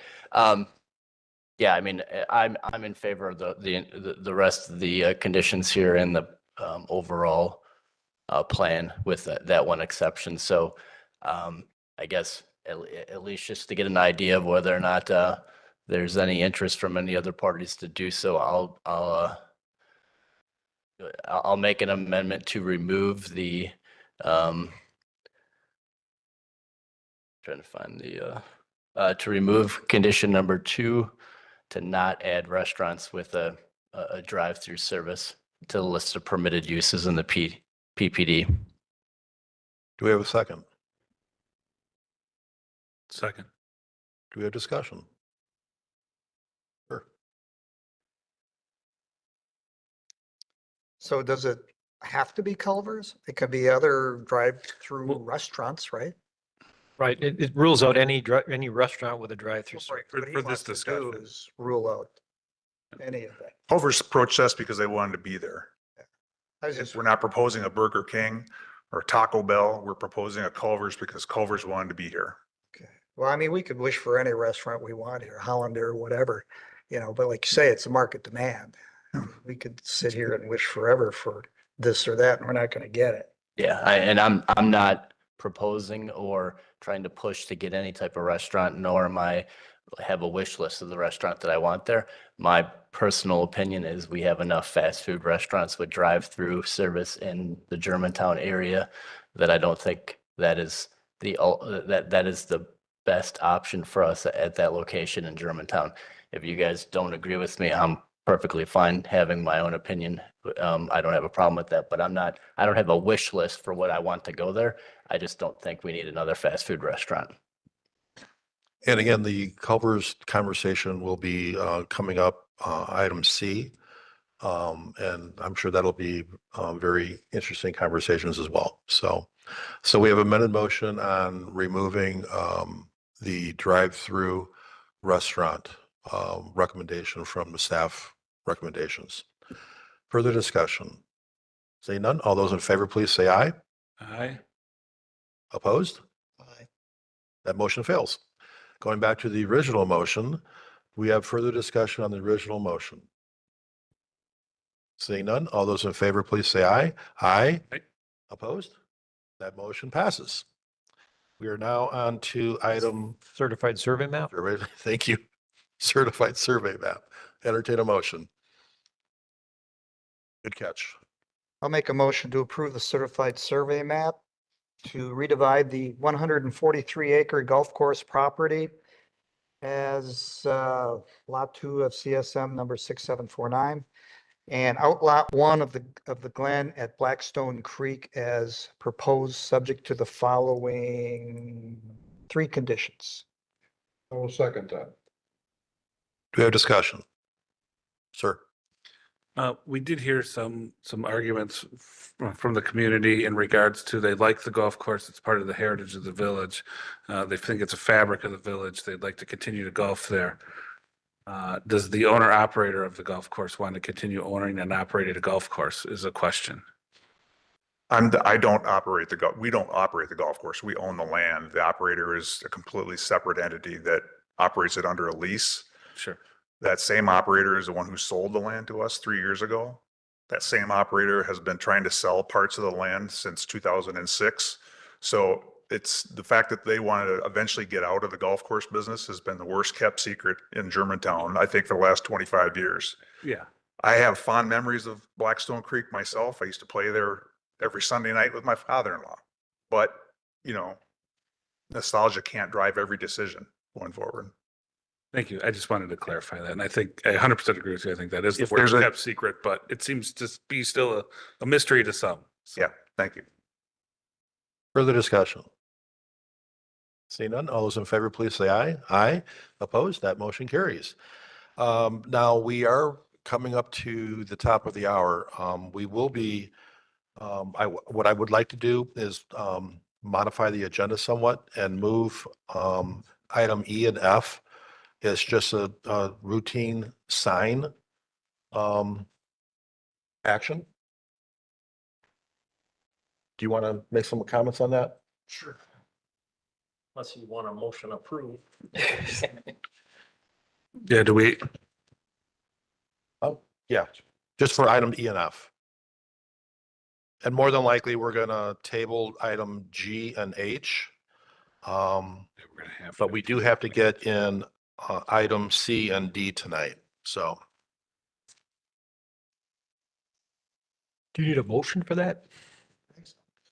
make a motion to move, Thank you. yeah. Discussion? Say none. All those in favor, please say aye. Aye. Opposed? That motion carries. Okay. E and F. Okay, thank you. All right, so yes, there are a couple signs on the agenda. First sign, this is for Sun Island Spa and Germantown Marketplace. And the location here, as everyone's familiar with, it is the Pick and Save Shopping Center, Germantown Marketplace, Sun Island Spa. It's been operating there since 2017. The proposal here is for one wall sign, technically mounted on the roof facade of the Marketplace Center. Can we, can I just make a motion You to can. approve? Yes, You can. I make a Please. motion to approve. Second. Discussion? No discussion? All those in favor, please say aye. Aye. Opposed? That motion carries. Item F. you want to do the same thing for this one? Yes. Let's, This is the Michelle on that. For Nona Nutrition. second. Discussion. Seeing none. All those in favor, please say aye. Aye. Opposed? That motion carries. All right, we are back to item C. Dan Bratz, agent for Burgers and Bratz Properties LLC and Blackstone Creek LLC property owner site plan application for a new 4,403 square foot drive-through restaurant, AKA Culver's, on the property located at N112 W17300 Mequon Road in the Village Center District. Jordan. All right, thank you. As we discussed at nauseam, the prerequisite PDD was approved or motion approved prior to this to allow a restaurant with drive-through facility at this location, furthernmost southeastern corner of the Blackstone Creek Golf Course. The proposal, as the CSM showed, was to create a 1.27 acre property for this Culver's restaurant facility. 4,400 square feet with 2 drive-through lanes. You see in the packet and the plans, the roof component materials, and we can get into the architecture in a little bit. The canvas awnings, the colors, and the attempt to be a Germanic theme. Renderings, as you can see in the packet, and we'll show on the screen here. The design does incorporate 2 towers, and the maximum building height's right around 32 feet, meeting the district standard. Site plan on screen here with the building shown basically in the southern middle third, I guess, of the property, fronting Mequon Road mostly, and then also nudging towards Division Road in the corner there with the drive-through lanes passing around. The Culver site, some additional improvements, parking lot, landscaping, parking meets the required minimum counts, a landscaping plan here on screen. You can see standard shrub, trees, and interior parking lot islands landscaped, accepted by the village forester. Lighting plan was submitted, standard lighting, LED light poles and building mount lights. The TIA, which Jeff had discussed earlier, we included it in this packet as well, or this staff memo attachment with the 4 recommendations for modifications for the nearby roadway and intersections. Signage, there is proposed business signage, which will be determined at a later date with the specific details and the quantities, which Plan Commission ultimately would have review and approval authority for that. Again, this is in the Village Center District. The use does meet the intent of that district here, and it is within the, as we mentioned, the B1 underlying PDD for Blackstone Creek. Village engineer memo, which was discussed earlier, that was included as an attachment to this memo as well. As I mentioned, the village forester confirms the landscape plan meets the village requirements for this site. Discussion points, reiterating mostly conditions that staff put in this site plan that was discussed earlier as well, to make pedestrian connection between Mequon Road along the main driveway to get to the site. So we did condition that a pedestrian path or sidewalk be added to add that point of connection. There is connection from Division Road, as you can see on the site plan currently. And then also that further details and specifications be provided for the gateway element and the monument signage to be incorporated into the Culver's site plan, or at least reserve it on the site plan for a later date approval once those specs are determined. Building architecture, we talked about the Germanic theme corridor. One of staff's comment, or the primary comment on this, given the timing with the PDD, you see the renderings on screen here. The applicant has worked with staff to revise the renderings to meet a Germanic theme corridor, given some of the examples mentioned in the packet that you see along Mequon Road. Staff's recommendation, at least for the time being, we didn't get to a point where we were comfortable with the roof design, essentially. I think one of the members mentioned it earlier as well, and the metal components. So essentially, staff is at least recommending that to be revised to add some sort of a pitched roof design to meet similar architecture and Germanic theme buildings that you see up and along Mequon Road.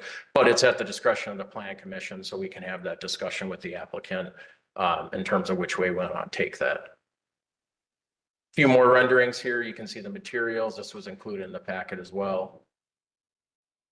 So with that, it was a little clunky in terms of the PDD being heard before. So there's a couple recommendations by staff, a couple things that Plan Commission can decide. So again, staff originally would recommend to postpone the case until we get a revised rendering, meeting the Germanic theme corridor. And also Plan Commission, depending their decision, if you do determine to approve this tonight, which is the site plan, we would recommend a condition being added, though, at this point, that the site plan technically isn't approved until the PDD that was just motioned on would be approved by final action by the village board.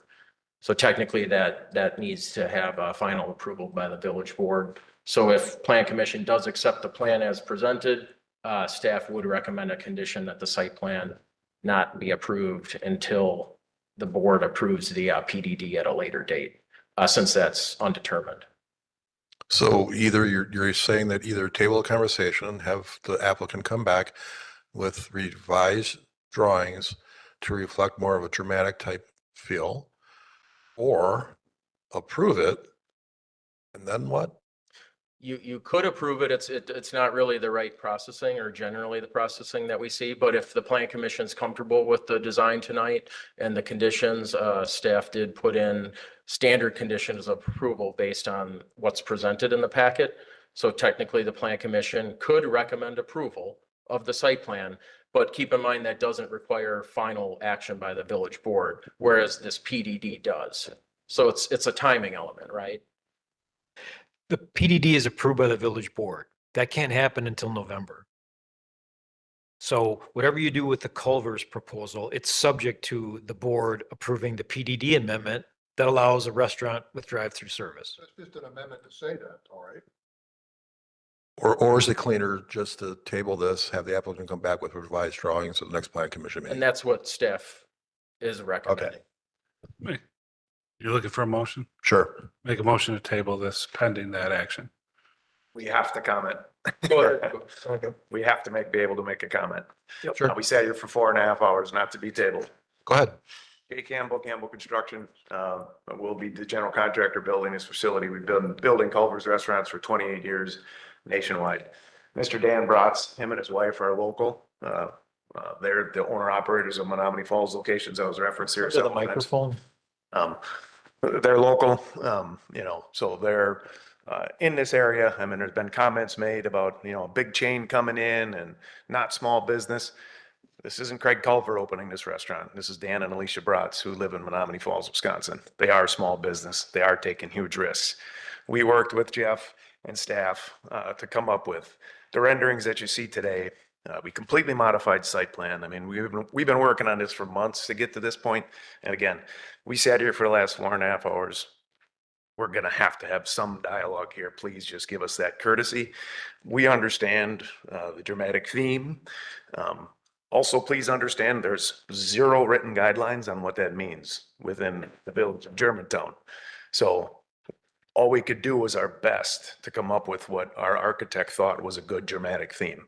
So at a minimum, we need to get feedback from this board as to these renderings, so we can go back and stand a better chance of having victory when we come back next time, especially if you're going to table this tonight. So I ask for courtesy again for that dialogue and feedback. Yeah, I don't think anyone's trying to cut you out of that conversation, right? Yeah. So. No, I think that you needed the motion and the second in order to initiate the conversation. And I was simply going to point out, we need to give feedback on what direction to give. So yes, I understand your frustration and the way we've been sitting here as long as you have too. And it's wearing on all of us. But we'll get through it. Okay, we didn't have a second on that. I second. You did? Okay. Quietly. Thank you. Further discussion. So if we do vote on this to table, the applicant will work with staff in terms of, or we should have that conversation in terms of what we want. We could get input on the renderings. Let's do that. As part of this discussion You to want, table. right. So. Yeah, we've worked with staff. We've done, within the confines that they need to work in to get to this point. And basically, they can't give us any more feedback. We have to get feedback from you guys. Well, You made some comments that you were looking for some specific things. So correct, yeah, mostly the flat roof design. Staff is recommending that the flat roof be modified to be some sort of a pitched roof design, similar to the developments mentioned in the packet and along up and down Mequon Road. We do credit the applicant for revising the plans and adding in German architecture, Germanic theme intent. My personal opinion would be that the metal material too along the roof line be changed to a non-metal material, something that an architect could potentially draw up. That would be my recommendation. And then the final thing would be that the facade labeled north on the screen, which is actually facing east towards Division Road, be modified in some sort of a way to add in a better, more robust color design like the other sides of the building and or design features, just to be similar or compatible with the other 3 sides of the building. And if Jeff has anything further, I don't know if you have anything additional. No, I guess my comments were similar, a pitched roof, and dress up that south facing and east facing elevations to be less bland. The east facing elevation, which in this graphic reads north rear elevation, that's actually facing east. And I don't know if it's just a matter of adding a couple of blue canopy features.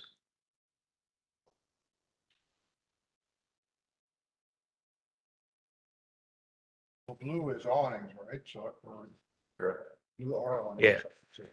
Otherwise, I mean, the Germanic features you've added, the sort of clock towerish feature and the other gable ends seem so contrived. It's like you're trying to put features that would more typically in Germantown appear on a steeply pitched roof on a contemporary flat roof. And the side angle of it just looks silly, in my opinion. Which is why I think starting with some sort of a pitched roof with these same clock towerish and gable features makes more sense to me. That's what I'm asking.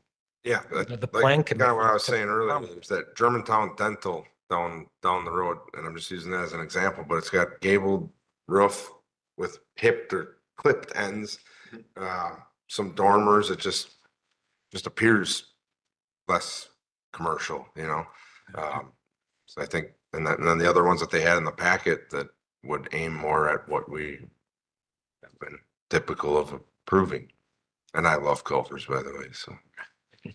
I share your pain. For years, we've been telling developers, we want a Germanic theme. And then the developer says, show us what that Germanic theme is.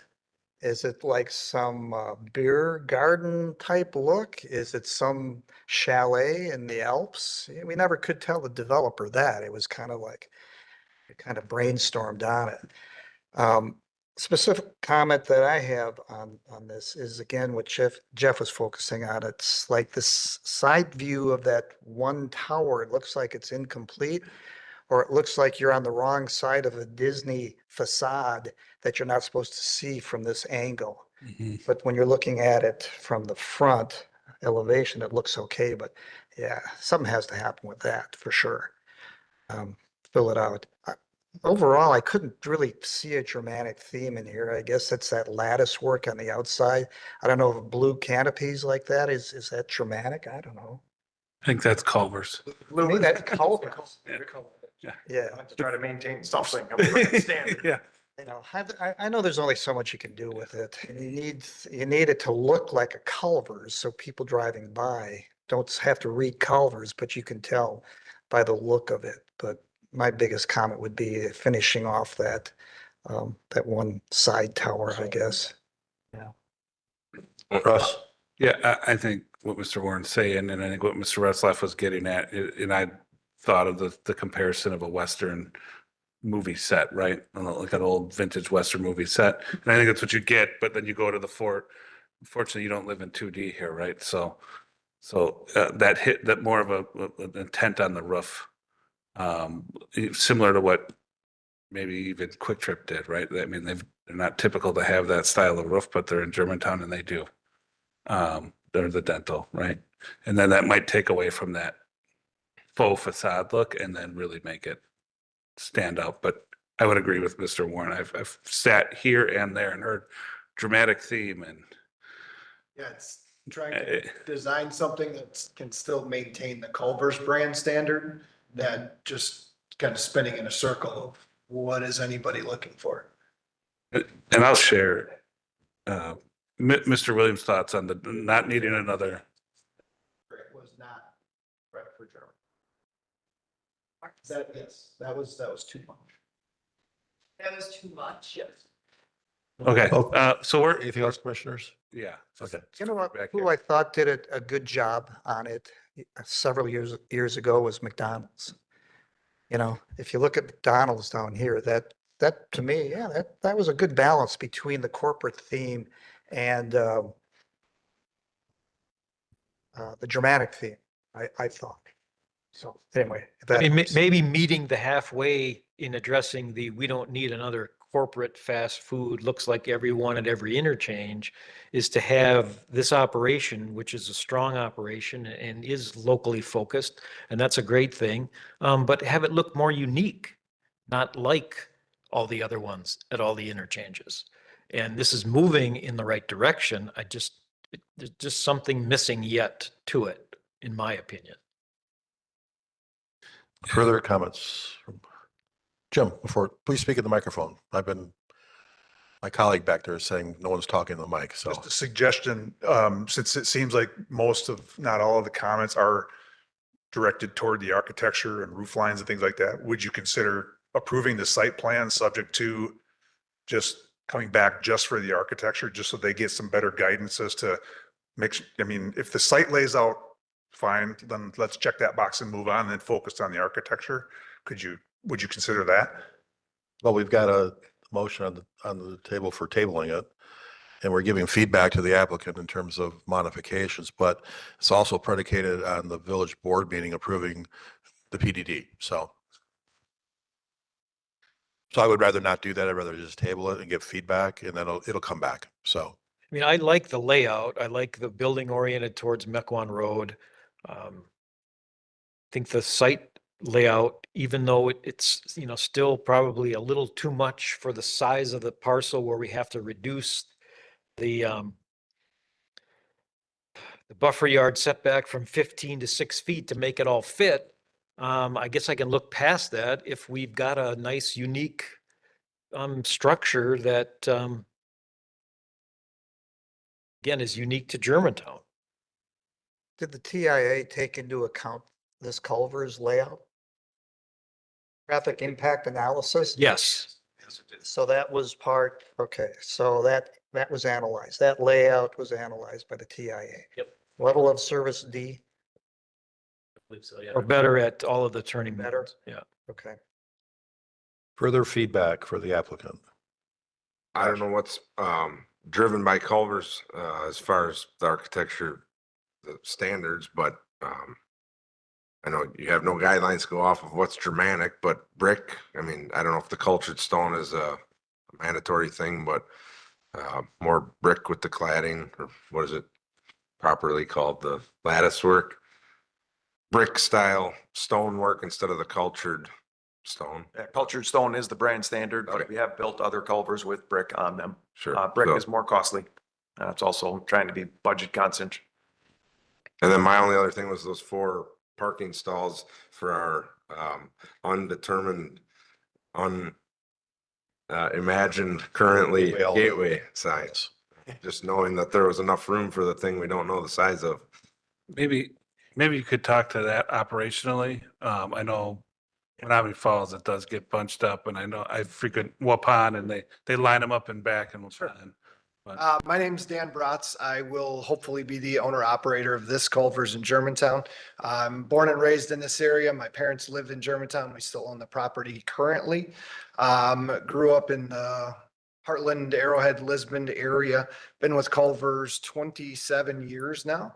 All the way back to when we were under 70 restaurants. We're now over 1,000 restaurants. Just point of clarification, yes, we are a franchise. We are a Midwestern and growing brand. My wife and I are one of 2 single unit operators in the area. We have literally grown in Culver's. We have refused opportunity to move out of state to continue to do this because we believe in the area and the community that we've lived, grown in, and want to continue investing in. We've been in Menominee Falls for about 6 years.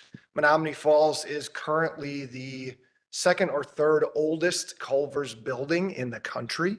All of the Culver's in that age have been torn down and rebuilt because they are extremely inefficient. For what we do for the volume of our operation now, it is absolutely horrendous. The way I operate Menominee Falls is far different than the way I operated the Culver's on 124th Street and Capitol Drive, where we had 6 acres of property, or the way I operated the Culver's on 108th Street in West Dallas, where we had 8 acres of property. All of that being said, our operations at Menominee Falls have gotten much better and work much better over the last 2 to 3 years post-COVID. Things have gone more drive-through, more online ordering. We now do third-party delivery via DoorDash and Uber Eats. That's not a big piece of our business in the area we're in. It's a much more urban thing for Uber Eats and DoorDash. Hopefully. You said hopefully that you're gonna run this, Well, assuming it all gets approved. I will be the owner. Where's the hurdle? Yes. well, I thought corporate wise you were under scrutiny. Oh, no, corporate wise, we've actually got multiple corporate oversight, for lack of a better word, one of which lives in Menominee Falls, the other of which lives in Brookfield, actually. So let me ask you this question. This has come up. Roberts gives back to the community and that. What is your operation in Menominee Falls? What have you given back to Menominee Falls? Sure. From the Menominee Falls standpoint, we try very, very hard to not say no to a single donation request. One of the biggest things that Culver's tries to do to get involved in communities is to do share nights or fundraiser nights in the actual restaurants. Unfortunately, again, with Menominee Falls being the age that it is, we have 11 tables in our dining room.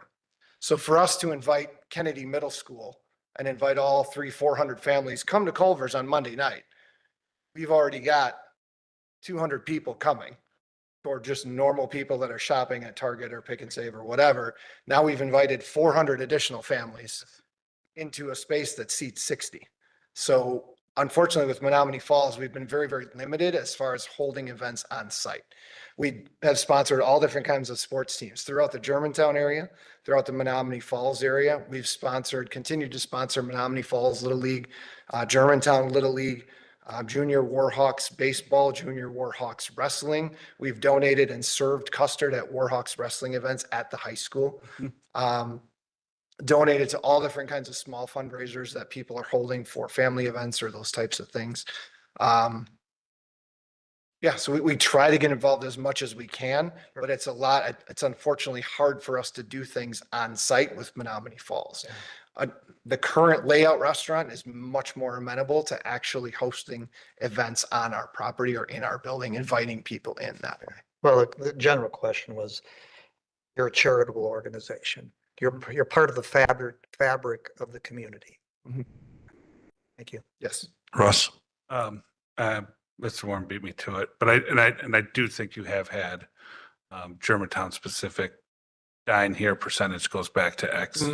I've seen it with PTAs and different school stuff. We've seen it. So thank you for that. Sure. And Dan, I want to apologize for the long night. We still got more to go. All right. But we appreciate your interest in the community. Thank you.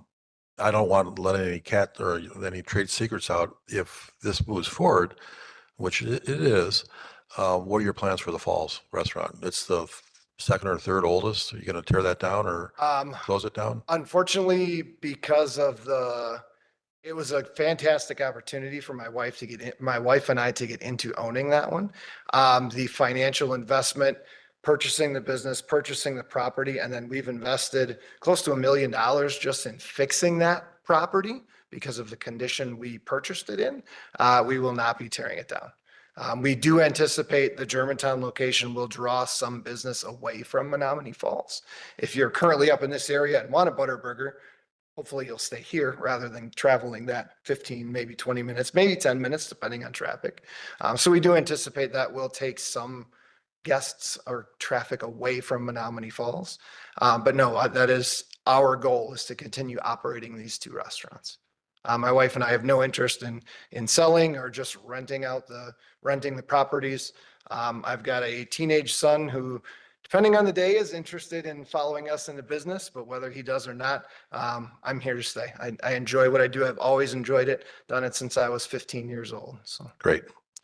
Any other feedback on Germanic feel? And yes, we do need to have some guidelines so we could avoid conversations like this. Jeff? I just would ask that you revise the renderings and the labeling to be correct.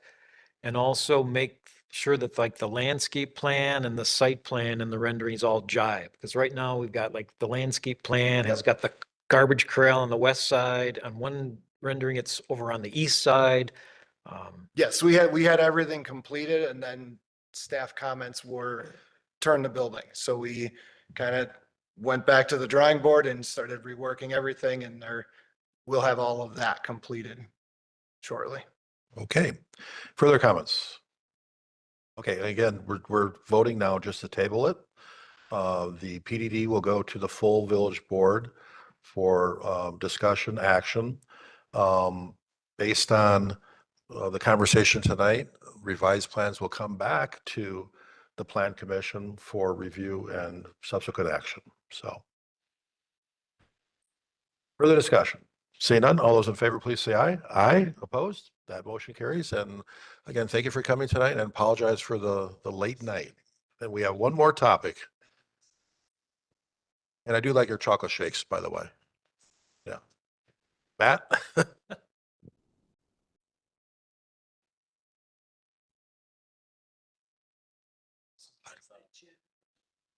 Master plan.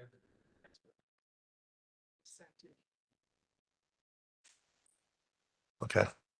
Okay, we are now on to item D, Matt Steven, TLC Acres property owner, W210N 10738 Appleton Avenue, site plan approval, review, grading, filling, status report, and possible deadline extension. Jeff? All right, you will recall back in June, this Plan Commission reviewed site plan and conditional use permit for further development on the TLC Acres property on Appleton Avenue. The site plan was for a 5,000 square foot storage building addition, additional asphalt paving on the site, construction of an on-site stormwater basin for both the existing and future runoff. And then the conditional use permit was to allow for some grading and filling to occur within a 25-foot and 75-foot navigable setback area. The plan that was approved resembled this. Some details showing where the buildings and the pavement are going, the stormwater basin in the middle of the site. And at the time, the staff discussed concerns about the new floodplain maps that are scheduled to become effective on February 20th of 2026. Those new boundary maps affect this property. Under the current maps, the floodplain doesn't encroach onto any of the TLC Acres property, as shown on the left. With the new maps, a significant portion of the property does become part of the floodplain, as shown on the right side. And because of the ongoing filling activity related to the tree nursery operation and just general filling on the east side of the property, east of the stormwater basin, the Plan Commission approved the site plan, but with a condition that was subsequently modified during the meeting that reads as follows. Filling and grading and site restoration activities in the area east of the proposed stormwater basin and shown on the revised site plan as ongoing grading area shall be completed by November 1st, 2025. Filling in this area shall only be allowed to the extent the pre-existing elevations shown on the revised site plan are restored and positive drainage toward the waterway is achieved. The Plan Commission will revisit the November 1, 2025 deadline date at their October 13th meeting to potentially extend the completion date by up to 60 days. That's why we're here, to reevaluate the status of the filling activity and decide whether or not to grant a 60-day extension to that activity.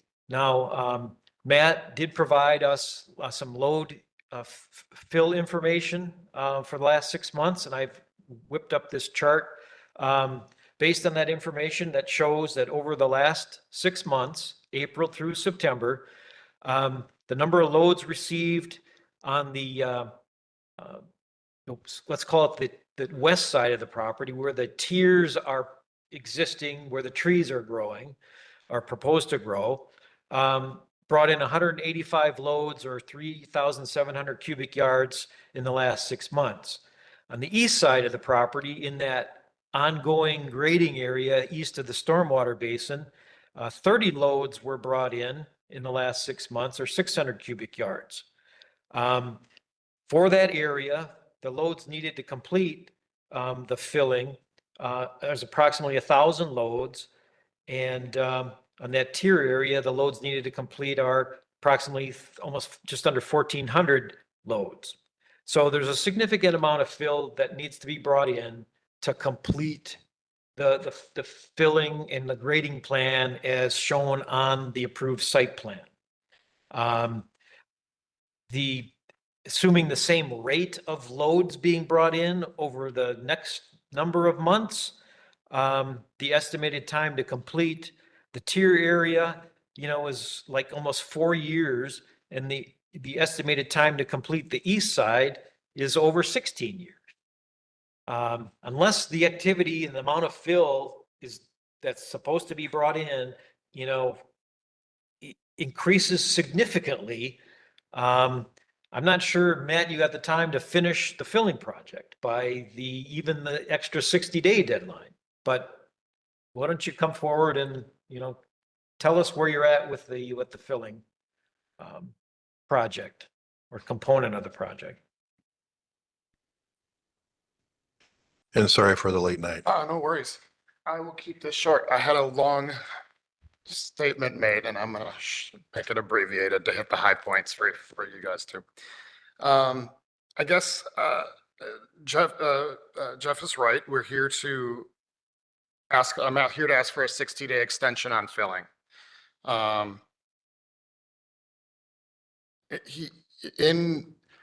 guess there's four things that I'm here to say. They were emailed to staff, and it was said that I didn't provide them any information about the status. But I guess there's four things that I provided and that I have to provide you. And one is that we've brought in 30 of the 1,000 loads, as Jeff just told us. I'm asking tonight for an extension because the fill has not been available. I cannot be certain of finishing because I don't know when it will be available. And if I don't have the project completed by January 1st, I'll be bound by the new village code or whatever permits I have when the flood elevation changes. I guess what I'm asking is for an extension, and hopefully I can find the fill. There is one issue. I've lost about 300 loads because I can't start filling until 8 a.m. Most excavation companies will start their filling process at 7, be on site at 7:30. I've always had the 7:30 rule on my fill site in years past. Obviously, you can see over this entire summer, I've only brought in 185 loads. It hasn't been active. There hasn't been construction. You could be 1,000% correct that I can't get this done. And if I can't, then I guess we're stuck with the village code and the floodplain elevation change. I don't know what else to say at that point. So to deny my request would, we haven't hurt anybody. We haven't had any complaints come in. Nothing has changed since the last meeting. I'm just asking for a 60-day extension of what I currently have. So I guess that's kind of it. Thanks, Matt. And in the spirit of transparency, Bob Warren and myself, we did go out to your operation 2 weeks ago. It's when I was getting my hip x-ray, whatever that was. I hobbled off. And I mentioned to Matt that, you're a business in our community, and I'm not going to speak for Bob, but I mentioned that I want to support you. And I have no problem giving you the 60-day extension because you're a business in our community. And, we were there and the truck traffic was at a minimal. There's more trucks on the road outside. And there's no noise complaints from the neighbors. And you're being a good neighbor to your neighbor by putting in some landscaping across the street. So you're taking all the boxes, which is great. I know you made one comment that you could probably come off of that one road so that it's to minimize the truck traffic. Yeah. So first of all, I want to acknowledge my neighbor Tom back there. He's stuck with us all night tonight. Him and I had a good conversation outside, but I want to acknowledge him because he's still here.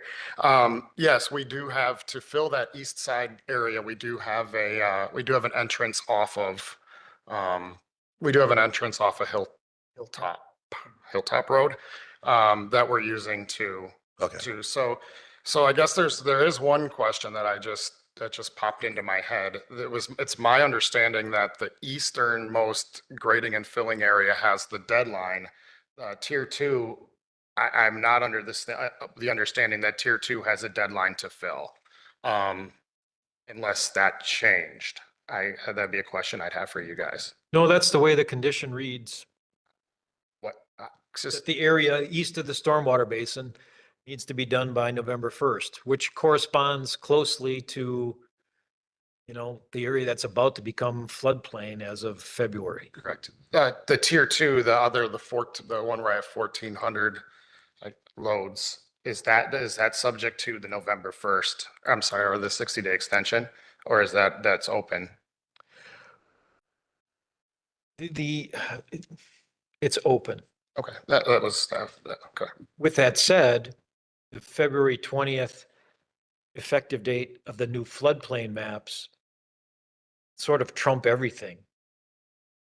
Correct. That Tier 2 will be out of the floodplain, so that won't be an issue, I'll have my engineer, I think he probably already has those elevations. At some point, soon after February 20th, you're going to have to file some sort of engineering report and letter of map amendment to reflect the filling you've completed by then. Correct, yeah, That shows that area no longer in the floodplain, correct. essentially above the floodplain elevation. And FEMA will work with you on that aspect of it. Whether you have other areas east of the stormwater basin in what will become the floodplain that's also been filled and that may qualify as being outside of the floodplain, Evan can do that analysis as well. My only thought is, as stated in the staff report, is that the time of the year, this time of the year in the next 60 days, 90 days, is usually the time of the year when sites that have erosion control issues are being closed up. The matting's being laid down, the seating's already been put in place, and things are starting to grow and establish so you don't have spring issues with runoff and soil erosion. And so I know it sounds kind of counterproductive, but my recommendation in the staff report is, unless you could show how you can finish the filling in the 60 days, I wouldn't recommend giving you the extension, and use the time that you have to tidy things up, to wrap it up, finish moving whatever dirt you need to move, and get your soil matting or erosion control measures in place. That's all. And I would just respond to that it was Mrs. Hank that actually brought the extension up to the plan commission. She was the one who said, let's review this. And there are ways to mitigate erosion over the winter. It's done all the time. Erosion control. You don't need to have active live vegetation to control erosion. In fact, farm fields are plowed all over the county that are left wide open all the time. So I don't know that, and I have erosion control in place. So I don't know that the difference between now or 90 days, 60 days from now make a difference. So that would be my response to that. Well, my opinion. So when we first came up with this 60-day, or not the 60-day, but this deadline, I said at that time that we're putting a deadline on the owner that he has no control of. He doesn't control the loads of material or the construction in the region which generates these loads. So how can we force that kind of a requirement on the owner? And I agree, there's no way in heck that you're going to get enough material. This 60 days, as far as giving you time to get more material, it's not going to happen. A guy's just going to have to hit the right project at the right time. Now, it's not like you are intentionally ignoring or not having material and deciding not to bring it on site. That's not the issue. You're trying to, in my opinion, from meeting with you a couple times and hearing the give and take in our meetings, you're trying to be a good neighbor. You're trying to address the concerns that you've heard, but still run a business and try to work with these other floodplain issues and that. So, I mean, I don't fault you at all for that. I mean, if it helps you, I'd certainly agree to 60 more days, but I don't see what good it's going to do. It's not going to, you're not going to get more material. There's the potential that I don't get more material. And if that's the case, then we have to abide by the code and rules set forth at that time. So other than this floodplain deadline that we're up against, what's the other reason which we're forcing this deadline on? No, the issues raised by the neighbors speak to noise, vibration, the tracking dirt onto the highway. So we were just trying. I'm not saying those are all entirely valid. I'm just saying that those are the arguments that have been put forth to this group that we have responded to in a way to try and balance, the sanity of the neighborhood, so to speak, versus Matt's ability to finish his project to fill his land for some purpose. Recognizing that and saying, well, you'll have to put up with the pain, but we're telling you it's going to end at this date. And I think that was misleading for us to do that. Well, in all honesty, at the beginning of this process, when the conditional use permit was first issued, there was statements made by Matt essentially saying, I'll have the tiers and the filling done by these dates. I did say I had intended to have them done by those dates. Fine, I'm not gonna play the word game. All I know is when you say I intend to do this, that's what people believe. It's no different, with all due respect, it's no different than a lot of my neighbors coming in and saying all these awful things I do, and I work until late in the evening, and I have village board members asking about all these crazy hours I work, when I will open up my time cards to this entire board. We don't work past 6 o'clock. My farm is shut down. Anybody can come in here and make all kinds of crazy claims and shut a small business down. This is my life. This is my livelihood. And I've been fighting this for 5 years. There's a reason that fill hasn't come in. It stopped. And once I got shut off that first time, it never opened back up. Russ, go ahead. Give me a second, because I want to cut some of this off before somebody says something that could hurt themselves. I have a couple questions for you. If you don't get this done, what does it mean impactful to your business? My layman's terms is that part of my land will go from floodplain to wetland. And that's not the worst thing in the world. The DNR loves that. If that area that your business and your financial so I have several businesses, and then I also have my farmland. It will mean that I can't farm that farmland ever. Right, if I'm able to fill it and raise the land and get it out of the floodplain, I would be able to farm that land without worrying about it flooding. So that's been the intention all along. Then you made mention you lost 300 loads due to the start time. Yeah, I was put a start time of 8 a.m. for dumping loads. And we've always had a 7:30 a.m. start. Typically, excavation companies will come to your site in the morning, and then they'll send trucks all day. And so if they can't come with that first load, they're not going to send a truck to a fill site. And then to me, just because they feel bad for me or whatever, they're just going to use that site that they started with that day to keep their drivers. So that 30-minute window matters that much in that operational. It did for those two particular jobs. Okay. And 150 load jobs are not huge jobs. I mean, we've had 150 trucks on our land every day for, Tom would tell you, for a month or two straight. You just have to hit the right job at the right time, which I'm hoping for. And I don't fault you at all for being overly optimistic. And quite frankly, as an entrepreneur, you should be, right? That's what drives you, drives an entrepreneur in general. To do the things that they do, take the risks that they take. So when you set out with a positive attitude and mindset to accomplish something to preserve your business or the totality of your business, I can't fault you for that.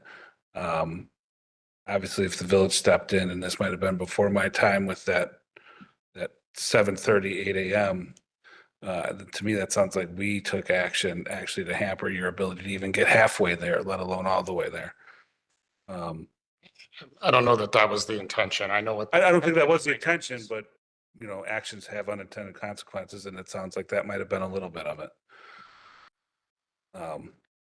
Yeah, I do share concern. The reality is between now and then, does it really get done? However, I would say, if a portion gets done, it's better than nothing else. Am I going to get it done? Probably not. I mean, unless that job hits, and if it hits, that's great. And then what will happen? What will be next? So I can't see a scenario where we cut off that ability to at least preserve as much as he can. If that makes sense. And I understand that might be moving the deadline to some of the neighbors, but the reality is after that deadline hits, then it's done. There's not going to be another extension, right? Could be. We're making the extension go away. So but that's 60 days from now, presuming if we take action tonight to move this forward. So, and I want to support a local business. So the floodplain is what, February? February 20th next year. Why wouldn't we just make the extension till then and be done with it? Instead of this leapfrogging. We do that? You Give can do him the full whatever you window want. and be done with it. I can't talk to my wife. It's a general wonderment on my end. I'm not. To Mr. Warren's point, we just move it 60 days and come back here in 60 days and give them another 30 days and then that'll be the true deadline. Like just give them the 90 days, Well, do you wanna make whatever a it motion? is, right? Big deadline, the floodplain. If that's the hard deadline that matters, then my motion would be to extend the allowance until the floodplain, which is February 20th. 20th. So it'd be Next year. February 19th Of next year. Next year. I was second of that. 2026. Do we have discussion? See none? All those in favor, please say aye. Aye. Any opposed? That motion carries. Thank you. Thanks, guys. Appreciate it. Apologize for the late evening. Oh, it's all right. Okay, we tabled some things and there was one citizen comment that came in specific to the RFP. And when the RFP is on the next plan commission meeting, we will make sure that we address it at that time. So I want to apologize for the late evening, a lot of discussion tonight, but we are adjourned at 11:43. Please drive home safe and thank you for coming. Culver's open till now? I'm pretty hungry.